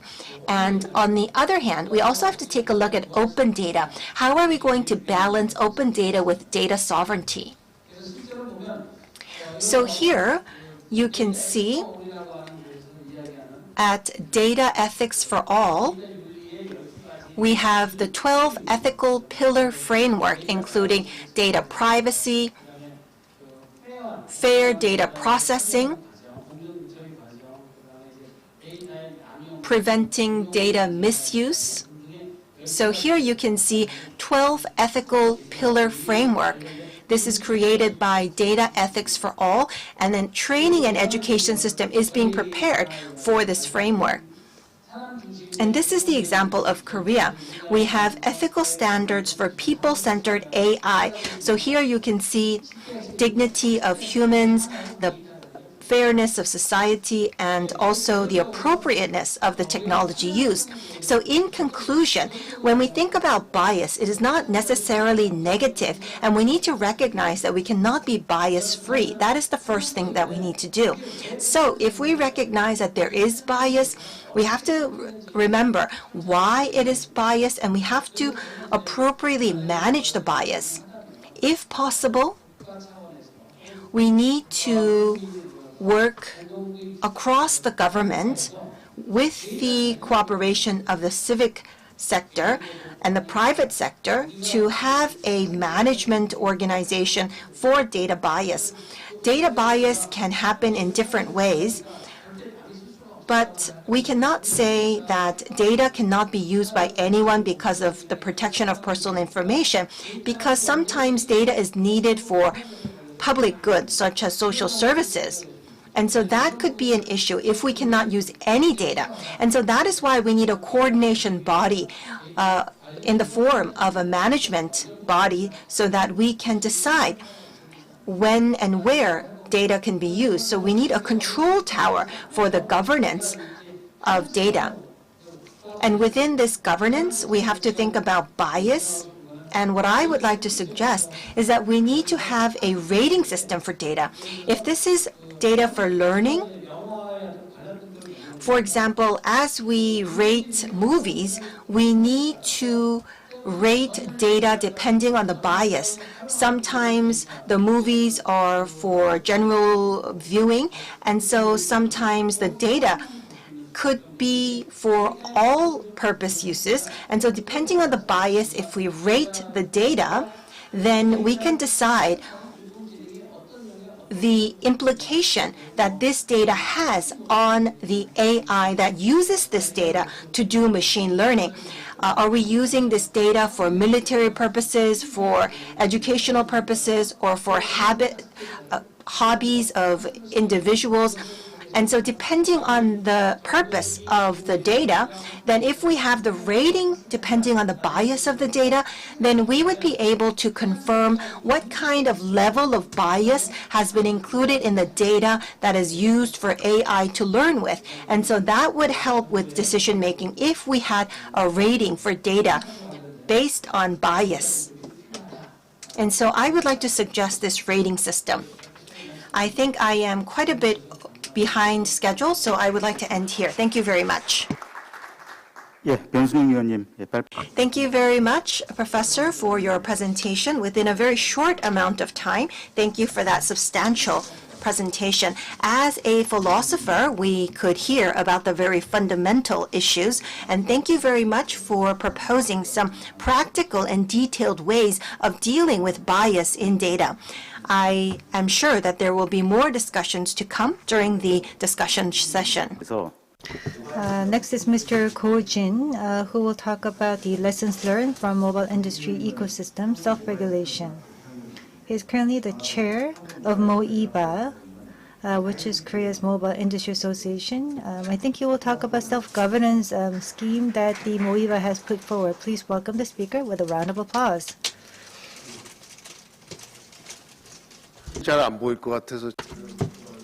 I actually brought my presentation slides over here, but I think you can see the screen in front of you, so that's good.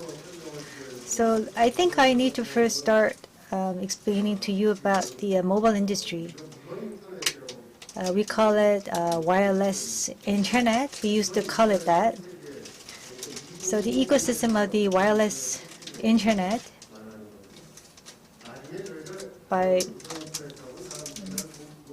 But of course, I mean, at some point in time, we decided not to use the term wireless internet anymore. We just call it mobile industry. CDMD. It's CPMD, content provider, solution providers, as well as mobile network providers, and handset manufacturers. So these are the players that reside within the ecosystem. In the CPND value chain, all these stakeholders came together to set up a MOIBA. This is an association of industry, so I'm heading that association myself. So for many IT companies that are globally competitive, I believe that the MOIBA was able to play a crucial role in that. But what I'll be talking about throughout my presentation is not really so much related to what will happen in the future. About 20 years ago, we used to call our mobile phones handphones. So I'm going to take you back to that time travel.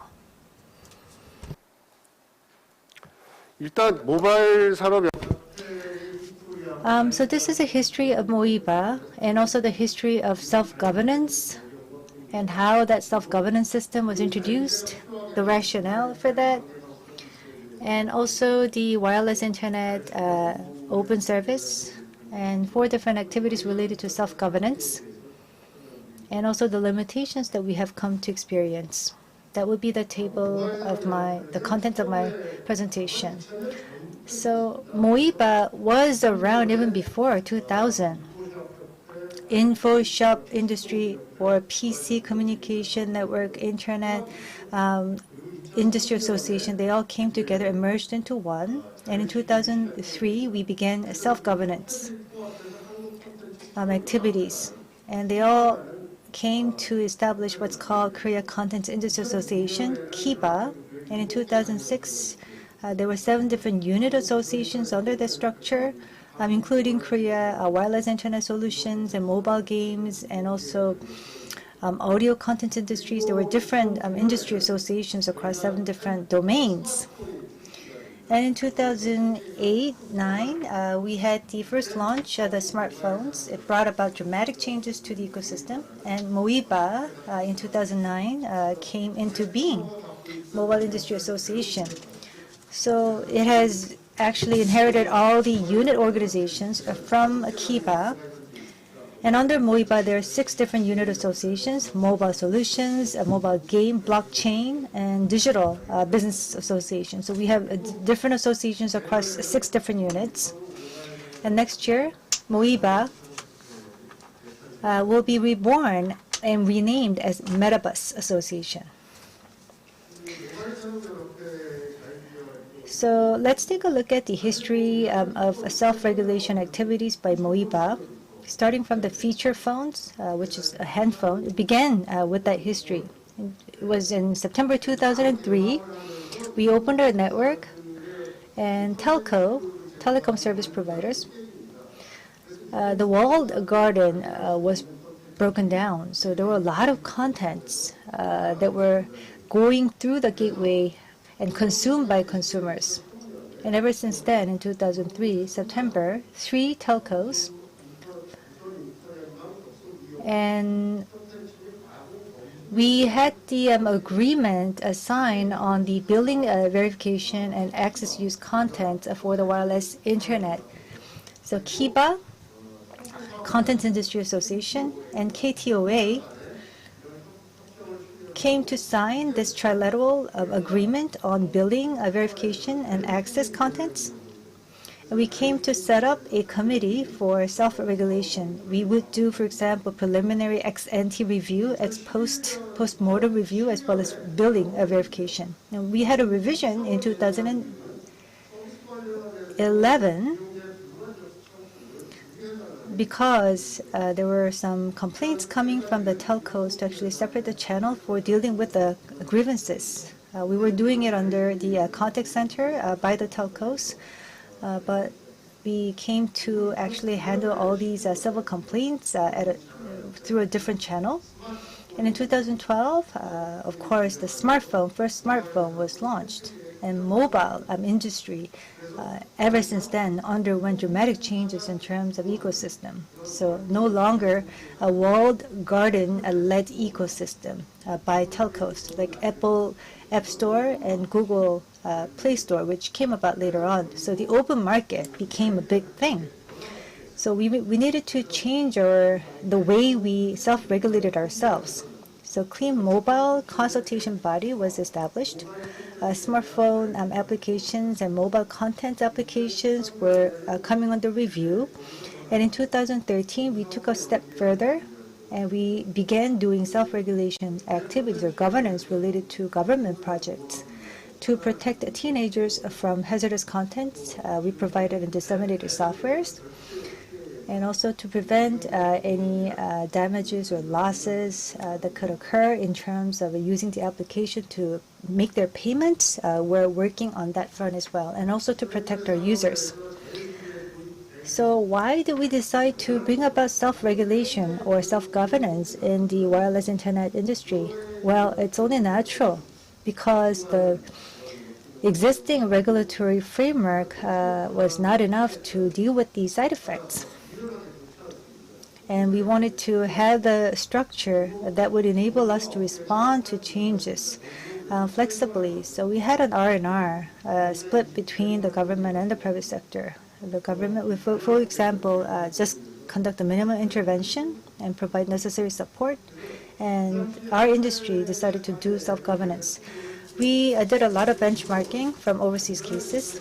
Europe had a SIAP, which is a Safe Internet Action Plan, that the plan was being implemented to deal with illegal hazardous information, there would be roles divided between the government and operators, and to come up with the relevant mechanism. And Japan actually took a step further. They had an internet business operator organization. It's called IA Japan, which is a Japan Internet Association, in terms of privacy protection, rating system operation, and contact center operation, and copyright protection information.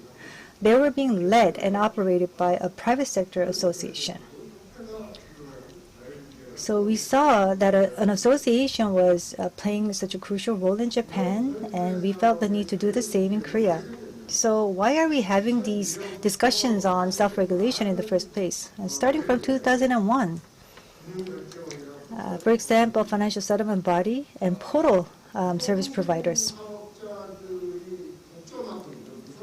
saw the need to bring changes to the network, which was being dominated by telcos, mobile telcos. But the telcos did not want to open their walled garden. They wanted to defend it, and all the content providers would only be able to provide services within that walled garden. So the government began working on this issue from 2001. But before we go into that, so what do we mean by opening the wireless internet network? So this is a network schematic. Number one is the internal CP of the telcos. SK had a NATE portal, KT had a portal called SHOW, LG U Plus had a portal called OZ. It's their internal CP. So all the content providers would only be able to offer contents through these networks to consumers within that ecosystem only. So through opening the network, what do we mean by vitalizing our economy? So you don't have to go through these closed CP. For example, Naver, Daum, and smaller web portals, they were classified as external CPs. They will be able to access the telco CP directly and will be able to reach out to consumers, and also mobile ISP, internet service providers like Onse Telecom and Dreamline. They were active in the market. And they would access IWF and provide the portal service directly.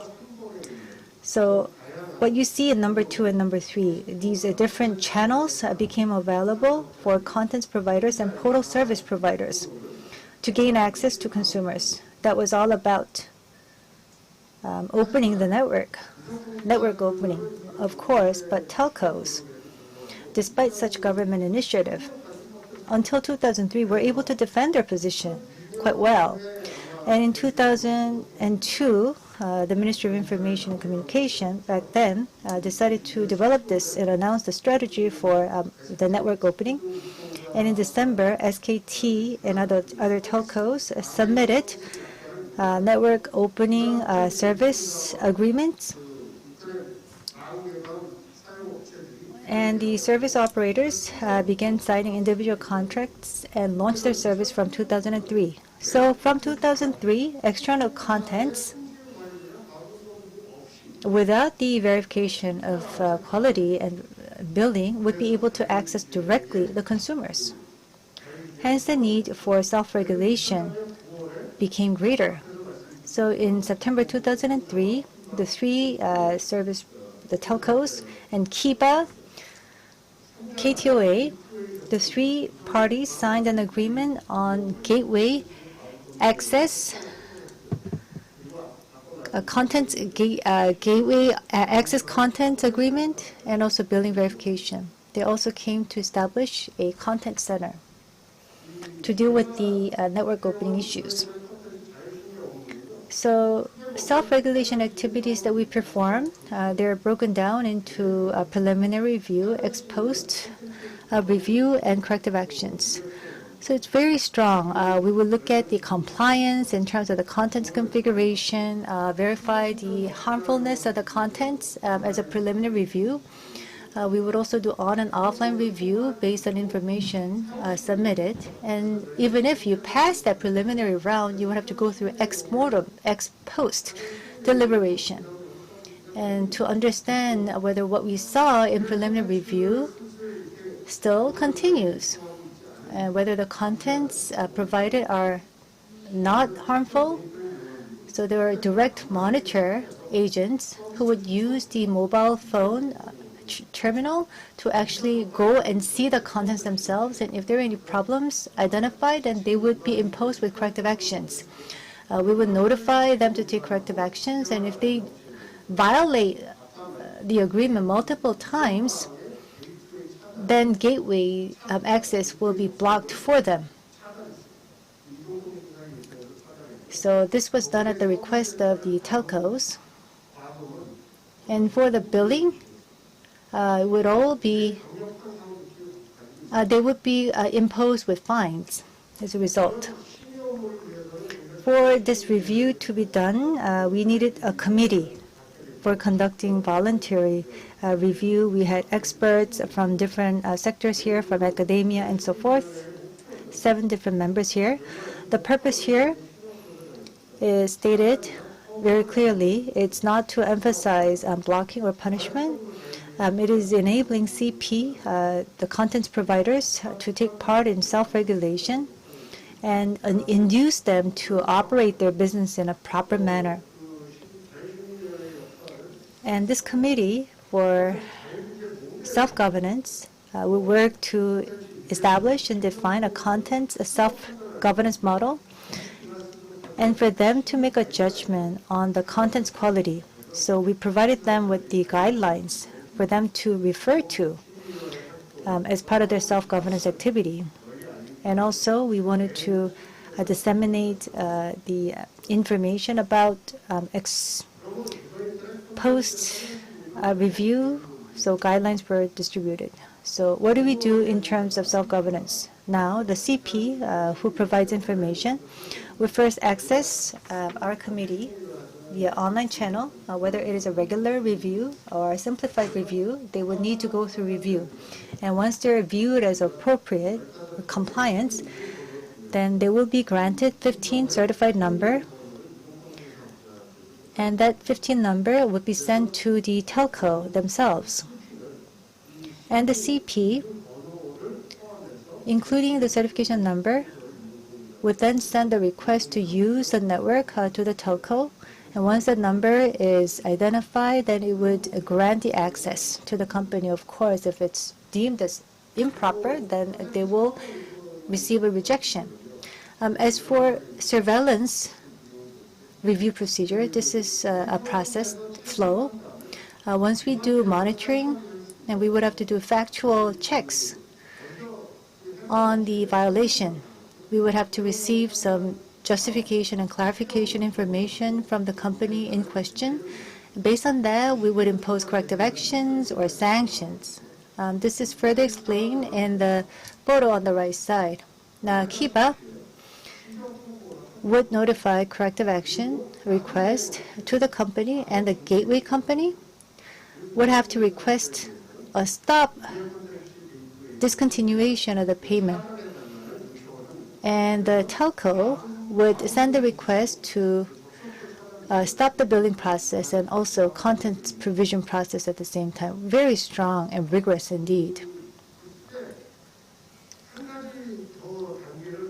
And there was another layer here in the process. Before we just decide to impose sanctions, if an operator appeals, including the company, we would have a consultative body within the deliberation committee to review whether the actions taken are proper or not, whether they need to be improved and refined.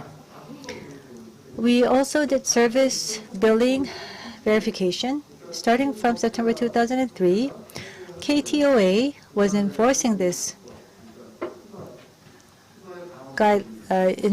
activity, but it was migrated to MOIBA. The name was changed in January 2010. It is to identify whether the billing was done correctly, whether there were any abnormalities in billing patterns. We try to identify such abnormalities from the patterns and to impose actions. I understand I'm behind my schedule, so is it okay for me to use some Okay, so I'll try to finish up in 3 minutes. And you will know that consumers were required to buy their mobile phones through a telco. So handset makers would manufacture the devices in accordance with the specifications of the telcos. So they're all customized to the specifications and needs of the telcos. And network operators were not able to receive the buttons for direct access. They would have to enter URL on their mobile phone, and then would be able to go to the site. I think Naver had 369, and the Meteorological Office had 131. They had these unique numbers given. But there were some limitations in doing self-governance with business operators at the center because we didn't have a legal basis. This self-governance was done based on an agreement that was reached among stakeholders. So there were a lot of companies involved, for example, the Media Ratings Board, Gaming Content Ratings Board. And also, there was even a complaint that was received at the court in relation to the hazardous contents. And there were some conflict of opinions or differences in opinions between the court and the committee, which led to issues in terms of impartiality.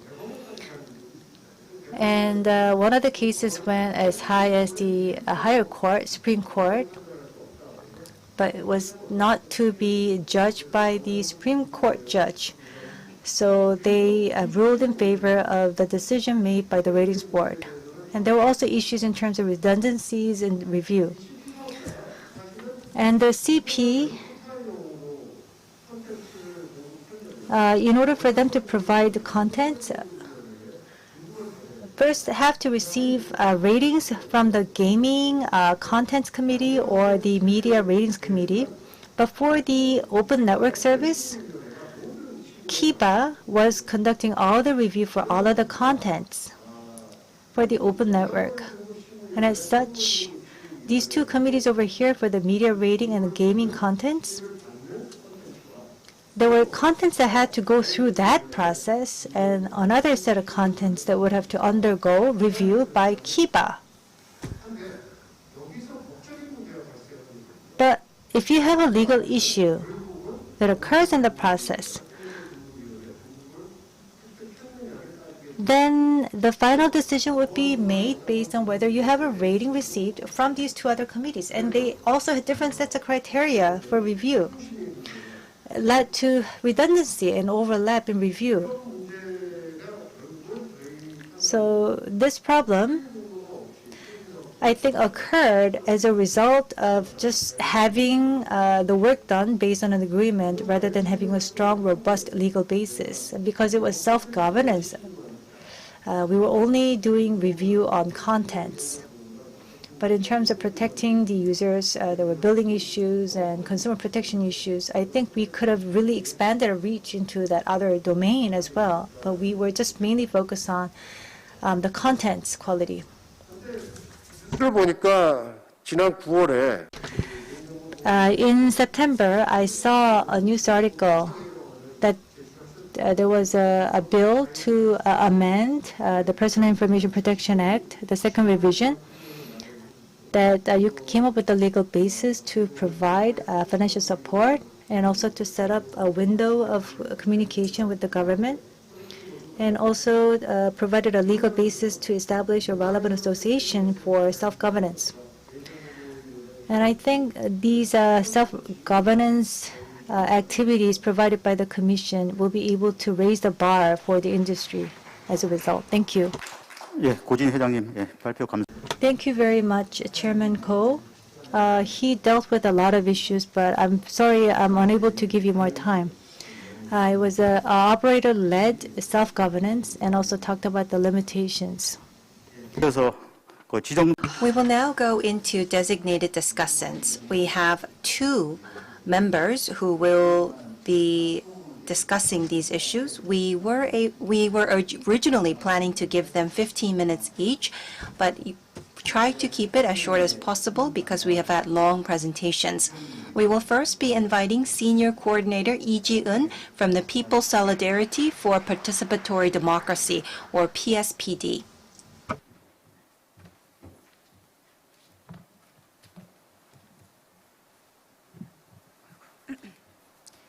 네, 제가 좀 키가 작아서 I am a bit smaller than the other speakers, so I'm not able to see the screen very well. As I've been introduced, I am Lee Ji-eun of PSPD. Thank you very much for the adjustment.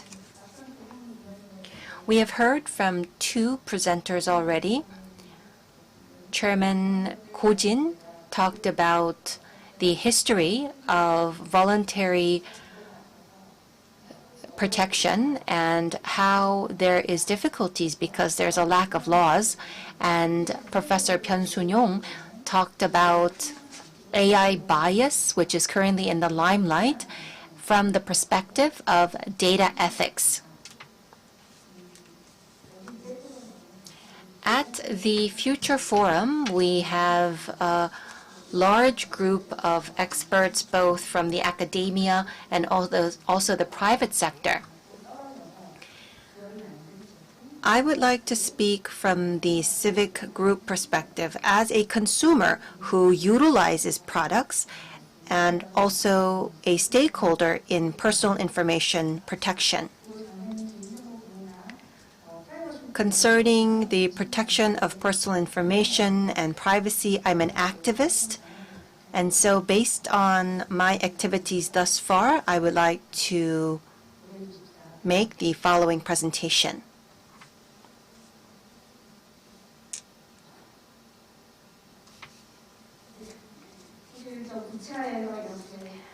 Well, on this global stage, I never imagined that I would become a discussant, and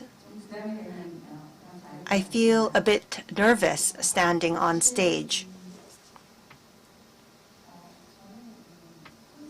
Currently, we live in a digital society, and we have seen various violations of personal information. In particular, during the last 5 to 6 years, we have had some major incidents of personal information leaks. I'm sure you all remember these incidents. In 2014, the 3 major credit card companies actually leaked the information of 100 million customers. This incident led to the institutionalization of personal information protection. Later on, Pumpu Communication actually leaked 1.95 million personal information. And in 2016, we had the largest case of the leak of consumer information by Interpark. And then following this incident, we have had various incidents. Mega Study, which is an education community, leaked information about their customers. And not only private companies, but we also had a leak by the Health Insurance Review and Assessment Service, which is a public organization. They actually leaked personal information, in particular medical information, of 64.2 million citizens. They actually sold this information to insurance companies. The case related to the Korea Pharmaceutical Information Center is ongoing, to the best of my knowledge. Prescriptions were leaked, and that number is 4.3 billion. The information was actually sold to a multinational pharmaceutical called IMS Health. Home Plus is a mega mart that many Koreans use, and they actually sold 24 million cases of personal information of the customers who actually applied for a lucky draw to an insurance company. SKT also leaked personal information. There are numerous cases. Late last year, we had the leakage of information in developing the chatbot Iruda. They actually utilized information that was collected for another purpose to feed into Iruda for machine learning. We also had an incident where the facial information of both Koreans and non-Koreans were utilized in developing AI tracking systems by the Ministry of Justice and the Ministry of Science and ICT. Recently in the media, I have seen that there was a hacking of CCTVs in apartment complexes across the country, and the images were then sold on dark webs. So we no longer have a choice but to live in a digital era. So digital is becoming a part of our everyday lives. Therefore, we have active exchange of digital information. We live in a hyper-connected society where the exchange of information is inevitable. Given this digital environment, we leave digital traces and digital records, and all of this is then accumulated in the form of big data. So companies and governments can look into the lives of individuals if they intend to. And not only can they look into personal information, but companies and governments can look into information of everyone connected to a certain individual. So we now live in a massive society of surveillance. 11 years ago, in 2010, Mark Zuckerberg said, "The age of privacy is over." Of course, he was criticized for this statement. And in 1999, Scott McNealy mentioned, "You have zero privacy anyway, get over it." Eric Schmidt of Google in 2013 said, "If you give us all of your data, we will provide you with the ads that you want to see, along with all kinds of services, including free searches and email services." Some people say, if you have nothing to hide, you have nothing to be afraid of. But is that actually true? Bruce Schneider, who is the world's expert in security, says that this is very narrow-minded. Privacy is absolutely necessary for people, and it is at the core of controlling your relationship with the world. So if you lose your privacy, you are losing your dignity. Privacy is not about having something to hide. It's not about concealing what you want to conceal. It is related to the very essence of being human.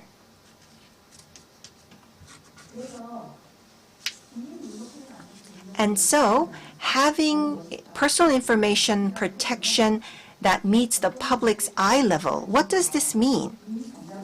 I think we already have the answer. It means that we need to have the self-determination rights to share their personal information within the scope that they allow. I think that should be the basis for personal information protection. We also have to take a look at a unique feature in Korea. So when we are born in Korea as a Korean citizen, we have a resident registration number that is allocated to every individual. This resident registration number is directly linked to all administrative and legal aspects of our lives. So it becomes a universal key. And in connection with the resident regulation number, we have a CI that is used for every aspect of our lives.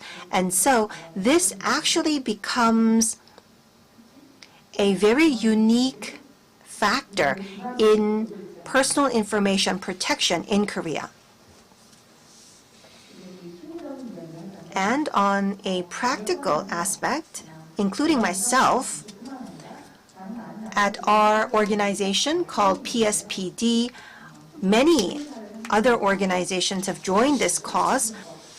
We have a lawsuit against all organizations that store our information because we believe that we have the right to know which organization stores our information and stores and shares that information. But we actually have a lawsuit that is pending because specific organizations denied our request for that information. This right is prescribed in our laws, but this right can only be protected through lawsuits in our reality. Many companies do disclose their personal information guidelines, but that is not all in handling your personal information. You have to make sure that you keep this in mind. I believe that it was the 6th forum. We had a Canadian expert as our speaker, and that expert talked about privacy by design. This is something that we must consider.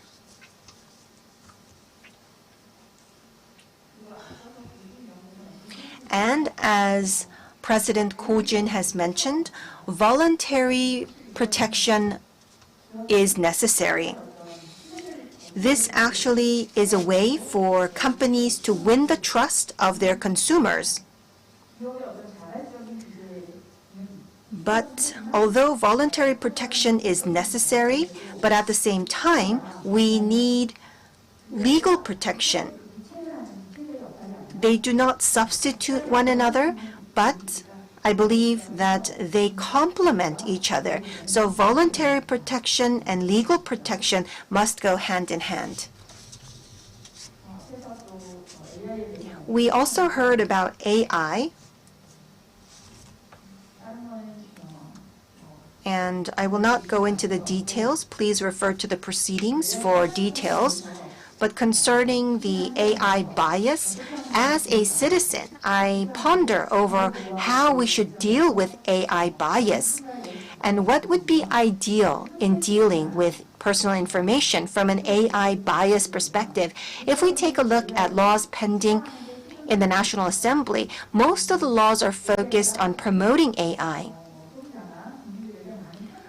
AI could lead to convenient services for citizens, but in that process, there is the possibility of violation of privacy and personal information. And so, we need to make sure that relevant policies are not focused on promoting industries, but we need to make sure that there is consideration for these fundamental human rights. And we also heard about governance related to AI bias. We need to make sure that citizens are included in this governance so that the governance structure can reflect the voice of the citizens who are directly impacted by AI. If we were to establish a cross-government surveillance organization or a governance organization, we need to invite the participation of consumer protection organizations and other civic groups to reflect the voice of the citizens. I believe that it was in 2018, EU has proposed a bill for AI, and it seems that in Europe, they have a whole new level of dialogue related to AI. If we take a look at the bill, they do not regulate all AI on a similar level, but they rate the AI and they have different certification for different levels of AI. I think this is something that we should take into consideration. As we have heard from previous presentations, when utilizing AI, we need to have evaluations on the implications of AI on human rights. As we are a member of the UN, we must also follow the recommendation of the UN to have these implications assessed. I think this is what I wanted to say through the presentation, and this is something that other people have mentioned. PIPC has existed for over a year now, and I understand that you have been active on various fronts, but it seems that there's not been enough activities to protect the owners of personal information. And so, as we move more and more towards AI society, we have to think about various rights, such as information, labor rights, personal information, so that we protect the rights of the owners of personal information. Thank you very much. 예, 이지연 위원님, 예, 감사드립니다. Thank you very much, Senior Coordinator Lee. Thank you for sharing with us the perspective of consumers and the owners of personal information. And you talked about the limitations of voluntary protection, and you also talked about the necessity for legal protection, and possibly PIPC can contribute to such institutional protection. Thank you very much. And we'll be able to hear some opposing views.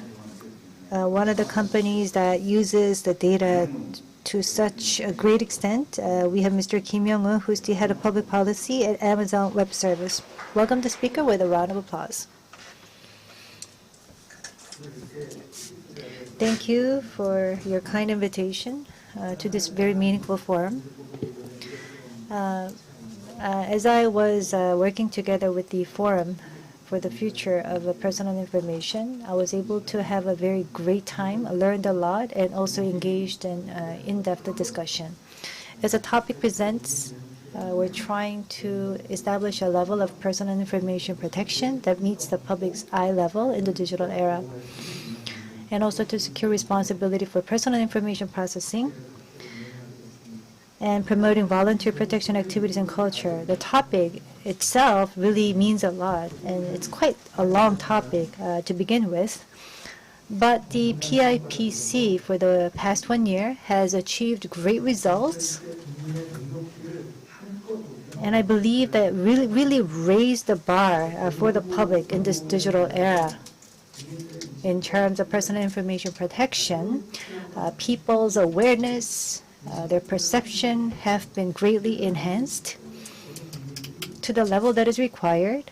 And I believe that every citizen, I will be dealing with this at the later part of my presentation, they understand the value of their information. 92.7% believe that their personal information is important. They also believe in the importance of protecting personal information. About 96.7% say that that's important. So their efforts are being translated into these great results. So what next? What do we need to do to process personal information? What I want to deal with in this regard is the accountability issue. How are we going to ensure accountability and transparency, especially in terms of algorithms? We just heard from the previous speaker about bias. How are we going to delve into this and apply some best practice out in the field? So for the past 1 year, PIPC, according to a survey that was conducted, has achieved in the following 10 areas some outstanding results. First, they legislated a guideline for dealing with the visual information devices. They also minimized and simplified QR code consent process. You can see, read from the screen over here. Now, number 2, simplifying the consent for collecting QR code. And number 3 is a virtual number. And number 6, removing your actual name from the manual register. Now, seeing all of them being included in top 10 lists of the outcomes, you would be able to understand that PIPC has really contributed significantly to addressing various inconveniences that we have experienced in our personal life. And especially in this COVID-19 era, PIPC has added value to the overall process of protecting information. And on the top 10 list, we have number 1. That's a guideline developed for visual information processing device. So not only in terms of the documented personal information, it seems that there's a lot of interest in audio-visual devices that is becoming a new area of interest for PIPC. And I think PIPC really has come far in that regard. So building upon this performance, Dr. Choi from Gachon University gave us some suggestions before at the forum regarding what we need to do to better protect personal information. Dr. Choi presented 13 future tasks that we will have to focus on. First is to establish a information subject-centered regulation paradigm, and also to protect the vulnerable people and personal information. There's a myriad of issues that we would have to tackle. So let's go into some of them. So these 5 different colored sections here are related to the awareness raising and also accountability, what we're talking about today, and also voluntary regulation or voluntary protection. They're all merged into these 5 different themes. So as we are discussing this issue, we would be able to understand the importance this discussion holds for us. So ensuring data transparency, AI algorithm, preparing for the intelligent era, intelligence era, I think it really requires us to be more engaged in discussion. And Dr. Byun from today's presentation talked about ways in which we can secure a sense of accountability, responsibility for personal information processing, especially from the point of a philosopher. He talked about the misuse of bias. When you see bias in the results of the AI process information we saw from the Iruda case, as well as the Tae incident from Microsoft,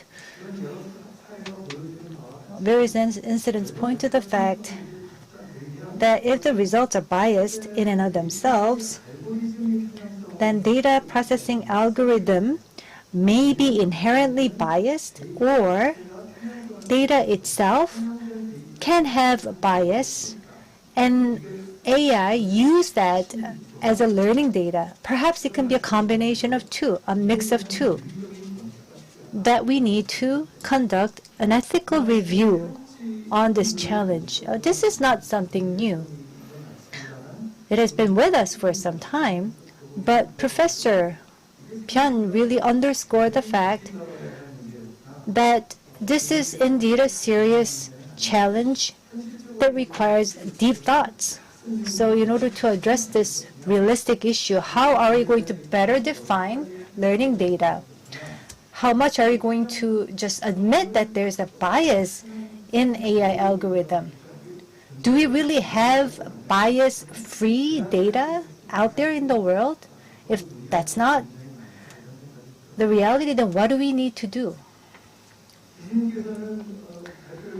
Also, the Professor Byun said to secure accountability, there are various ways that we can explore to ensure fairness.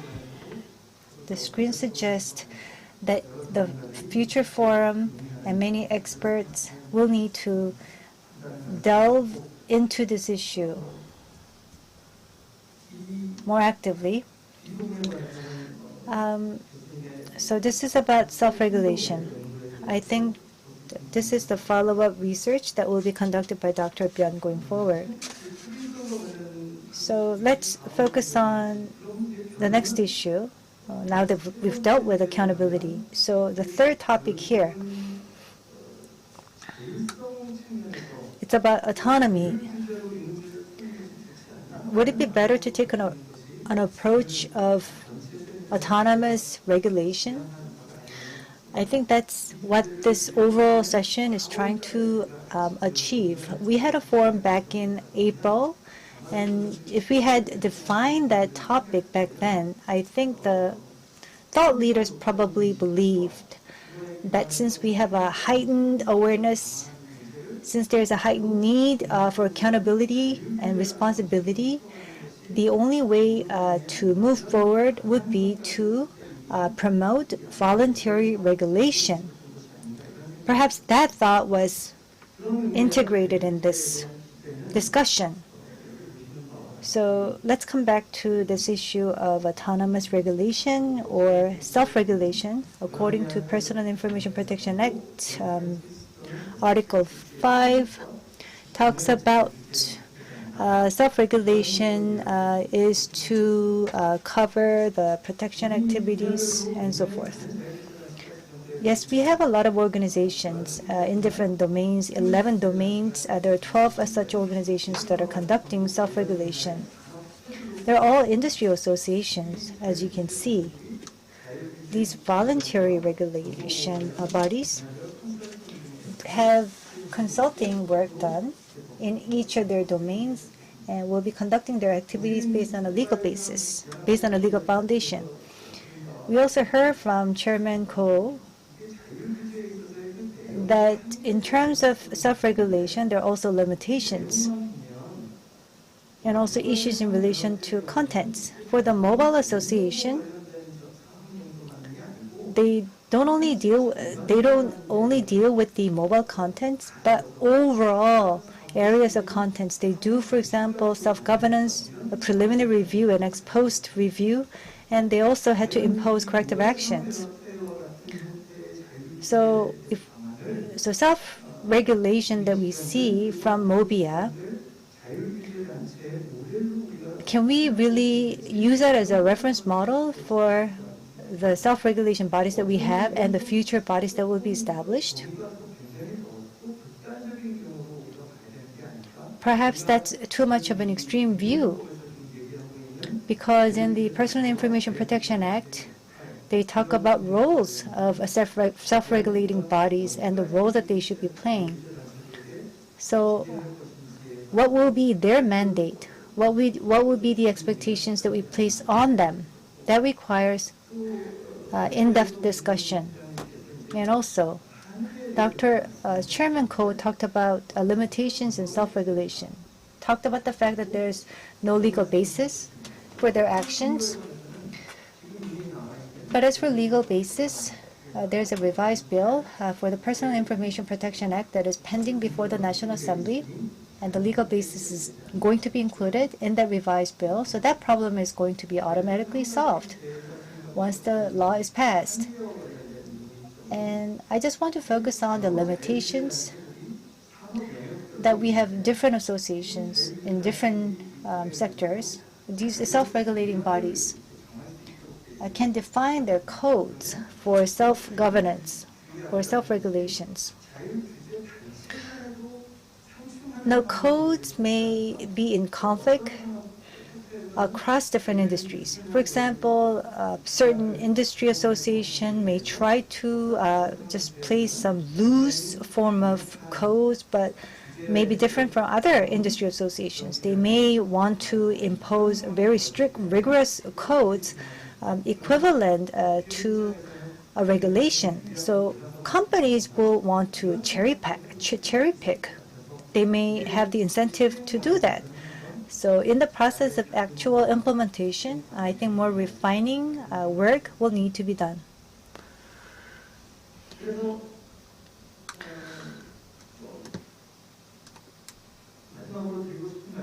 So before I close my presentation, I am all for facilitating self-regulation, but it should not be a de facto government regulation under that pretext. And individual companies and associations were responsible for coming up with their own codes. But it will be different in the future because there will be a legal basis established for the associations as well as their activities. So it will be viewed in a different manner, so it could become a de facto regulation. So PIPC is really required to come up with a flexible approach in this regard. Thank you, and I would like to conclude my presentation here. Thank you, Mr. Kim. So as a personal information processor, you talked about your suggestions that we have to move in the direction of self-regulation. And also there will be a legal basis established once we have that law, the bill passed. Even so, self-regulation should never become a de facto regulation by the government. So that concludes our presentations. 약 한 20. We are about 20 minutes behind schedule. Well, it was inevitable because we had well-prepared presentations by all of the panelists. We ask you for your understanding. We will take a scheduled 5-minute break. It is currently 3:40. We will take a 5-minute break and resume for a wrap-up discussion session. We will see you in 5 minutes. Thank you.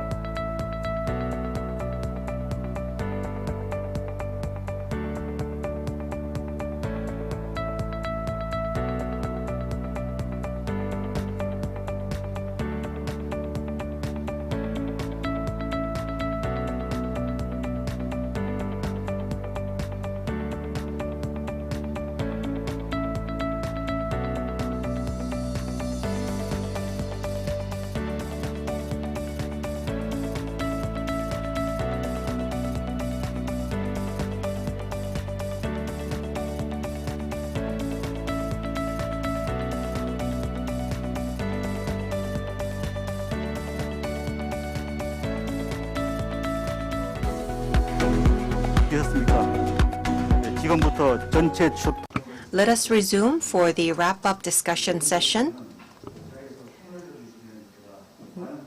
Please ask for the floor if you wish to speak. Who would like to take the floor? 예. 말씀해 주시죠. 네, 오늘 얘기 Thank you for the presentations and discussions today.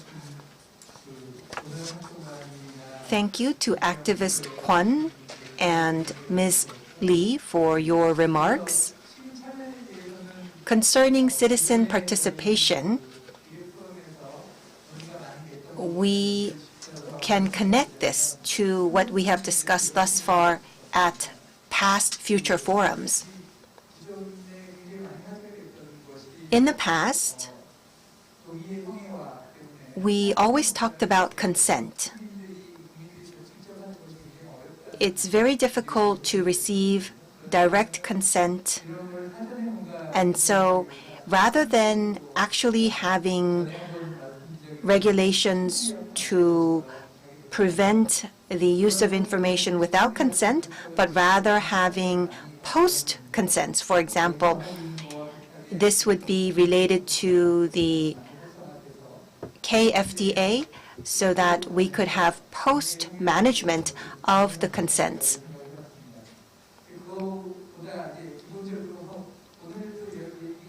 But in principle, we have discussed a topic today that we have discussed in the past as well through our forum.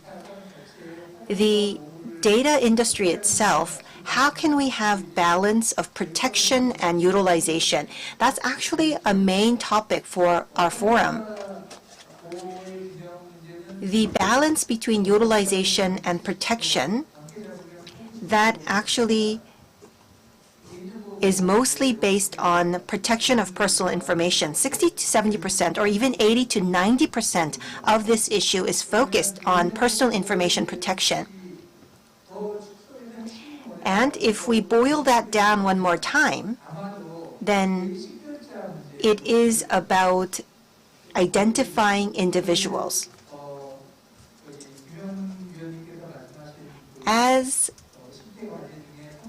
Mr. Kim has mentioned, the number 3 result of our top 10 achievements and other issues are related to personal identifiers. And so if personal identifiers become clear, that can be connected to other personal information, which then makes all types of personal information identifiable. And so personal identifier issue, how do we solve this issue?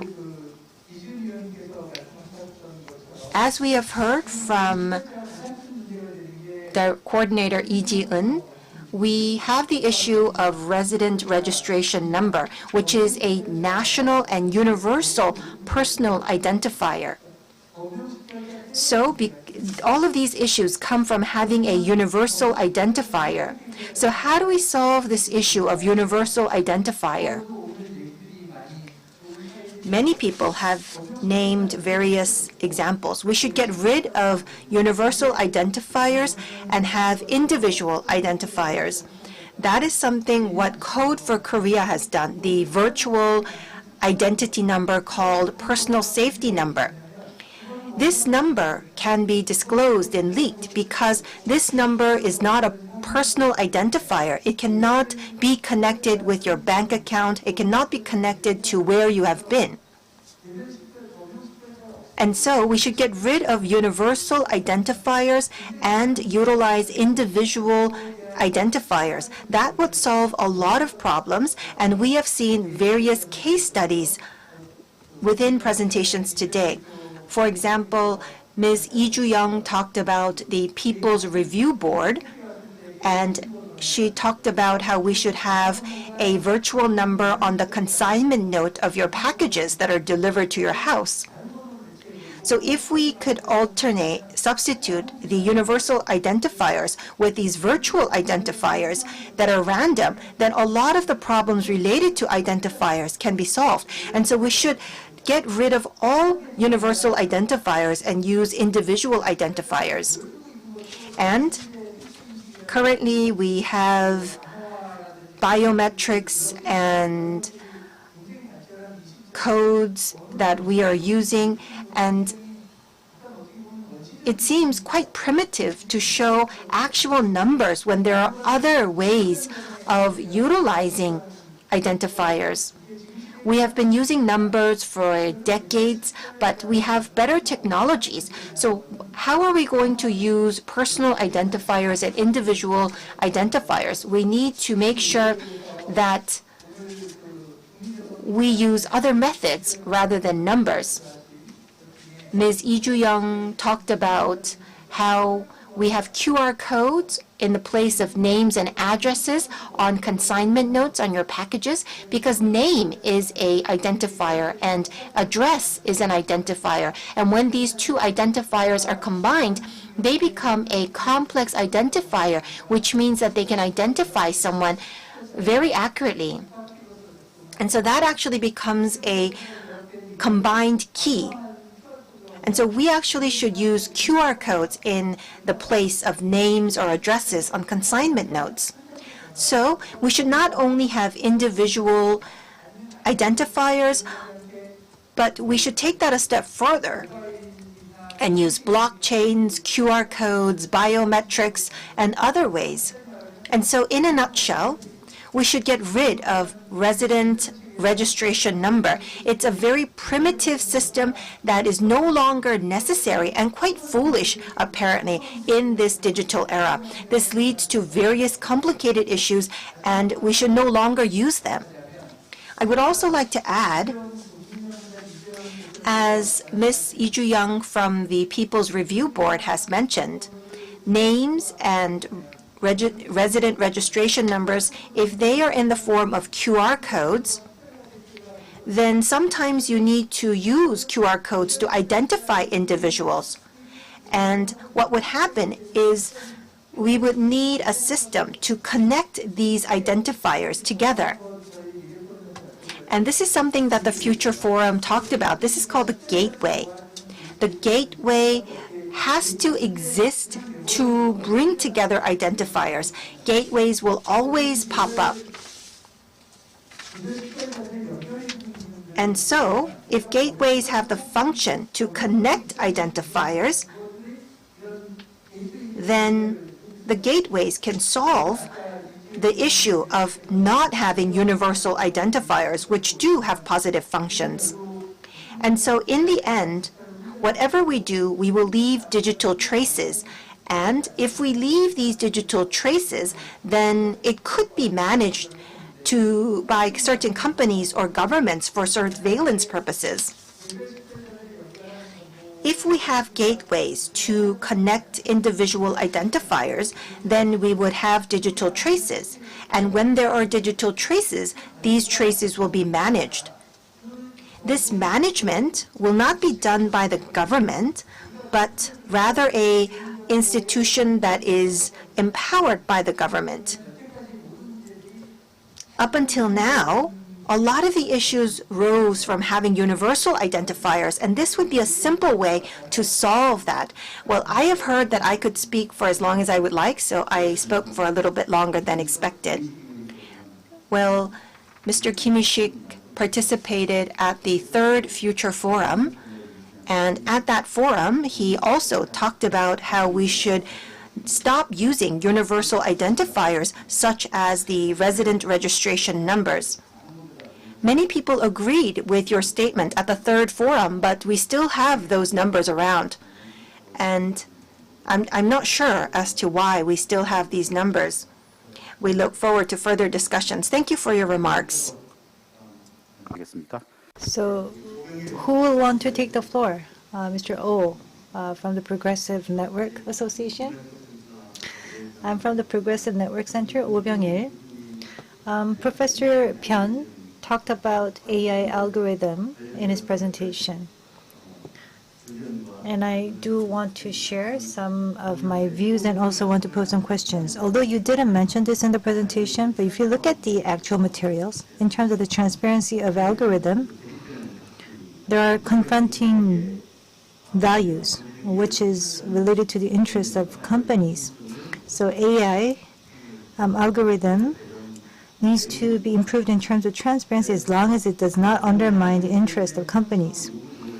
But of course, the demand for increased transparency for algorithm, that is a public demand, and that may be related to the confidential information of the company, so which takes precedence over the other. And I think the demand for transparency will have to take precedence. But of course, we have to think about the ways in which we can protect trade secrets of companies, but it should not be a restricting factor on how much we can make our process more transparent in terms of algorithm. So transparency may be interpreted differently. Let's say if we're doing Go algorithm, Go algorithm, if you, for example, ask the operator to disclose Go algorithm, that would be nonsense. But if it's related to public welfare, it's a public good. How come somebody is not able to receive certain service? You can ask for increased transparency. And from a platform worker's point of view, under what mechanism is work being assigned to me, and how is work being controlled, under what mechanism? So that's the common questions that would flow out of it. But even if there's a lot of demand for increased transparency, in reality, it's really not taking root as the actual practice or guidelines. We adopt AI in many of the work that we do. Many technologies that are used are mostly developed by a certain company. So the public organization will purchase the technology from a certain company.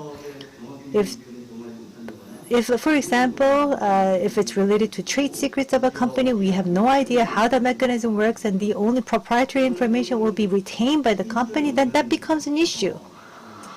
Becomes an issue of accountability. Whether you develop it in-house or you bring in an algorithm developed by another company, so who becomes responsible here? It's a public organization, because they will have to be accountable to the information subjects. So in that way, they will have to meet the demands for transparency. So it's not only a matter of ethics. We're talking about public organizations and public domains. At a minimum, when they're introducing externally developed algorithms, they have to meet minimum requirements by means of law, but I don't think we have that in Korea, and I want to get your views on this. Second, I want to talk about AI algorithm bias. As Professor Byun pointed out, you talked about objectivity and fairness, that there can be confrontations because the reality itself is biased. And if an AI algorithm reflects that, then the algorithm will become biased. So how are you going to address this issue? If reality is all about bias, people have their bias as well. So we have to admit that there will be a level of bias, but we cannot accept that as a solution, because we're trying to remove bias from the process. If algorithm itself is biased, then it will have significant negative ripple effects on the reality. And by reflecting that, and it will be translated into the learning data. So we will see just a vicious cycle going on and on. For example, in the US, there's a crime prediction AI system. For example, if you have more patrols in a certain community because the crime rate is high, then it will lead to more detection of crimes, and it will just set off a vicious cycle of crimes occurring again and again. There's a risk in that. So I'm not here to offer any solutions, but we need to find a way to ensure fairness. we cannot just be machine neutral or machine agnostic. That's not going to lead to fairness. So as we're talking about algorithm, we need to understand the context related to algorithm. The former employee of Facebook, Francis, had an expose saying that when an algorithm was tweaked, you would, for example, have a more violent and promiscuous content distributed on the platform. And knowing this, Facebook actually was able to gain some economic benefit from it because there were more Facebook posts on that, leading to more communication. So of course, we're bound to have bias in one way or another. But algorithm actually determines what you see, what you learn, what you know. But in a big platform like Facebook, depending on the decision that they make on their algorithm, they will really determine our political choices and also media choices. So not only Facebook, but for big media companies, tech companies, of course, will have to take into consideration their economic benefits in choosing a certain algorithm. So it's really not just an algorithm issue, but who are we going to trust in terms of owning and developing and managing algorithm? So this really boils down to the issue of democracy for our society. And I really think we need to focus on this issue as well. So thank you, Professor Pyun. I think we need to answer that point.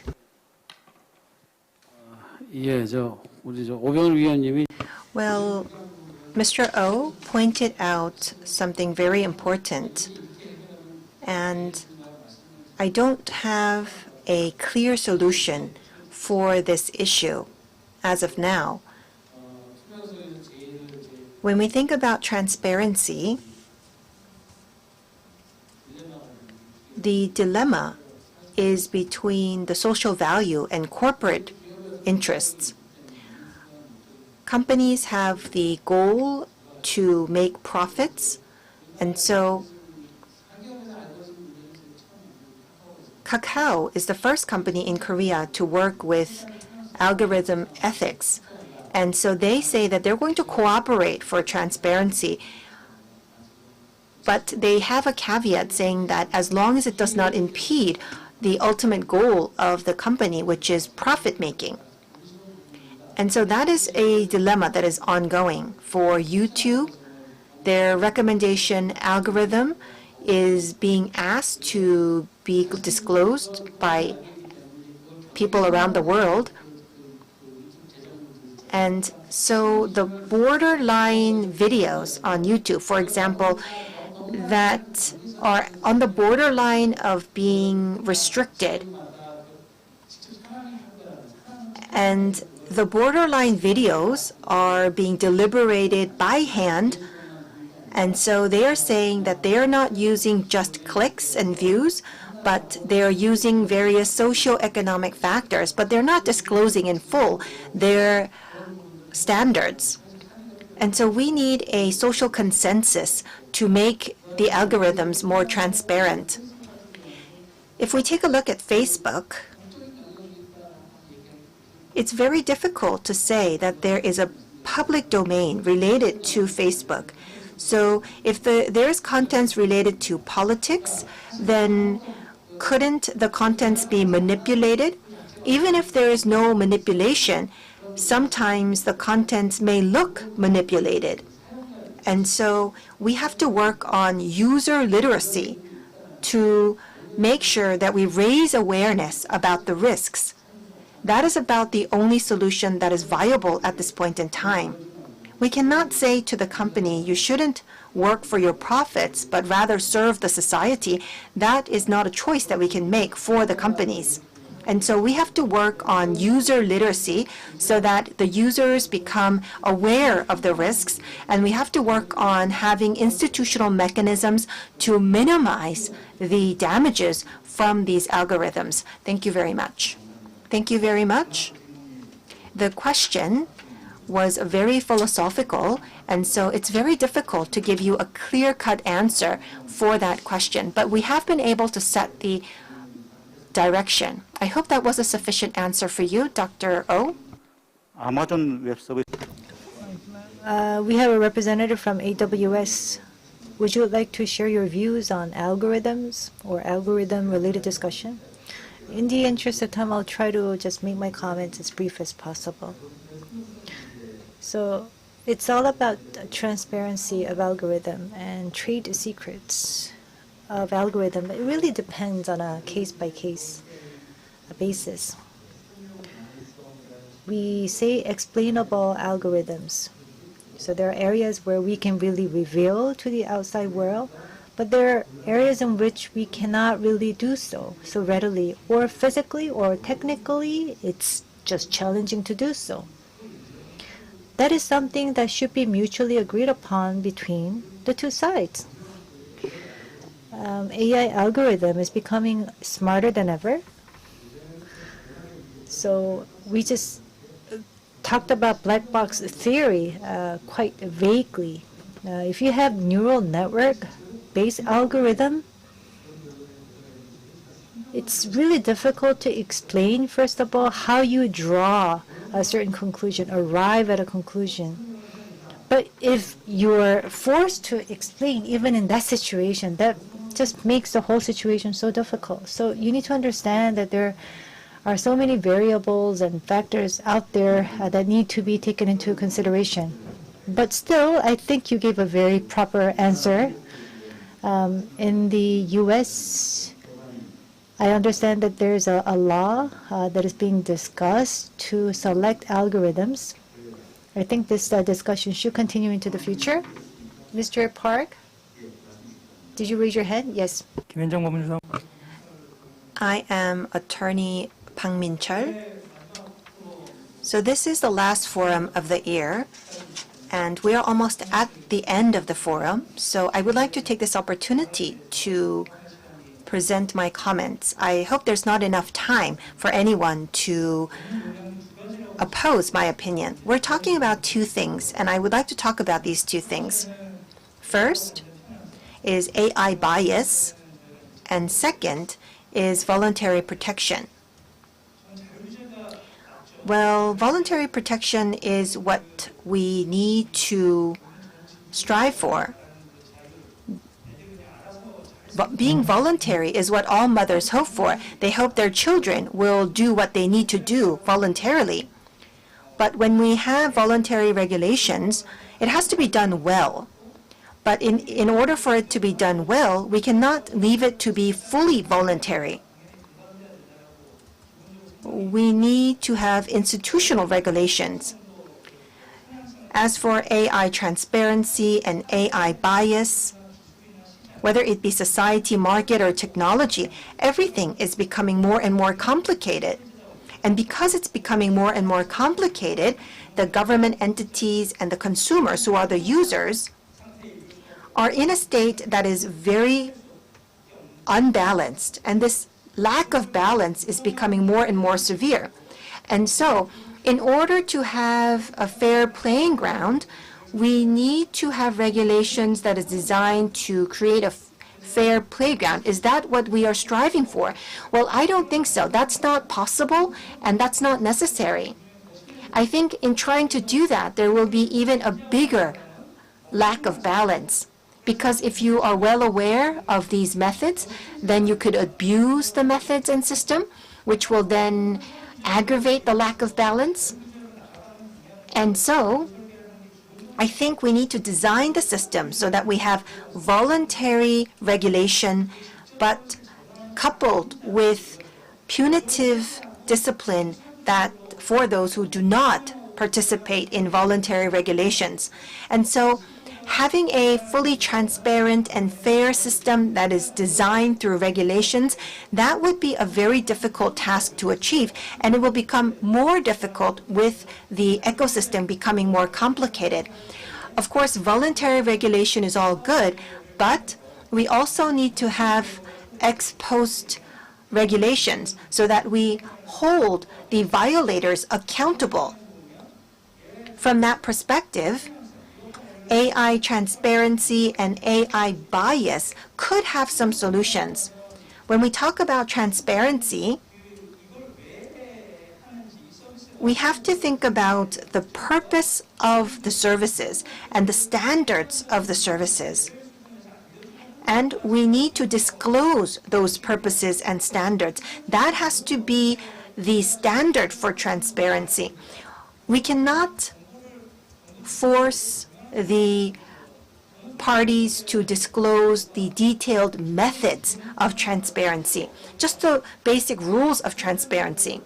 But if data with a bias is utilized for specific results, and if there's any manipulation in data handling in order to manipulate the results, then obviously citizens and civic groups should raise issues, and that should be the part of ex post regulations.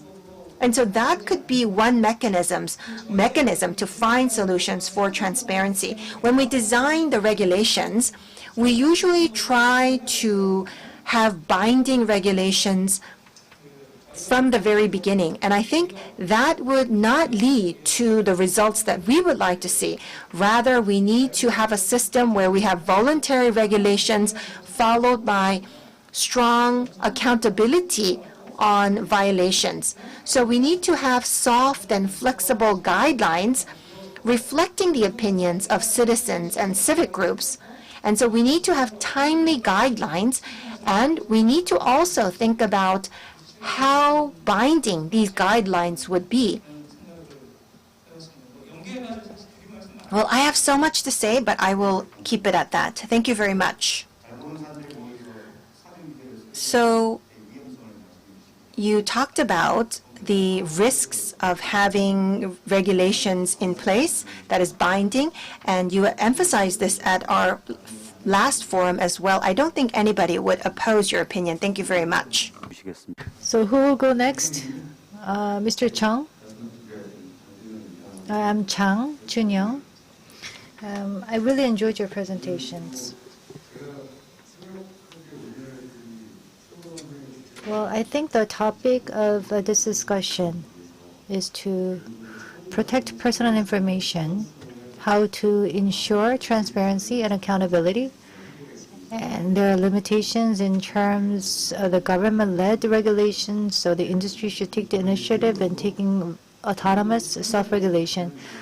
But in the process of processing personal information, I think the most important element here is transparency. We have to have transparent environment. Only then we can increase accountability and also address the issue of bias. So transparency is first and foremost the most important element. So what criteria should we use to secure and ensure transparency? First of all, the information subjects will have to first disclose their information from A to Z. Then it will become very transparent, but that's really not possible. That is why we're talking about introducing these regulations.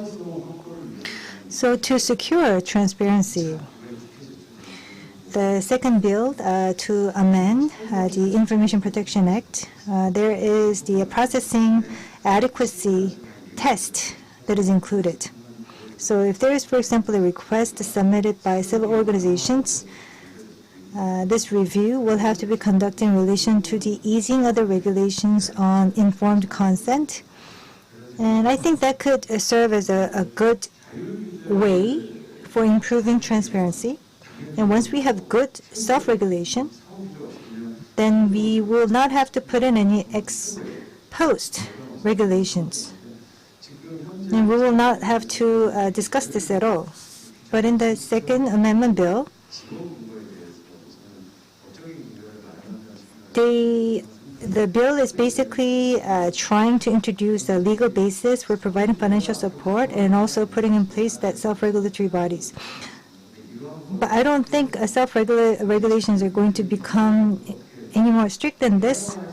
But we really need to find a way in which we can quantify such self-regulations. So once we try to link that to ex post-regulation, there should be incentives provided for those companies that are in good compliance, strong compliance with the self-regulation. Then that would really add more momentum towards self-regulation, because many companies view self-regulation not as an investment but as a cost. So how are we going to legally ensure incentives for self-regulation? If that is included in our institutions, legal institution, then companies will inherently accept that as their responsible duty. Thank you. 인센티브. So that was about introducing an incentives for self-regulation. So providing or throwing those carrots to the industry will be a good option. Thank you. Any other views from the floor? 예, 최경진 위원님. Yes, Mr. Choi Kyung-jin. 네, 안녕하세요. Good afternoon. I presented as the head of the Innovation Subcommittee. Now would like to present as a member of the PIPC. I think one of the most important issues that we have to take a look at is what we are discussing today. Around the world, this is becoming a very important event. So I would like to raise some questions. The topic is the Personal Information Future Forum, establishing a level of personal information protection that meets the public eye's level. And so I think, what is the public eye's level in the digital era is the question that we have to ask. Is it full protection of personal information, or as we are moving towards the intelligent society, it is inevitable to have data handling and data processing? And so in the data processing process, will the citizens wish to have their personal information protected to the level that it will inconvenience them? I don't think anyone can answer this question, because it will depend on the context. The data privacy issue has been discussed from the perspective of privacy, and privacy is also very personal. And so some people will have a very large domain of privacy that they wish to have protected. Some people have a narrower domain of privacy that they wish to have protected. In the digital era, everything will become digitized. And so in this digital era, we have to define the public eye's level in the digital era. Second is about execution. When we think about standards, when we think about regulations, when we talk about voluntary regulations, and also the revision of the Personal Information Protection Act, it's all good. But what we need to add to that is the personalization of privacy. When technology was not available, then we were not able to customize the protection of privacy. But now we could have protection of personalized privacy, so personalized protection of privacy. And so how are we going to meet the public's eye level in the digital era? From the policy and technology perspective, we are here at the OGP Global Summit. And so at this summit, we need to work together with the government and civic groups to achieve this goal. Yes, thank you very much. We have Professor Choi Kyung-jin, who is the president of the Innovation Subcommittee. And thank you very much for raising that question for us. And I believe that we all need to answer this question in the future. 시간은 거의 된 것 같습니다. 그렇지만 We are out of time, but nevertheless, would anybody else like to ask for the floor? Yes, Mr. Lee Won-tae. 네, 저도 I am not a frequent attendee of the forum, so I'd like to take the floor. So Dr. Pyun, thank you for the presentation, and Dr. Choi, thank you for the presentation as well. I remember having been part of the research project on AI algorithms. I think a lot of issues are currently being addressed in terms of self-regulation. So AI ethics or data ethics, as the professor pointed out, I agree with you on many points. And AI and new technologies are associated with a lot of negative ripple effects and side effects. And ethical issue is a very important matter to consider. AI ethics, algorithm transparency and fairness. as specified by the Information Act, Personal Information Act, and I think that's very much in line with the self-regulation obligation. So they're organically linked with one another, but when it comes to self-regulation, what the issues that can be brought about are as follows, as Mr. Kim pointed out. Self-regulation and algorithm, people say that under the good pretext of self-regulation, it may lead to a very strong anti-regulation by the government, and some raise concern that since the industry is now commissioned with this work of self-regulation, they're trying to use it as an ethical cleansing or ethical washing to do away with their obligation. For example, big tech companies are coming up with the ethics guidelines, including AI ethics and AI algorithm fairness and transparency. The agendas have to be brought into the public realm, the consultation process. Personally, I believe that a forum is doing exactly that. Mr. Lee also presented various agenda, and for the last 2 to 3 years, AI debates have become very mature. For example, Instagram gave up on their recommendation algorithm, and Kakao also decided to let go of its news-related algorithm because there's a lot of distrust growing in algorithm, that we cannot just blindly trust algorithm any longer. So AI algorithm, ethics, transparency issues, all of these issues were raised by many people, hence we are achieving these results. But we should not be taking anyone's side. Let's say that you have personal information protection technologies. They have to be, for example, developed. XAI project to protect personal users, the persons, and using blockchain technologies. I'm not saying that we should just blindly pursue the development technology, but we should be able to use those enabling technologies. Second is related to civic participation.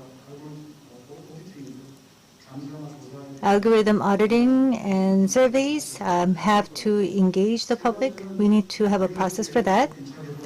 And we have a Second Amendment bill to the Personal Information Protection Act. If there's any automated decisions that would have a significant impact on people, we need to have a more rigorous legal review and consultation process.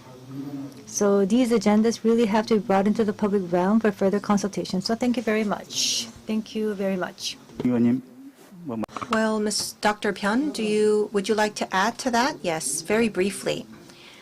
So concerning personal information protection, I think that right is linked to the right to be inconvenienced. Will we be able to have this right protected? We are very used to automatic processing. And so are you able to have the right to refuse automatic processing and have the right to be inconvenienced? I think socially we need to recognize this right to be inconvenienced. Thank you very much. Mr. Ko-jin, would you like to add to that?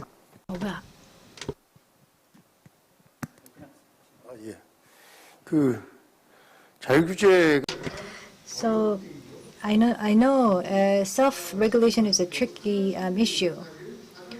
Doing self-governance, ex-ante regulation, it's really not about regulation.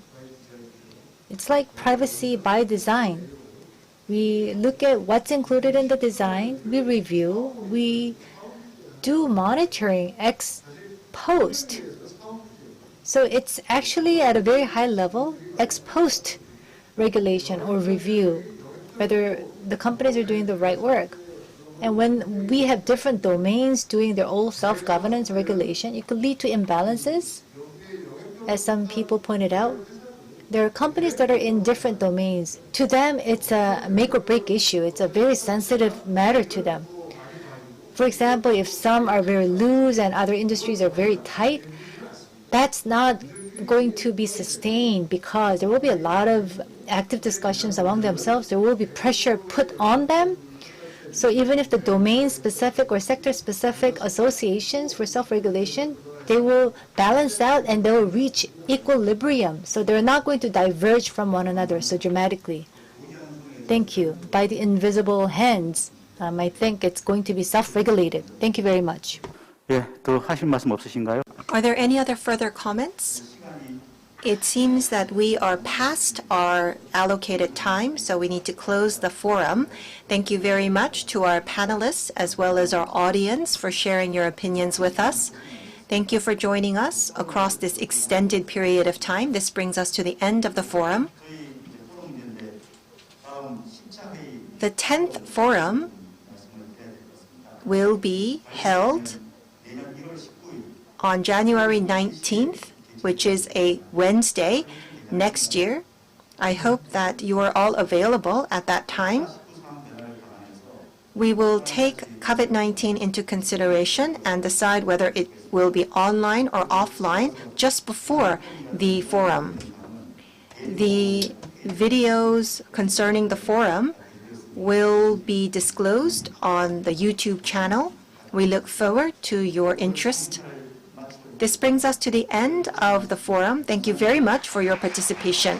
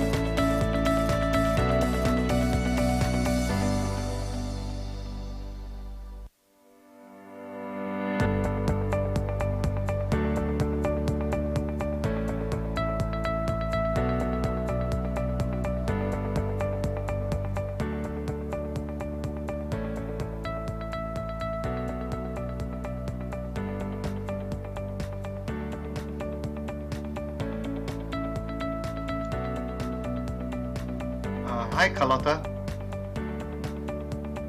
Hello, Ivan. How are you? Okay, the session is starting at 4, right? Yes, it's on the hour.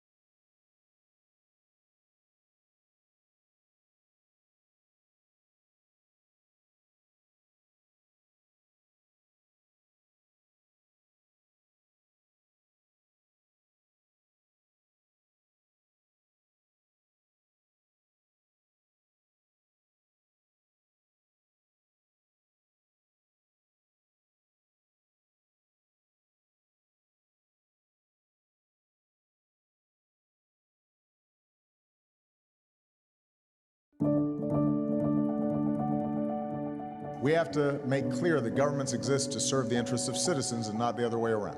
Open government is a new way to think about collaboration around governance. To me, open government means the ability to be a part of the change that you want to see.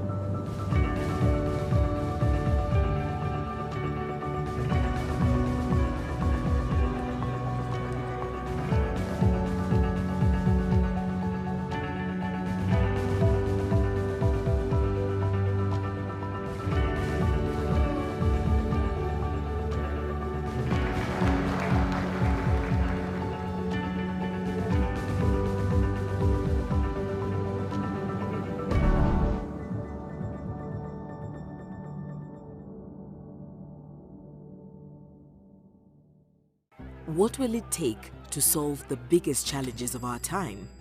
What will it take to include everyone's voice in how decisions are made? We need an idea that's bold and ambitious, with people at its heart.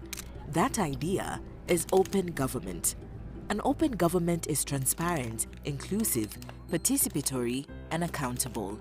So governments don't just serve themselves, they work with citizens both in and out of government to develop smarter policies and improved services that make things better for everyone. And we all get to see how decisions are made, ask questions, and hold power to account.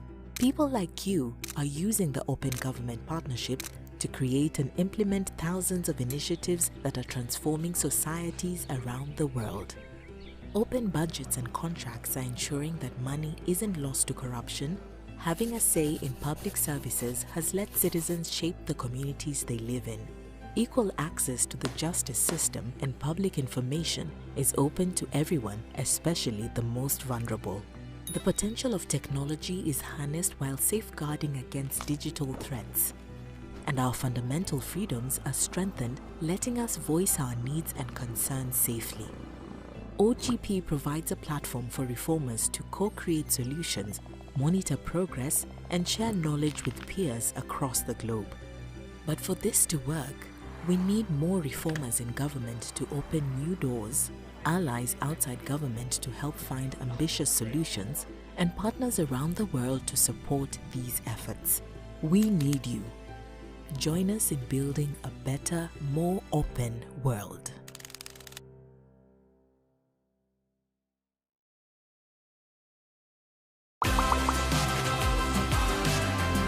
현장에서 일하거나 그런 사람들의 의견이랑 그 정책이랑 또 어긋나는 부분이 있을 수 있으니까 직접 선택한 결과니까 자신이 더 책임을 지지 않을까 싶습니다.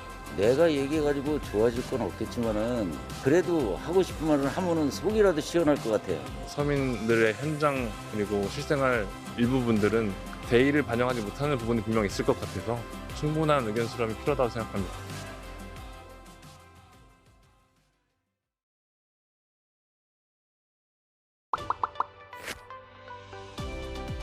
바빠가지고 이거는 그런 방법은 아직 접근하는 방법 잘 모르겠습니다.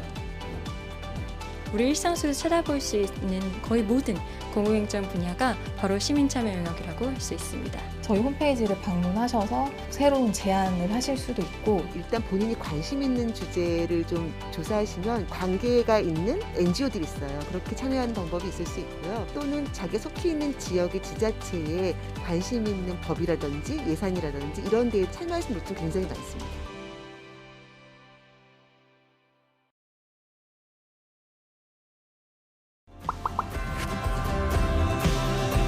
디지털이란 말 사실 처음 듣는 말인데 공부를 할 수 있는 방법? 세상을 조금 더 편안하게 해주는 것? 남녀노소 10대부터 90대까지 편할 수 있는 시스템이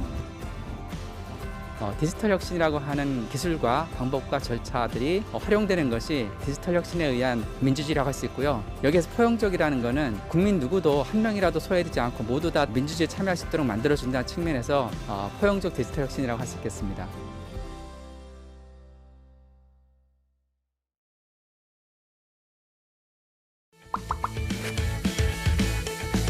조금 더 자세한 설명이 있었으면 좋을 것 같아요. 사용이 어려운 이유가 사용 방법이 익숙치가 않아서이기 때문에 쉬운 언어로 표현하는 게 좀 좋은 방법일 것 같습니다. 어르신들도 접할 수 있게 교육이 좀 필요하다고 생각합니다. 디지털 활용에 어려움을 겪고 계시는 국민들이 많습니다. 그런 국민들을 위해서 저희는 전국의 디지털 배움터 1000개소를 운영하면서 필요하신 디지털 역량들을 교육해드리는 사업을 펼치고 있습니다.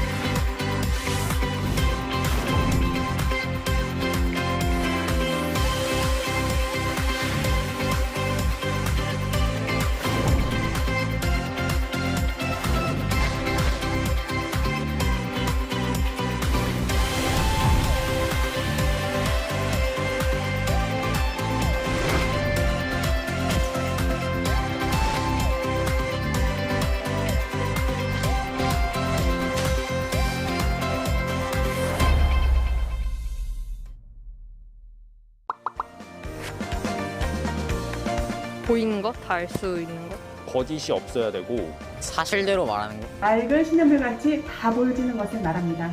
교육이 가장 공정하다고 생각하는 것 같습니다. 우리나라는 임금 문제는 공정합니다. 블라인드 채용이 확대되고 해서 고용 쪽에서도 예전에 비해서 많이 좀 투명해진 것 같습니다.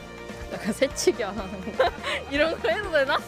투명성은 명확하지 않은 것을 성공으로 바꿀 수 있습니다.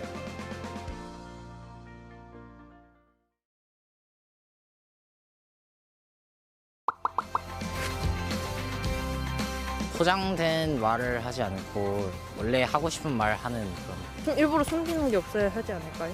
The ideal standard first is that a lot more information can be shared than people think they can be shared.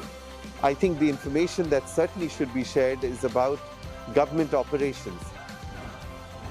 부패 방지 정책에 있어서 국민이 참여하고 협력할 수 있는 민간 협의회 등을 구축하고 운영하여 온 것이라 생각합니다. 시민들의 의식과 눈높이, 그리고 정부의 노력, 그리고 IT를 비롯한 기술의 발전이 크게 기여했다고 생각합니다.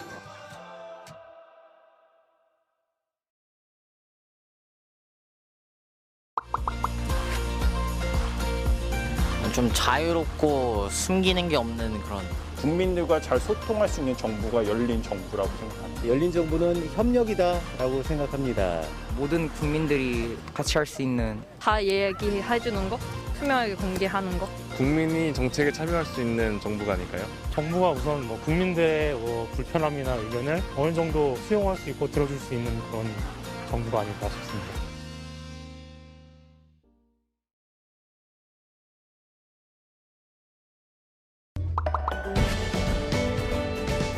The goal of OGP is to renew democracy, so democracy delivers better results to citizens. The Open Government Partnership brings together governments and communities representing over 2 billion people from across the world to ensure that governments deliver for their citizens.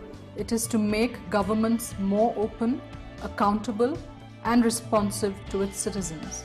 Globally, open government is changing, though at a low pace in terms of how governments make themselves accountable and transparent to their citizens. Around the world, reformers from both inside and outside government are pushing for changes that make governing more open.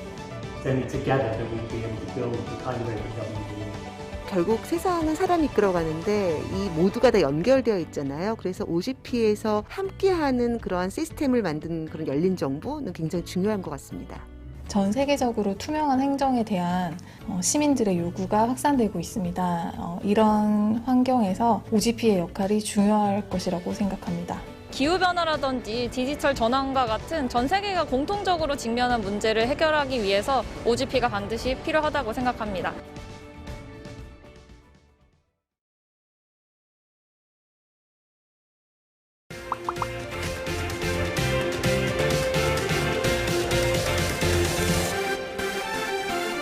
국제 청년 청년들과 함께 연대를 형성하고 국내뿐만 아니라 국제적으로 청년을 위한 어젠다를 수립하는데 청년이 직접 목소리를 낼 수 있는 기회가 됐으면 합니다. 전 세계에서 많은 나라들이 우리나라의 열린 정부 정책을 벤치마킹하고 싶어하는 나라들이 참 많다는 것을 느끼고 있습니다. 자부심과 그리고 뿌듯함을 느끼면서 일하고 있습니다. Korea has some great success stories in the anti-corruption, civic space and digital governance, and we want to hear them. So consider whose voices aren't being heard and get them involved because we want everyone around our table.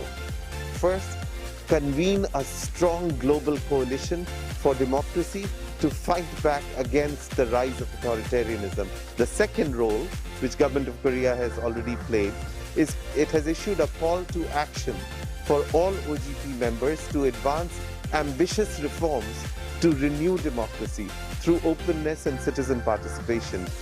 First is an invitation for all Korean citizens to join the Global Summit. It's from December 15 to 17. The website is ogpsummit.org. Please register and join.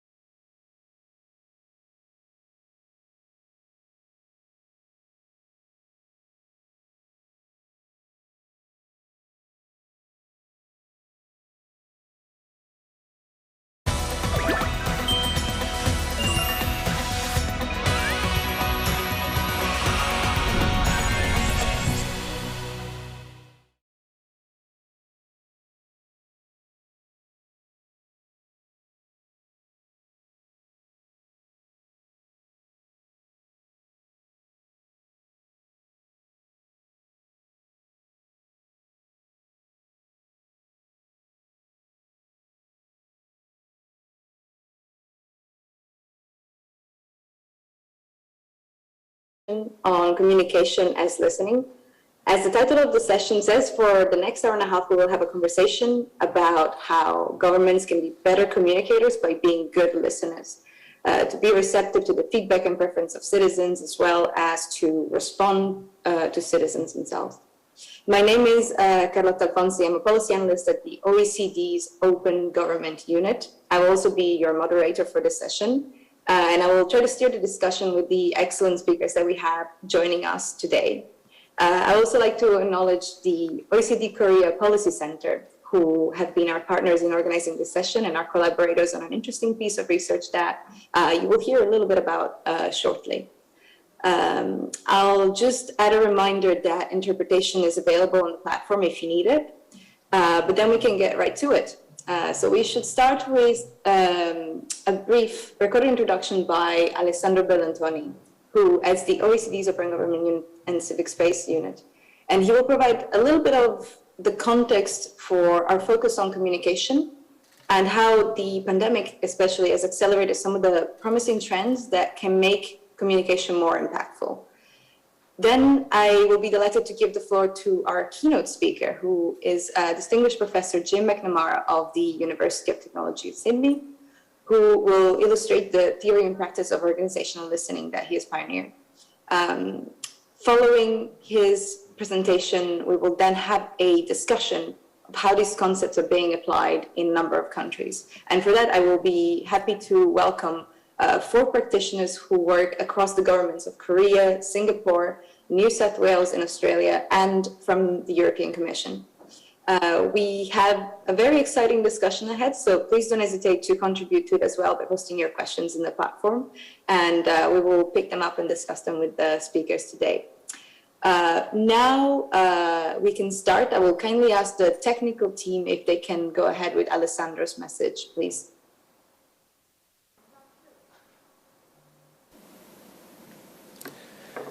Good morning, good afternoon, and good evening, wherever you're tuning in from. It's a pleasure to be back at the OGP Summit, and I'm especially delighted to introduce this session on public communication. For a few years now, our Open Government Unit at the OECD has been looking at how to leverage public communication to build a better dialogue with citizens and contribute to strengthening our democracies. The international report on this subject, that will be published next week, is the first of its kind to explore communication as a pillar of open government and a means to further the principles of transparency, integrity, accountability, and participation. But the experience of responding to the COVID-19 pandemic has given this work a new urgency and has really highlighted the importance and value of this function. Communication has been a central element of the pandemic response, from giving guidance on how to prevent the spread of the virus to combating the infodemic that it unleashed online and offline to driving uptake of vaccines. The need to communicate effectively with all segments of the population has also been a catalyst for countries to take up more advanced and innovative practices. And this is the subject of a new publication we are working on with the OECD Korea Policy Center. We are looking at some of the key trends in public communication across the world and in Southeast Asia that have accelerated during the pandemic. 3 areas in particular stood out. First, data has been an essential driver of better communication, as communicators can now rely on precise insights on anything from real-time trending topics of discussion to specific preferences of narrow segments of the public. This evidence unlocks new possibilities for communication. It can make it more effective in reaching larger and more diverse publics, but also more responsive. Communicators in the United States are using it to spot gaps in information on trending topics and fill them in real time. And the Netherlands are using it to update content on their websites based on what citizens look for. Second, the pandemic highlighted the limitations of relying just on government voices and channels to get information out. Politicians and officials are not always trusted or influential, and mainstream media can have limited reach among important demographics like youth or minorities. For this reason, we saw a spike in the use of third-party messengers, influencers and celebrities, of course, scientists and doctors, but also community leaders, with standing among target groups. The latter has been the strategy of the Indonesian government, for example, which led an impressive campaign to promote the COVID-19 vaccine through thousands of community-based messengers across its vast and diverse territory. Third, the pandemic has underlined the value of behavioral science approaches and the need to better understand the context of how people consume and retain information. Implicit biases, information overload, and the competition for finite attention span on social networks. The upcoming publication we are co-authoring with KPC will demonstrate how these emerging practices offer new opportunities for governments to make their communication more inclusive of diverse groups in society, more responsive to stakeholder needs, and more compelling to the public it aims to inform and inspire to action for public good. These three factors are imperative for governments to effectively engage citizens within an increasingly complex information ecosystem. But achieving inclusive, responsive, and compelling communication also rests on a set of institutional prerequisites, namely access to specialized skills and expertise, sound ethical guidelines on the handling of data, the use of algorithms, and on behavioral science applications, and finally, embedding a culture of innovation and evidence to support the uptake of promising new practices. Today's session will provide a closer look to the second priority I just mentioned, responsiveness.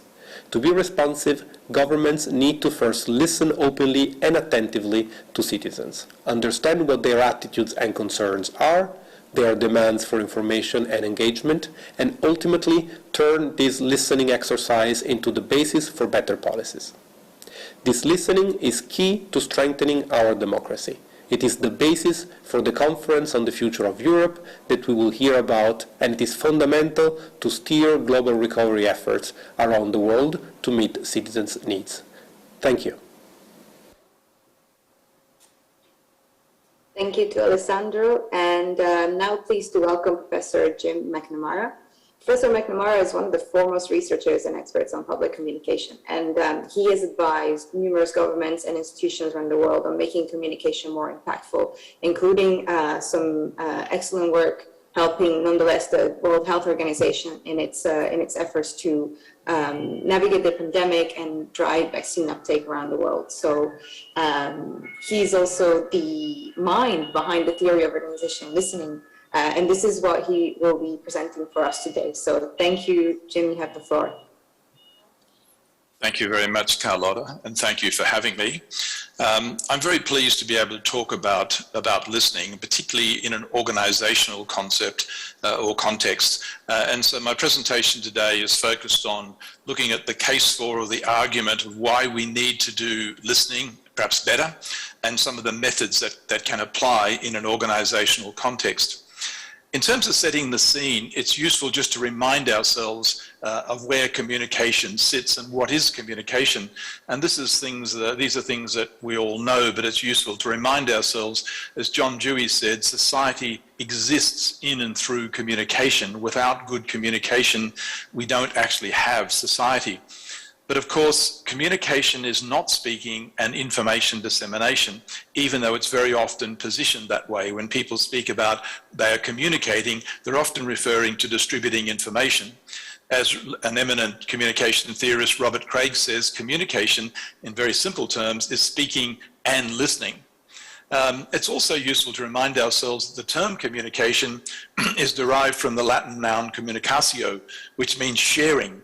And the Latin root is communis, meaning common or public, and the related verb communicare means to make common or share.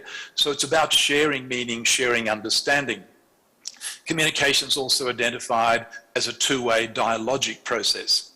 And of course, in democratic societies and developing democracies, we know that vox populi, the voice of the people, is a fundamental principle of how governments should operate. And as Nick Caldry, a sociologist, says, voice is important, but voice is valueless unless there is listening to that voice.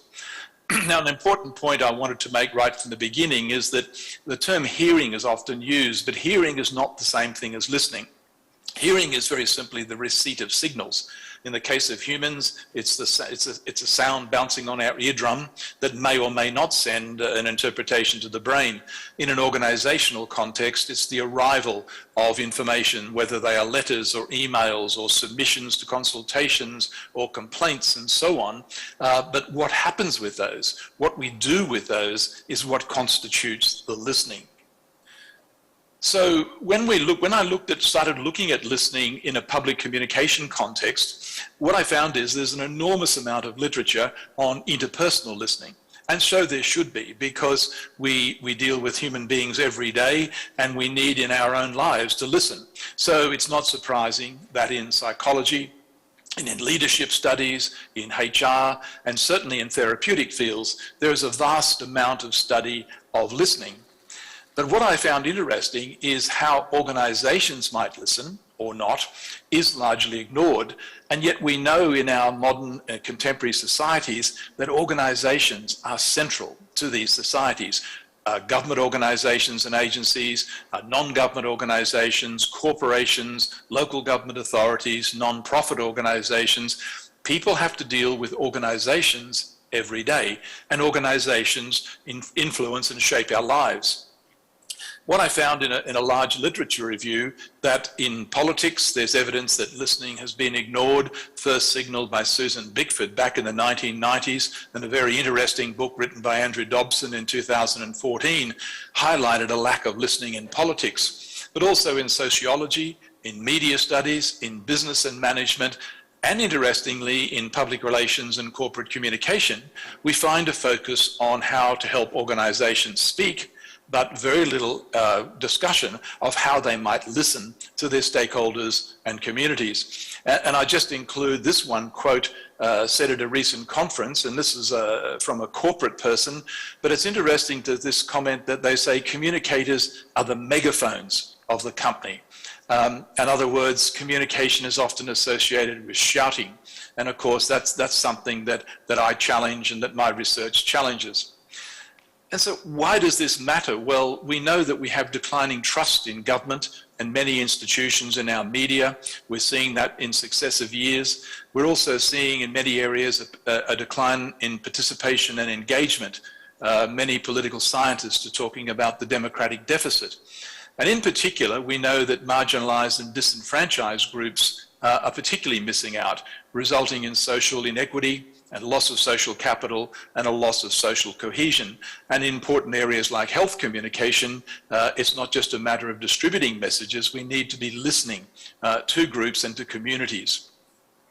And so over the past 6 or 7 years, I've conducted research to look into how organizations might listen in a project called the Organizational Listening Project. And the images on screen, which I hope you're seeing, the two reports on the left and in the center, are both public domain. They are both open source, and the links are available. And the image on the right is a book that I wrote in 2016 on the topic. And just to summarize some of the very key findings here, organizations are different to interpersonal listening. Some of the same principles of ethics apply, but organizations have three very distinct differences to interpersonal interaction. And the first one is that organizations generally need to listen at large scale. Organizations, often like governments and government agencies, have to listen to thousands of people, or even hundreds of thousands, in some cases to millions of people. And so it's a very different context. What that then means is that listening in organizations cannot all be done by the CEO or the directors. It's delegated to a number of functions. Functions such as call centers, customer relations, public consultation teams, stakeholder engagement teams. And so we are delegating listening. And as a result of that, a lot of our listening is then mediated. We can't listen to thousands or millions of people with our ears. We then have to engage with mediation through letters and emails and submissions and complaints, calls to call centers, and so forth. When I did the research, I looked at a number of organizations. I've now looked at more than 60 organizations, government, corporate, non-government, and non-profit. And I didn't just look at any one site. I recognized that listening and all forms of communication is delegated to many parts of the organization. It's delegated to social and market research, to customer relations or CRM and call centers, to stakeholder engagement teams. And so I looked at all of these areas, including public consultation, public relations and corporate communication, organizational and internal communication, social media, even correspondence such as letters and emails, and to complaints. So I looked at up to more than 8 sites in organizations to see what they were doing with what they received from people. And just also, it's important to define what we might mean by listening, because if we put too high a standard, we're bound to fall short. If we assume, for example, that listening means that we automatically have to have consensus or agreement. What you find when you look at the literature is that listening does not require agreement, but it does, if you look at the literature on ethics and in political science and in psychology, identified what I call 7 canons of listening. And the first one is the recognition of others inclusively as having a right to speak, rather than taking selective listening. Most organizations do some listening, but what I find is it's often selective listening. And so we need a more inclusive approach in recognizing others. Something by then also is very important is acknowledgement of others, to know that you're listening to them. And then the very fundamental steps of paying attention to people, interpreting what they say fairly and receptively, to try to understand their views. Excuse me, even if you don't agree with their views, we need to understand those views. And then very importantly, giving consideration to what others say. And the literature does not say that we need to agree, but we must give consideration and then give some appropriate response. And that response may be to disagree or not be able to do something, in which case we would explain why. But those key steps of recognition, paying attention, giving consideration, and responding in some appropriate way are what I mean by listening. So what did I find in the organizational listening project? Well, the first stage of it, and this has been done over now 6 or 7 years, was a 2-year study of 36 corporate and government organizations. They were some in Australia, but also a lot in the UK and the US. A lot of interviews, a lot of on-the-ground observations. So I spent a lot of time inside these organizations. In the second stage, I spent 6 months working inside the UK government at their invitation to look at how they engaged and listened. And this was a very important year, as you can see, 2016. The third stage is I've looked at a multinational corporation with offices in many countries, and so it's slightly outside of the interest of many members in this group focused on government, but it also gave a balance to looking at government, corporate, non-government and non-profit organizations. What I found is that 80% of organizations' communication, the total resources that they refer to as communication, on average, is devoted to what we could simply call speaking for the organization. So we're talking about advertising, media releases, speeches, websites, tweeting and posting and so forth. And so an enormous amount of what we call communication is distributing information. In some organizations, I found that up to 95% of what they referred to as communication was organizational speaking. Then when we talk to organizations about what could we do to address that and perhaps listen, one of the other key findings was that organizations turn to a technology and they see that the answer will exist in some particular social media platform or consultation platform.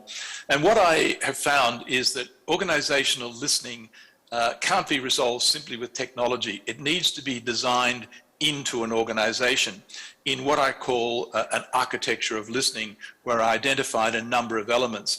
And the reason I came to this is that I found that some of the organization with the most advanced technology, communication technology, were among the worst listeners. And some of the organizations that did not have advanced technology were actually better at listening.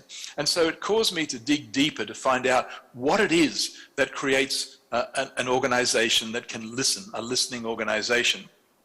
And identified 8 elements that go towards an architecture of listening. And the very first one is a culture of listening. In very simple terms, the organization has got to want to listen. It's got to see that there is some value in listening rather than simply seeing it as something that is mandated for consultation or something that they have to do to comply with rules. The organization needs a culture of listening. Secondly, it needs to address what Leah Bassel calls the politics of listening. And that relates to inclusiveness or lack thereof, where many organizations listen to some groups, but they choose not to listen to other groups. And so we need to overcome the politics of listening and be more inclusive. And then there's a number of very simple practical steps. We need to have policies for listening.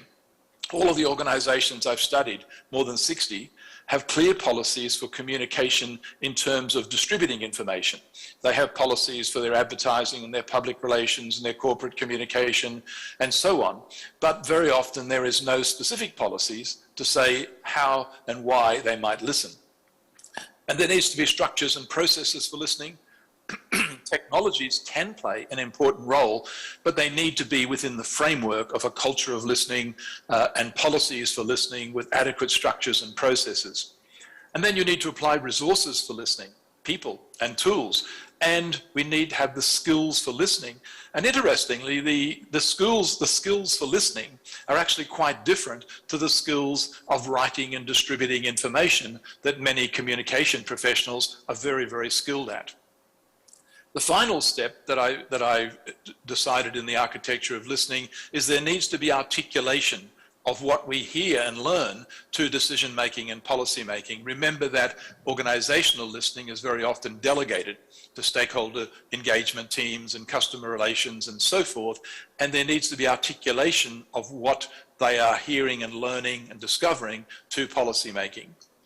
And so a number of things were done, and just quickly to give a few examples, in working in the second stage with the UK government, I used a participatory action research project, and what was interesting, I arrived to start the project in late May of 2016, and as is well known, something very big happened on the 23rd of June 2016 with Brexit. And one of the statements made by the incoming Prime Minister, Theresa May, after that fairly disastrous event was, she said, clearly we have not been listening to the citizens of the UK. And so I spent the next almost seven months studying how the UK government conducted communication, particularly listening. And I think there are some lessons for many, many governments. And this is just a very quick sort of checklist of what we found. We found that social media listening was occurring to some extent. But interestingly, in 2019, the UK government declared the year of marketing. So you can see in that a very clear focus on promotion and communication outwards and selling the government's policies. We found that in research, it was primarily quantitative with small samples and quota sampling with very little in-depth research. And a very specific example was public consultation. In that year, we looked at 52 public consultations by various government agencies.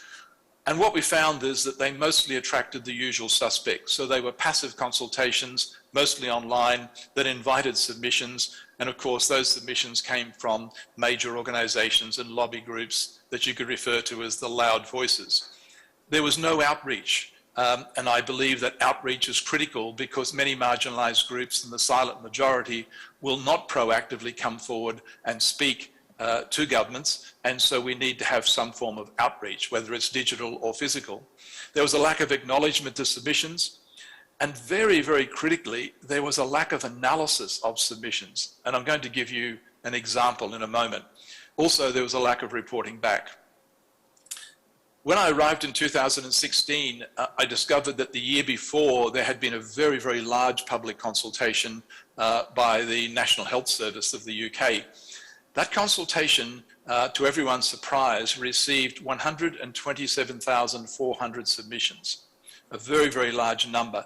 Many of them were 8 to 10 pages, so there was more than 1 million pages of people ranging from patients in hospitals, their families, all the way through to nurses and doctors who had taken the trouble to write submissions to the UK government, to the NHS. The Department of Health and the NHS had no software or skills to analyze that large body of what is unstructured data. And so there was an example where there was no architecture of listening in place, even though the staff were well-meaning, they wanted to do the best they could. We, as part of participatory action research, licensed a machine learning natural language processing tool called Method 52, and we analyzed the 127,400 submissions. We also trained up staff, and what we found in the process was 7 major findings, very significant findings that would have influenced health policy, and probably, had the UK government known of those findings beforehand, they may never have called the EU referendum when they did. Just very quickly, I'll mention the multinational corporation because it's outside of government interest, but this is a large group in Europe called the Achmea Group that has many subsidiaries, including Zilver and Chris, which is the health insurance company or provider in the Netherlands, Inter-American, a very large company in Greece, and Union Postovna, another large subsidiary in Slovakia. 10 million customers, 14,500 employees. And this organization was interested in, could they improve listening? How? And what would be the benefit? Is there any benefit in improving listening? And some of the things we did included, for example, adding open-ended questions into surveys. We also provided proactive callbacks to unhappy customers to actually listen to them, to find out why they were unhappy. We then had recordings of all of that, and we did text analysis of all feedback, all call center transcripts. And as a result of that, and we also got a lot of feedback from employees. As a result of that, 48.6% of unhappy customers were retained. And that represented revenue of more than 30 million US dollars. Around 25 million euro, I think it was. We increased customer satisfaction, we increased employee retention, which means reduced recruitment and training. So even in a commercial context, there are very tangible benefits from organizational listening.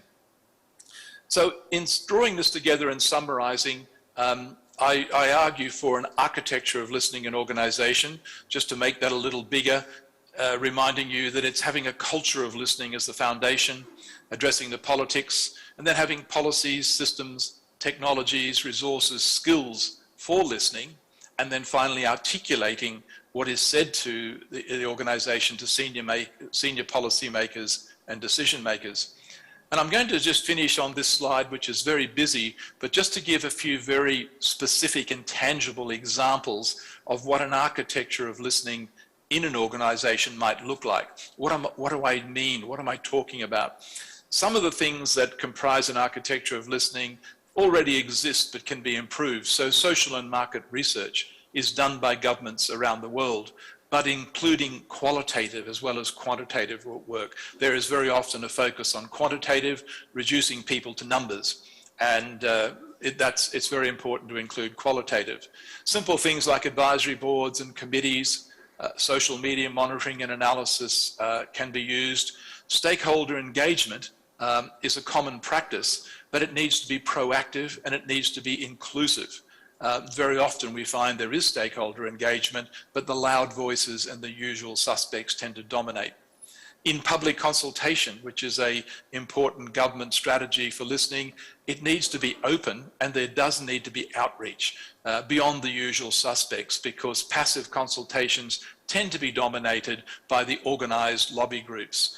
There's also specialist digital platforms, but sometimes it also means physically going out and meeting with community groups, meeting with community leaders and certain parts of the community. I also find that deliberative techniques are important, because deliberation is where people get time to think about, rather than just simply asking them simple polling questions where they have to answer off the top of their head. Deliberative techniques are important. Very important is data analytics for data mining, data integration, but not just statistical data. I have found that textual analysis, content analysis is vital because people speak in words. They don't speak in numbers. We ascribe numbers to people and to their categories, but people speak in words. So whether it's through letters or emails or submissions or complaints, and we need to be able to systematically analyze those submissions and correspondence. So natural language processing, machine learning tools are very, very critical. Even because we now record most calls to call centers, etc., voice-to-text software. So in the case of the company I mentioned, we took 1 million calls a year, transferred them to text, and then we're able to analyze them to see the major patterns, the consistent themes that we needed to respond to. Of course, behavioral psychology, behavioral insights are advanced ways of listening, customer journey mapping, which is increasingly applied in some governments now to look at all the touch points and identify what we call pain points. And ultimately, an architecture of listening, really listening to people, I think leads to collaboration, co-design, and co-production, where we're working collaboratively in partnership with our stakeholders, which is the ultimate form of listening. So in my slide deck, which I'm happy to make available, I've provided references to all of those things. I hope I'm on time. I hope I've stimulated your thinking with that fairly quick overview of 6 years of research. I thank you. Thank you very much, Jim. Thank you for your presentation. It's always fascinating to hear you speak, and I think your work is absolutely brilliant in identifying like the very real challenges and the very also practical solutions that can be seized to change a little bit the approach to communication and really make it into more of a dialogue. And I wanted to follow up with one question that I think is very close to the heart of a lot of the stakeholders that we interact with in our work at the OECD on communication, which is the role of leadership, and sort of the culture element that you mentioned is a very important one. And sometimes the resistance or the inertia perhaps to shifting the paradigm towards more listening and less speaking, or speaking in response to listening, can be linked to that. So what have you observed in your work in terms of the role of leadership, and how have you seen culture sort of be bridged or shifted to accommodate for more listening? It's a very good question, Carlotta. Leadership is very, very important. It's important at the communication professional level, and of course it's important at the organizational level, because what happens in a lot of cases is organizations have fear. They fear listening because they're frightened of what they might hear. And it may be criticism that they fear, or it might be that they will hear things that they aren't able to do, and they feel that that will cause disappointment. What we found interesting in a lot of the research is that citizens actually have low expectations of governments. So they are delighted often when anything happens. And so we never found any citizens that were angry if the response was, we hear you, but we're not able to do that now because of budget or whatever. So I think organizations need the leadership and the courage to overcome that fear. And secondly, they need to see value. And that's why I've done the corporate work, because we wanted to show in a very hard-nosed business way that there is a real tangible value. You retain employees, you retain customers, you save costs by listening to people. And I believe the same thing applies with governments, where we want to maintain trust and reputation among citizens. So leadership is important. Leadership to be bold, to avoid the politics of listening, and to overcome the fear of what we might hear. Thank you. No, that's absolutely true. That's a very important point, and it is something that is akin to a lot of the innovations in open government itself. So I think this is a recurring theme at events like this, that there's this fear or hesitation towards exposing a little bit the unpleasant truth sometimes, or the way things are. So absolutely interesting.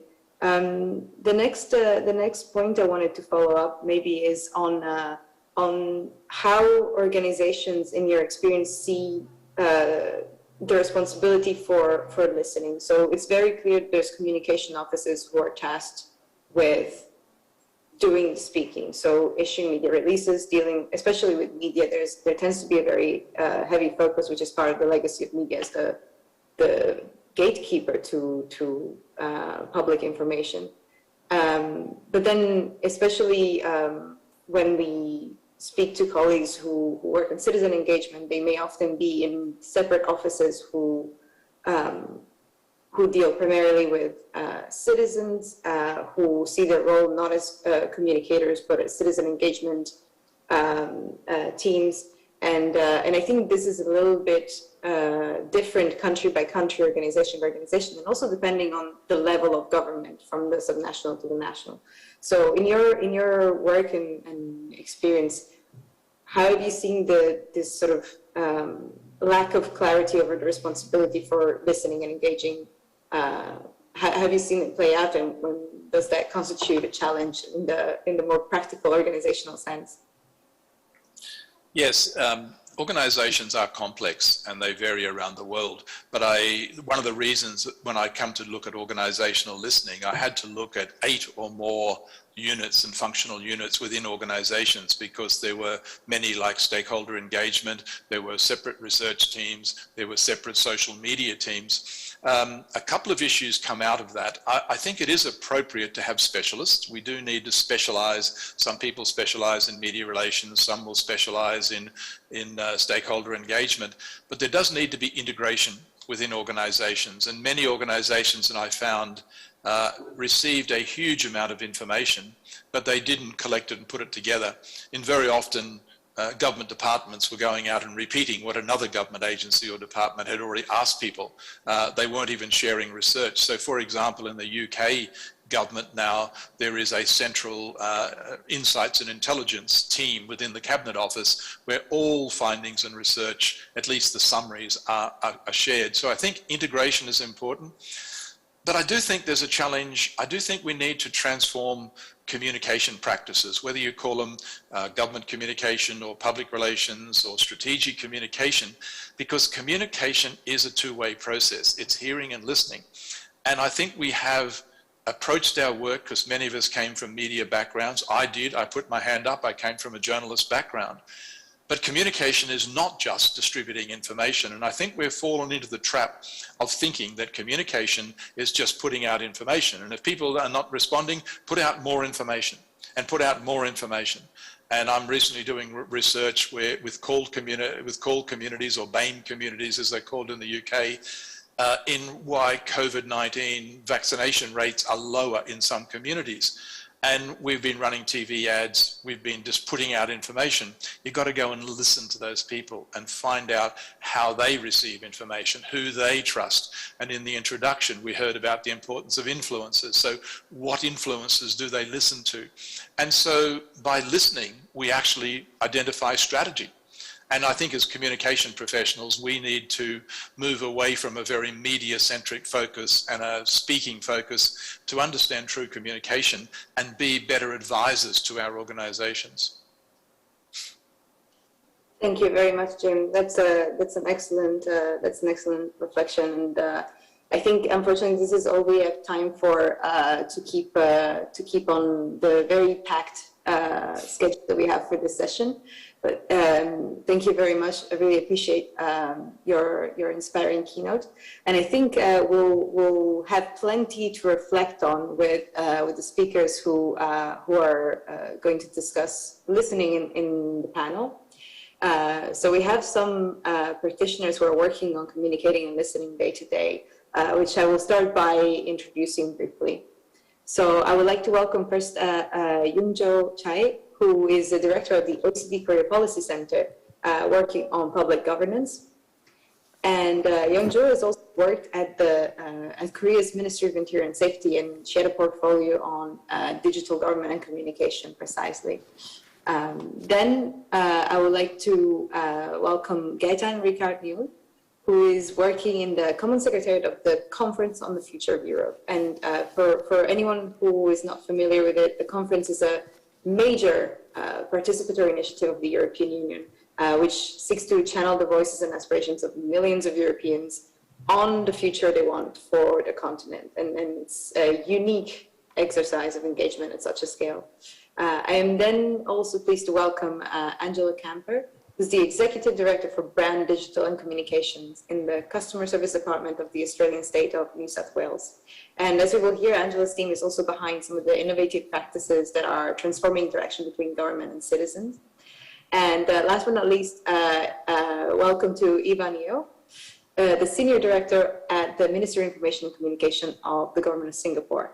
And even in his team have likewise introduced new approaches to their communication, especially in response to the pandemic, and have really worked how to make communication more responsive to citizens' needs.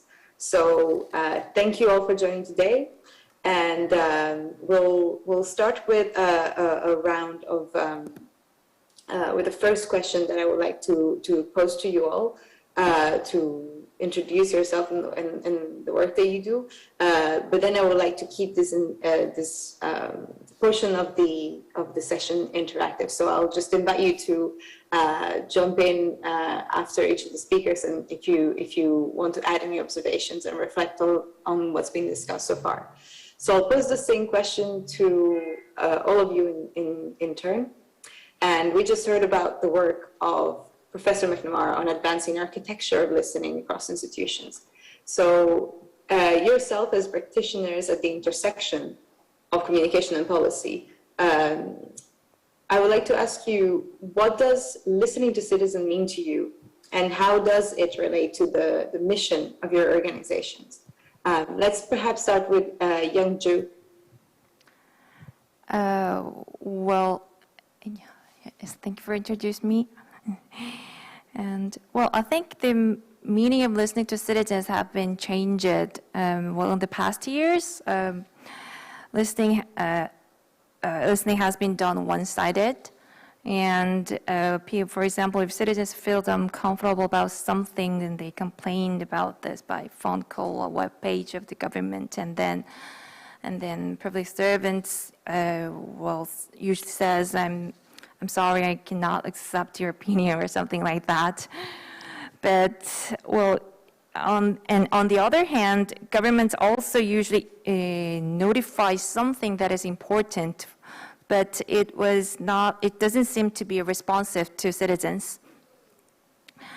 But I think this one-way communication, has collapsed since the social media service became active. And citizens don't want to be passive for the government policy anymore, or on other organizations' policies anymore.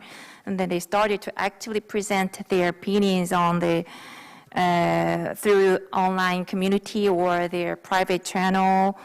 And the impact of this was very wide and broad. So it creates another public opinions, and governments or organizations cannot ignore these opinions anymore. So what it means, the listening to citizens is not one-sided anymore, and plus it means citizens can make public opinions without using public platform, and therefore government started listening to citizens not only through the public platform but also through their through social media or other private services, and they also started to develop online or offline system to get many ideas. So nowadays, to sum up, listening became participation and debate and forum or two-way communication, I think. Thank you very much. Then, Gaetan, I'll ask you the same question. What does listening to citizens mean, and how does it relate to the European Commission's mission? Yes, hello everyone. Yes, I'm the European Commission, but as you know, I also belong now to a structure that encompasses Commission, Council of Ministers of the EU and the European Parliament together in a common project that you mentioned, which is the conference on the future of Europe. I would say that the European listening has been a long tradition in the European Union, but it has evolved in the way it's been doing it. From, as you know, the basic survey like the Eurobarometer to actually a very strong European civic initiative, passing by these consultations that the European Union is doing for the major policy initiative that it has, and some citizens' dialogues. Just want to say that for me, the evolution is going from listening to dialogue to what I would call participation. And all three steps, I would say, remain now in the EU setting. It's like, if you want, steps of engagement that the EU is organizing. What differs, I would say, from these three steps is the degree of commitment to respond to this engagement, and the degree of deliberative practices introduced in the process. It does that at the EU level to respond to the same challenges that you see in the countries nowadays. I won't go into that. I think the keynote speaker spoke about the state of our democracy and why we are doing this. But I just want to add that for the European Union, there are probably two elements that we add to the normal challenges that everyone tries to address with these tools, listening tools. One is that we are also trying to create in the European Union a sense of belonging that perhaps you have less in the countries where it's an acquis that you belong to your nation. And the second element, which is extremely interesting, that we have to integrate in these processes, is the multilingualism and the multicultural element. So, of course, this is a big challenge to organize listening exercise in 24 languages as we are doing now. So just to come in on the conference on the future of Europe, indeed, I would say it's the most advanced exercise that we are doing at EU level, and in a way it builds upon this experience that we've had in the past years, and it's based basically on three big pillars. So the first one is a digital platform, which is both an element of individual participation, but also the main hub where all the event organizers put the results of their participatory exercise. We have European citizens panels, so which are randomly selected European citizen assemblies taking place at the moment and representative of the European Union sociological and geographical diversity. We have 4 of them of 200 citizens. And then we have a third pillar, which is a plenary, and it's also quite innovative because this plenary is actually mixing for the first time political representatives, parliamentarians, members of government, organized civil society, and citizens, some of them being designated by their peers from the citizens panels into the plenary. So these 3 pillars all have very innovative elements that I can explain to you or now or a bit later, depending on how much time I have. I'm turning to you, Carlotta. No, I think you can continue with the pillars, and then maybe we can hear from the others and go back into the more technical substance, because I have some questions lined up about some of the similar things that I asked to Jim. Okay, so I will just, there are many things many stories to tell about the experience that we are going through right now with this conference, but I just would like to highlight maybe for each of these pillars the very innovative element that we are bringing in the system. First, for the digital platform, we have introduced in the Europa environment, so the whole IT environment of the European Union, a civic tech tool that we have integrated in the system and made multilingual. And the most innovative elements of that is that people are sharing IDs on this platform, and that we have a system of automatic translation that make possible a direct dialogue between citizens across borders. So basically, a Slovak can put an ID on the platform. It can be commented by a German, a French you would like to comment on that comment, and it can automatically translate. And so we are creating this direct dialogue across border on this platform. So this is the first very innovative element. The second one, of course, are the European Citizens Assemblies. It's actually the first time that we are doing that at this scale. We already had a few experiments, but this is really the first one at this scale and done by, as I said at the beginning, by the three main institutions of the European Union together. So it actually makes sense, because for the citizens, they don't really care if it's the European Commission or the European Parliament talking to them. They want to talk to Europe, they want to talk to the European Union. And of course, the random selection is something that has started to be used at the EU level, but not at this scale. And it really allows to bring to the EU people who are not familiar at all with this kind of experience, and not at all with the European Union level. So for some of the participants, actually the first time they even struggle.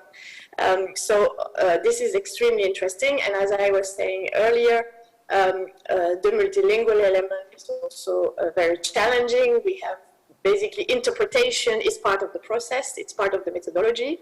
And of course, we are applying deliberative methodology that are now being tested. This has been tested for a long time now at local and national level, but not so much at the EU level. So this is a big innovation. We are in the middle of it. We already had the first session of the fourth panel. We are in the third one, so the final one where they adopt the recommendations. And as you were saying, we had the first one in Florence last weekend, where the citizens adopted around 40 recommendations, and the process is extremely interesting. And finally, as I was saying earlier, the plenary setting, so this is the third pillar of this conference, is a body of more than 400 people mixing political representative, organized civil society, and citizens. So there is a citizen component that we try to accompany, because obviously they are not as experienced as the politicians, and so they are bringing these recommendations that they have put either on the platform or that come out of the panels, and they will enter a dialogue with politicians on the basis of these recommendations. So the citizens are basically drafting the agenda of the plenary. So I will stop here. I can talk about that for hours, but I just wanted to highlight the really innovative elements of this conference. Thank you. Thank you, Gaetan. It's absolutely on point, and I think it covers a lot of ground, and it is really innovative. And I think I let Angela follow on the questions about listening in the mission of her organization, and her organization in particular exists to serve customers or citizens. So, Angela, how does your organization take on this work, this mission? Yes, well, in 2019, our government here in New South Wales decided that we needed a dedicated department for customers. And basically, what does that mean? How can we engage people better? How can we learn more about our customers and feed that back to the rest of government? And to do that, we need to look at the customer, not as a Department of Transport finding out just about transport customers. We needed to engage customers when it was the right time for them to be engaged. We also needed to develop ways that we could communicate to customers so it was timely and relevant to them, and also engage with them in a way that was interesting as well as relevant. And if we were going to change policy or bring in new programs or develop digital products, we needed to make sure that we took customers on the journey with us. And so there was no way that we were going to be able to progress really effectively unless we listened to customers. We didn't spam them. We made sure all our information was relevant to them. So this is the big journey that we were embarking on. And our mission in the Department of Customer Service was to be the most customer-centric government in the world. So we had to support all of the rest of government to do that in 2019. And we found by centralising a lot of data and insights and doing surveys in a much more customer-friendly way, we've started taking people on journeys with us, helping us solve problems together and getting insights from customers that way. And then the other part of it is feeding back to customers exactly what our solutions are and why we came up with those solutions based on their feedback. That's all about building trust as well. So for us, you know, listening is so important, because if we don't build trust in our customers, we can't move anything forward. So that's the big part of what we're doing here in New South Wales. Thank you very much, Angela. That's really a really interesting approach, and I think it's a bit of a first of its kind. And I will follow up with Ivan now about how the Ministry of Communication in Singapore is taking on this challenge. In this context of Singapore, this thing about listening has been very important to us for many years now. A lot of the reason why listening is important is really because you can't make effective policies or drive comms on the ground if you don't understand what people are thinking, why they behave in a certain way, what motivates them. And we've then, over the years, put in place many different kinds of listening tools and devices, whether it is online listening, doing a lot more polling, surveys, focus groups, engagements on the ground through dialogue sessions.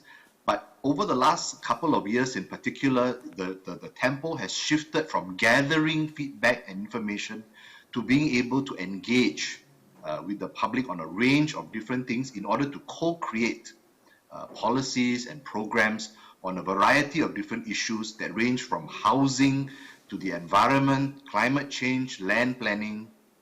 And these are important because increasingly as policies are a lot more complex, we need to be able to understand different groups of people, how they look at issues in relation to their own concerns, and be able to then balance these trade-offs effectively at government in order to ensure that we resource different policies, different areas of government appropriately.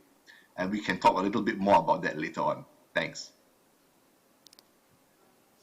Thank you very much, Evan. I think there's the word engagement that has come up multiple times, and I think it's something that we refer to quite frequently, especially in the space of communication, but also of in innovative citizen participation and open government. It's quite the sort of centerpiece of a lot of our discussions.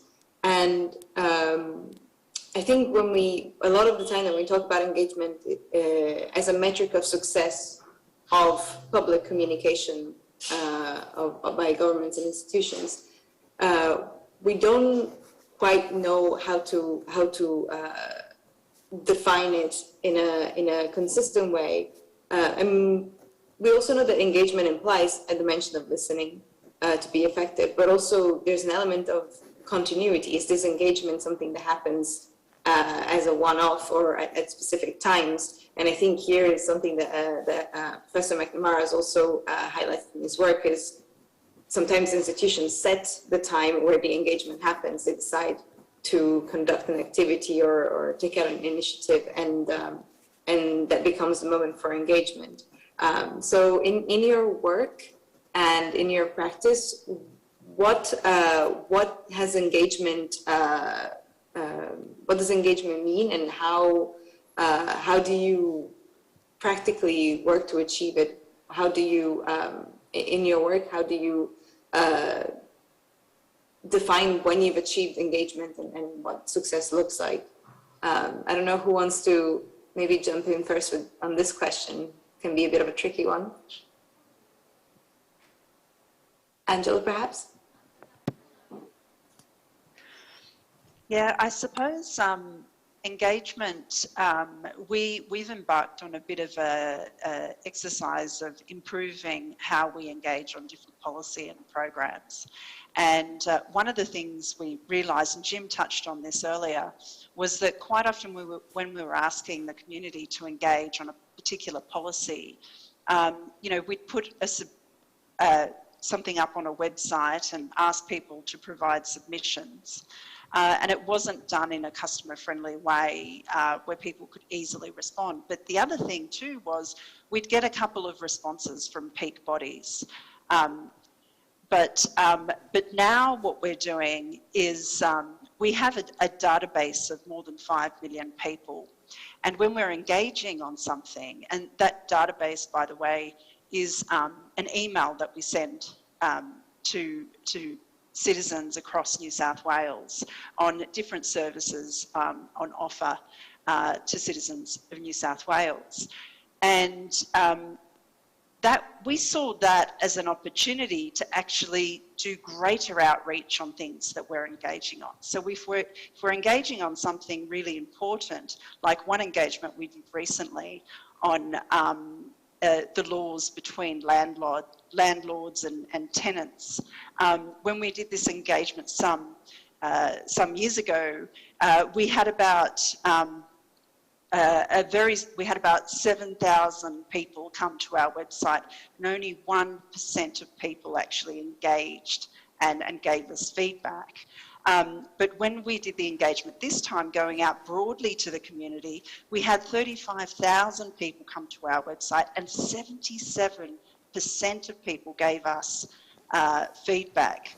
So you can just see there that by not just doing a consultation that is really interesting and engaging and a simple survey that they can all get involved in, but actually doing the right outreach. And we realised there that lots of people were very interested in the laws between tenants and landlords.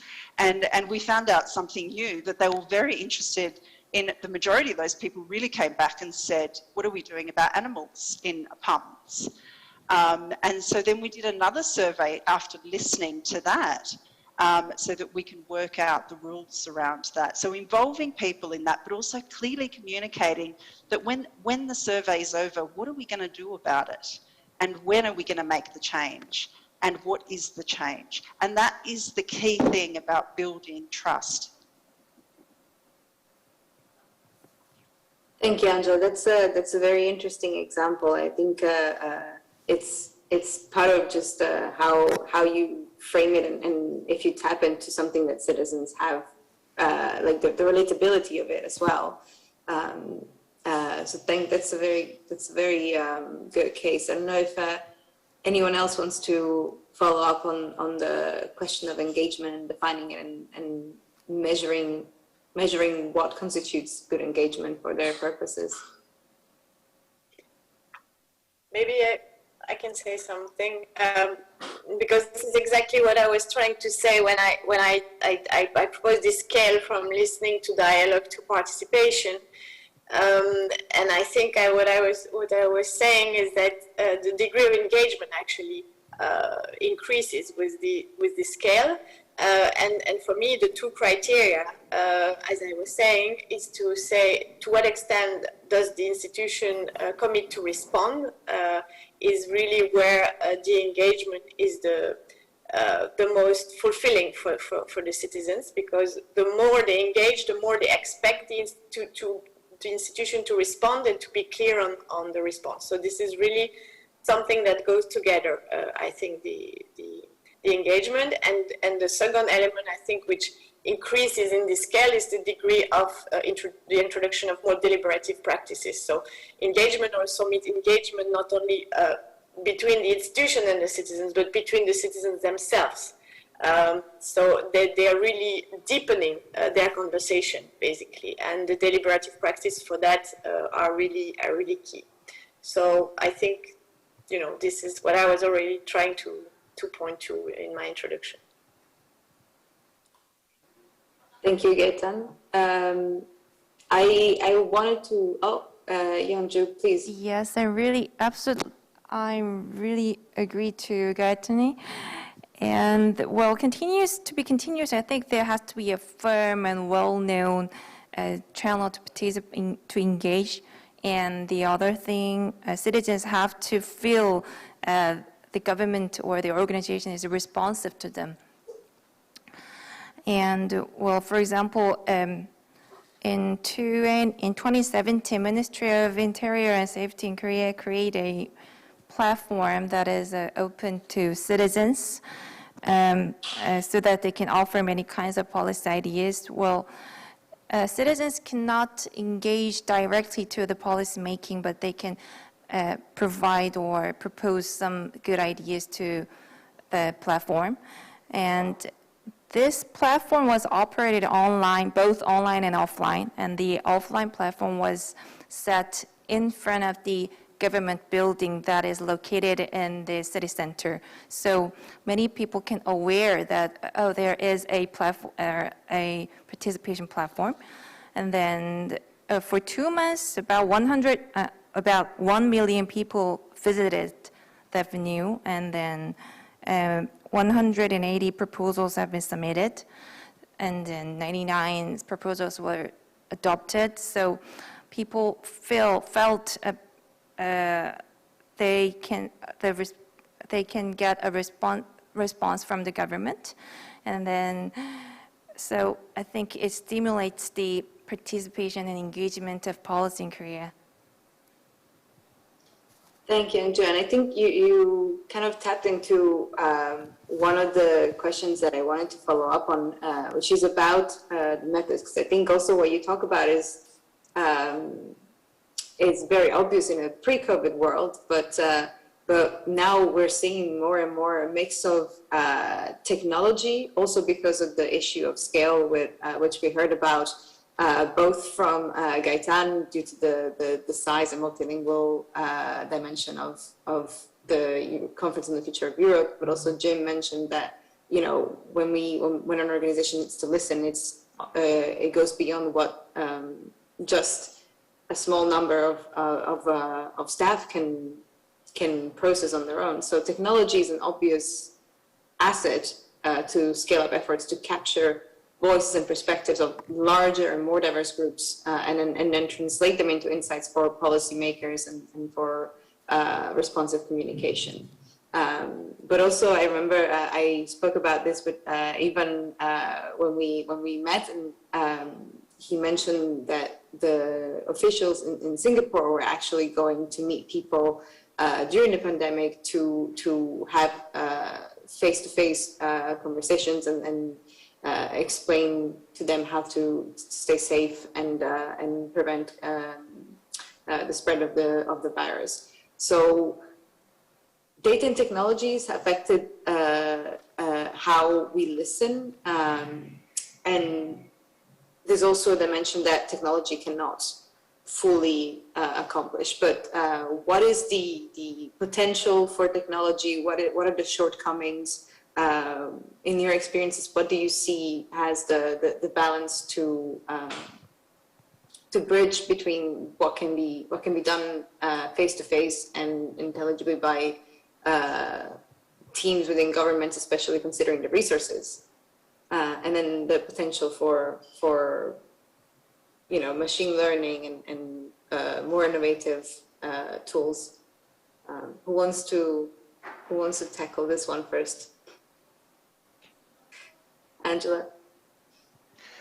Yeah, I just wanted to mention data and technology. You know, people are really, what we're seeing from feedback that we're getting from customers is people are really concerned about privacy, and they're concerned about how we're using data, and, you know, if government has data, what are they doing with it?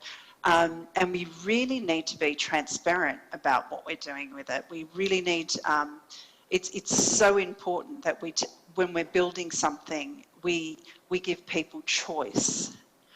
So that's really, really important. But also, if we don't have data, we can't make the customer experience better as well. If we don't have information on, you know, on whether people are part of a family, for instance, then we can't offer them family services, for instance. So it's really important that we collect the right data that's going to help people engage with government. And, you know, quite often people don't want to engage with government all the time. They want to engage with us less. So sometimes having that data makes it easier for people. So I think that that's a really important thing in engaging the community and getting them to overcome, you know, the fears around that. So we've really got to work out how are we going to build trust around it. You know, it's not just about selling that you're going to get better services. It's really about giving people choice. Thanks, Angela. Anyone wants to react to this question? Ivan, please. Just following on from your question, Carlotta, my own sense when I was thinking about this question of technology, when we think about listening and engagement, my sense is that actually the old style, more face-to-face style, is useful when you need to get deep messages across and you need people to be able to understand what issues there are.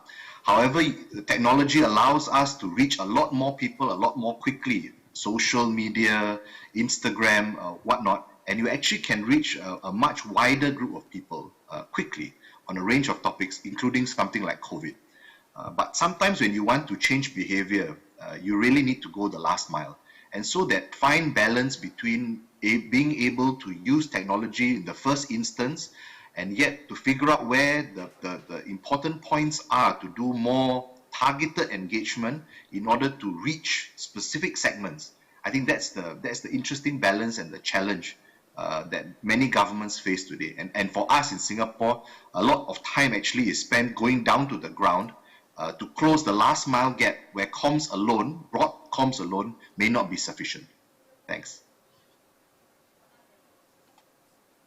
Thank you. Gaetan, I see you have your hands raised.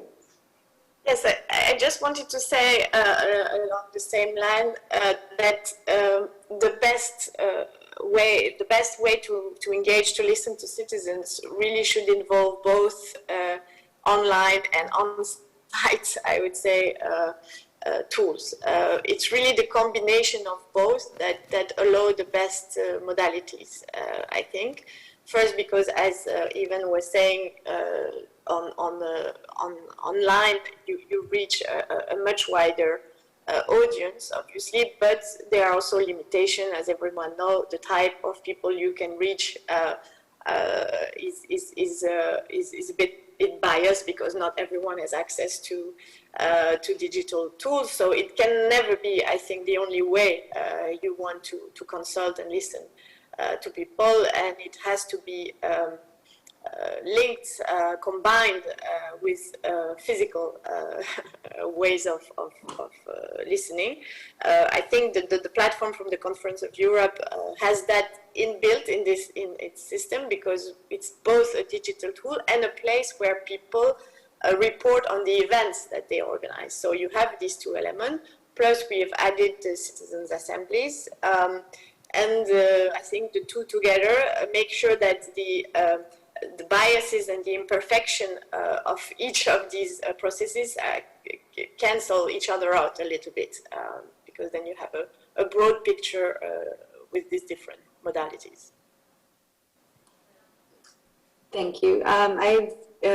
We've got a question in the platform about the vaccine passport, and it mentions how in some places the policy is being imposed rather than communicated from the perspective of certain groups and people, and asking for advice on how listening can help governments who are facing resistance and backlash against vaccine passports, for example. Who wants to attempt this one?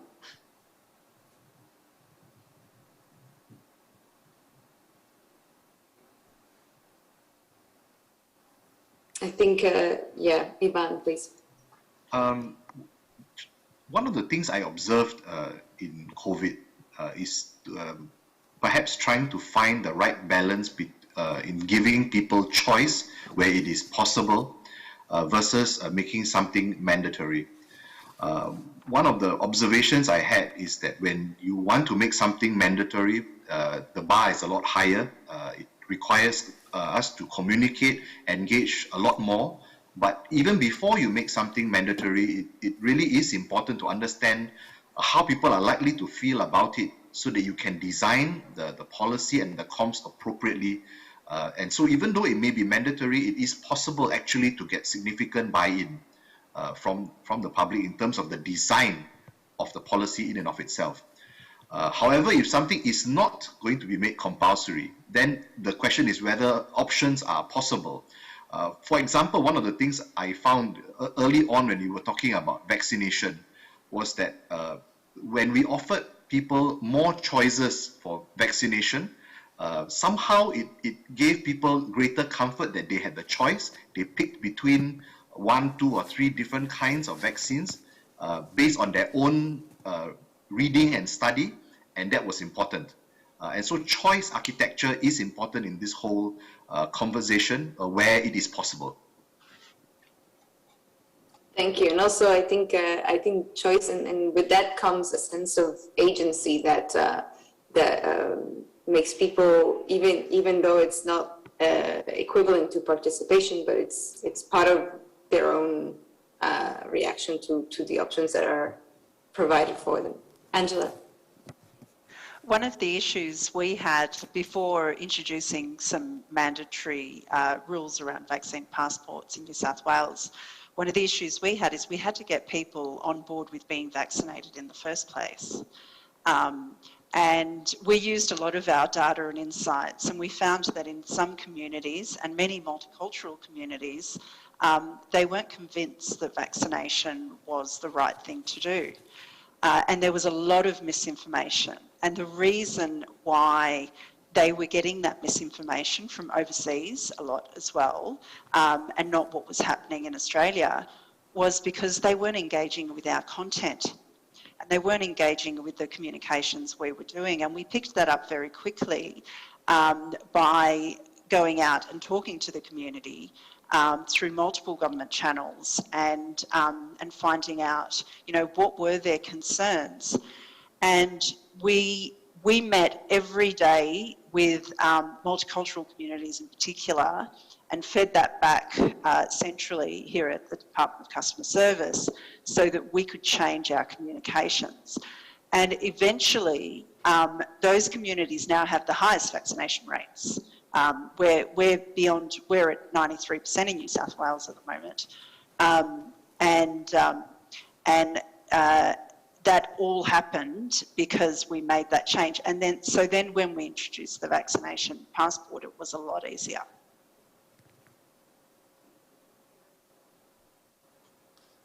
Thanks. I don't know if anyone else wants to contribute on this issue, but I think it's true that there's the interplay with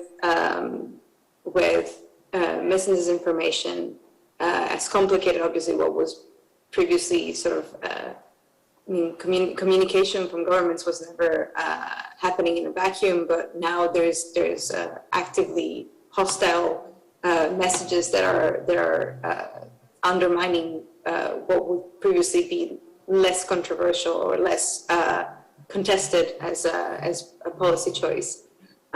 So it's very interesting that this is a new, but not entirely new, but aggravated factor that calls for even more listening and more understanding to be effective as communicators.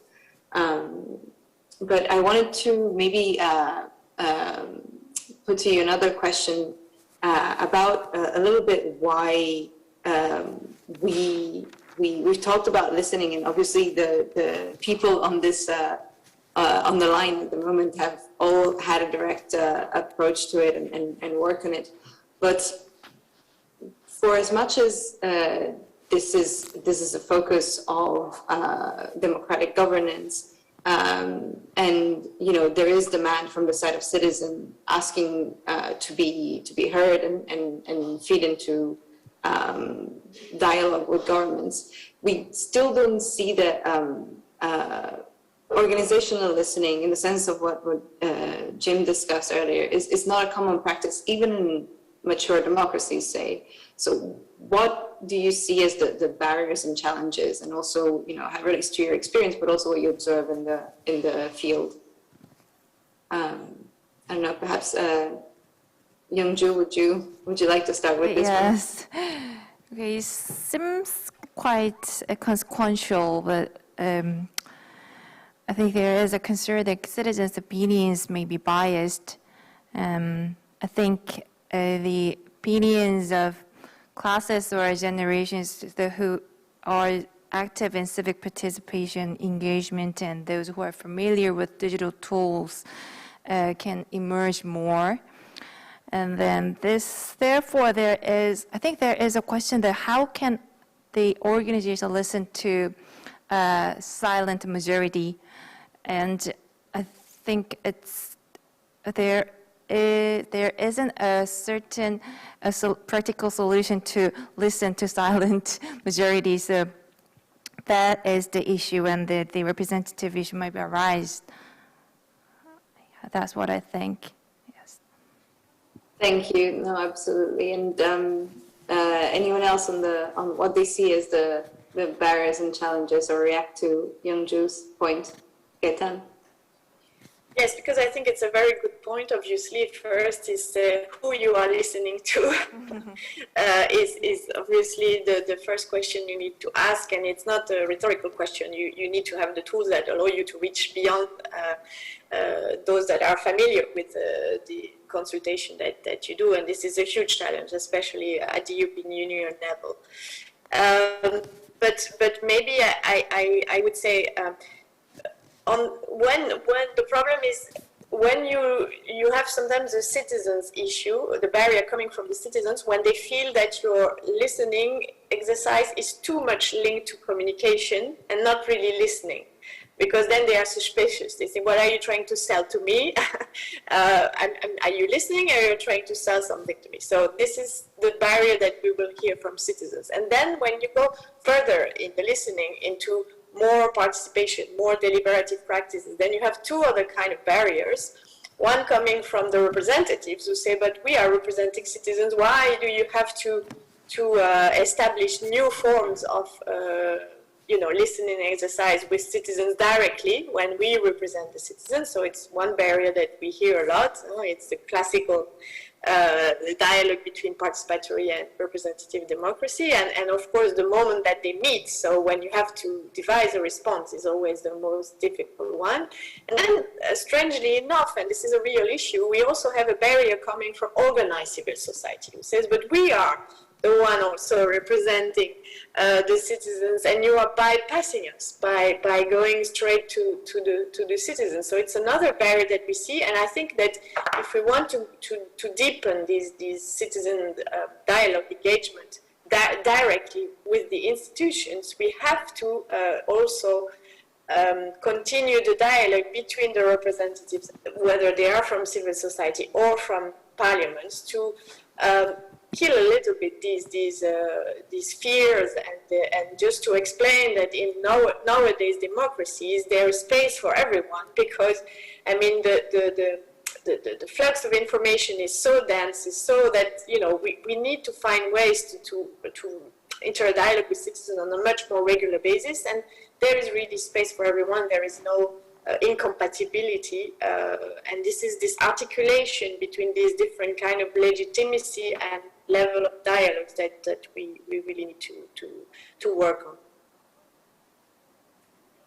No, thanks a lot. That's a very important point, and it highlights that there is it's not just about wanting to listen, but also the politics of listening, perhaps a category of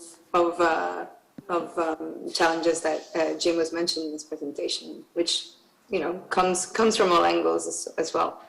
I don't know if anyone wants to add to these challenges and barriers, Ivan.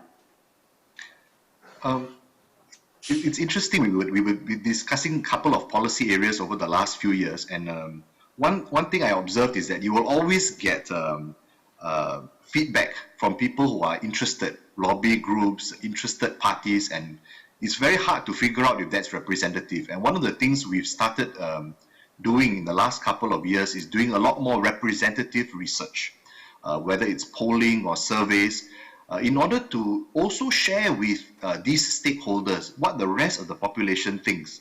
And we found this to be very useful because when small interest groups realize that actually the wider public has a different view, they also realize that it's sometimes useful to consider a middle ground. And so I found that right balance between allowing people a voluntary voice for them to share their ideas, but also in turn sharing with them representative research that is done, helps sometimes to bridge and bring us closer to a central policy objective that benefits a wider group.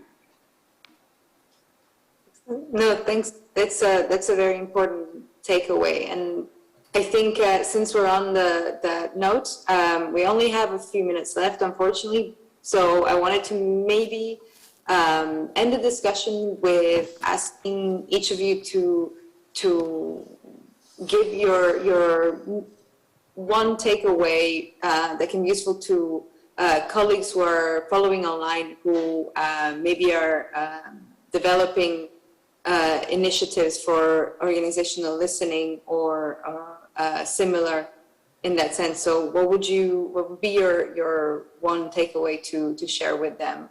Who wants to start on this maybe?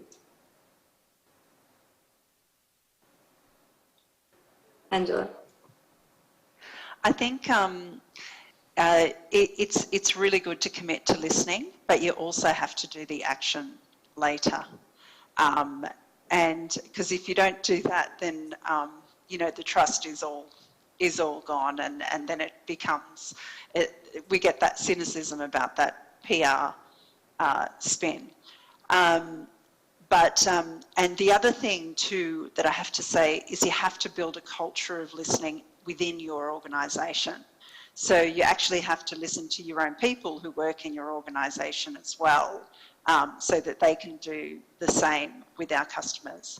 I think that's really, really critical. Thank you, Angela. Who wants to go next? Youngju, maybe? Okay, well, responsive and immediate listening is very important, especially under uncertain situations such as COVID-19. And the digital technology will be an important tool to listen, to responsive listening, and also in order to prevent bias and opinions, and education and digital technology should be carried out. And also we have to listen to the majority of people, and the typical listening, such as forums and the hearings, should be activated also. Thank you. Thank you. We only have a minute or so Gaetan and then Ivan, please. Very quickly, for me, I just want to say that I agree with Angela very much. I was going to say the same thing. So, but what is important then is to define the objective of your listening exercise, and then devise the tool that you're going to use, and the degree of commitment to the response that is needed is higher if you engage into something that commit more the citizens. If the citizens are engaging more, committing more, then your commitment to the response must be at the same level. Otherwise, as Angela was saying, these are meant to rebuild trust, and we might have exactly the opposite effect at the end. So it's a very important point. Thank you. Thank you, Ivan. I agree with colleagues on the many points that have been raised. I thought that in addition to being representative and robust in the way we think about our listening approach, especially during COVID, I think timeliness is extremely important. to be able to sense quickly and be able to give this feedback in a timely manner to the relevant people making decisions, so that good policies and good comms can result in a timely way, so that we can deal with whatever the problem may be, whether it's misinformation or rolling out of a new program. Thank you very much. Thanks, everyone. Excellent reflection. It was a truly interesting discussion, and I think we've covered a lot. And unfortunately, we have to end here, but my sincere thanks to all of you, Professor McNamara, all of you panelists, and especially to the Korea Policy Center team who worked hard to make the session happen. And finally, thanks to the OGP and our Korean hosts for inviting us to contribute to the summit. And thanks to all of you who have been following online. I hope you enjoy the next sessions of the summit. Goodbye all. Thank you. Bye. Thank you.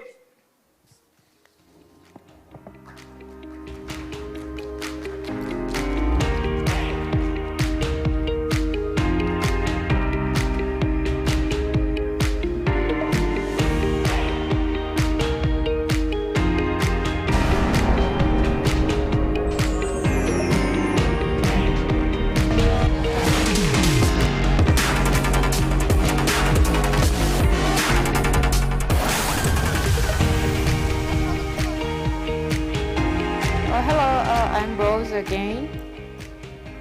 So we're gonna have a photo time. So could you just say bye again and shake your hands together?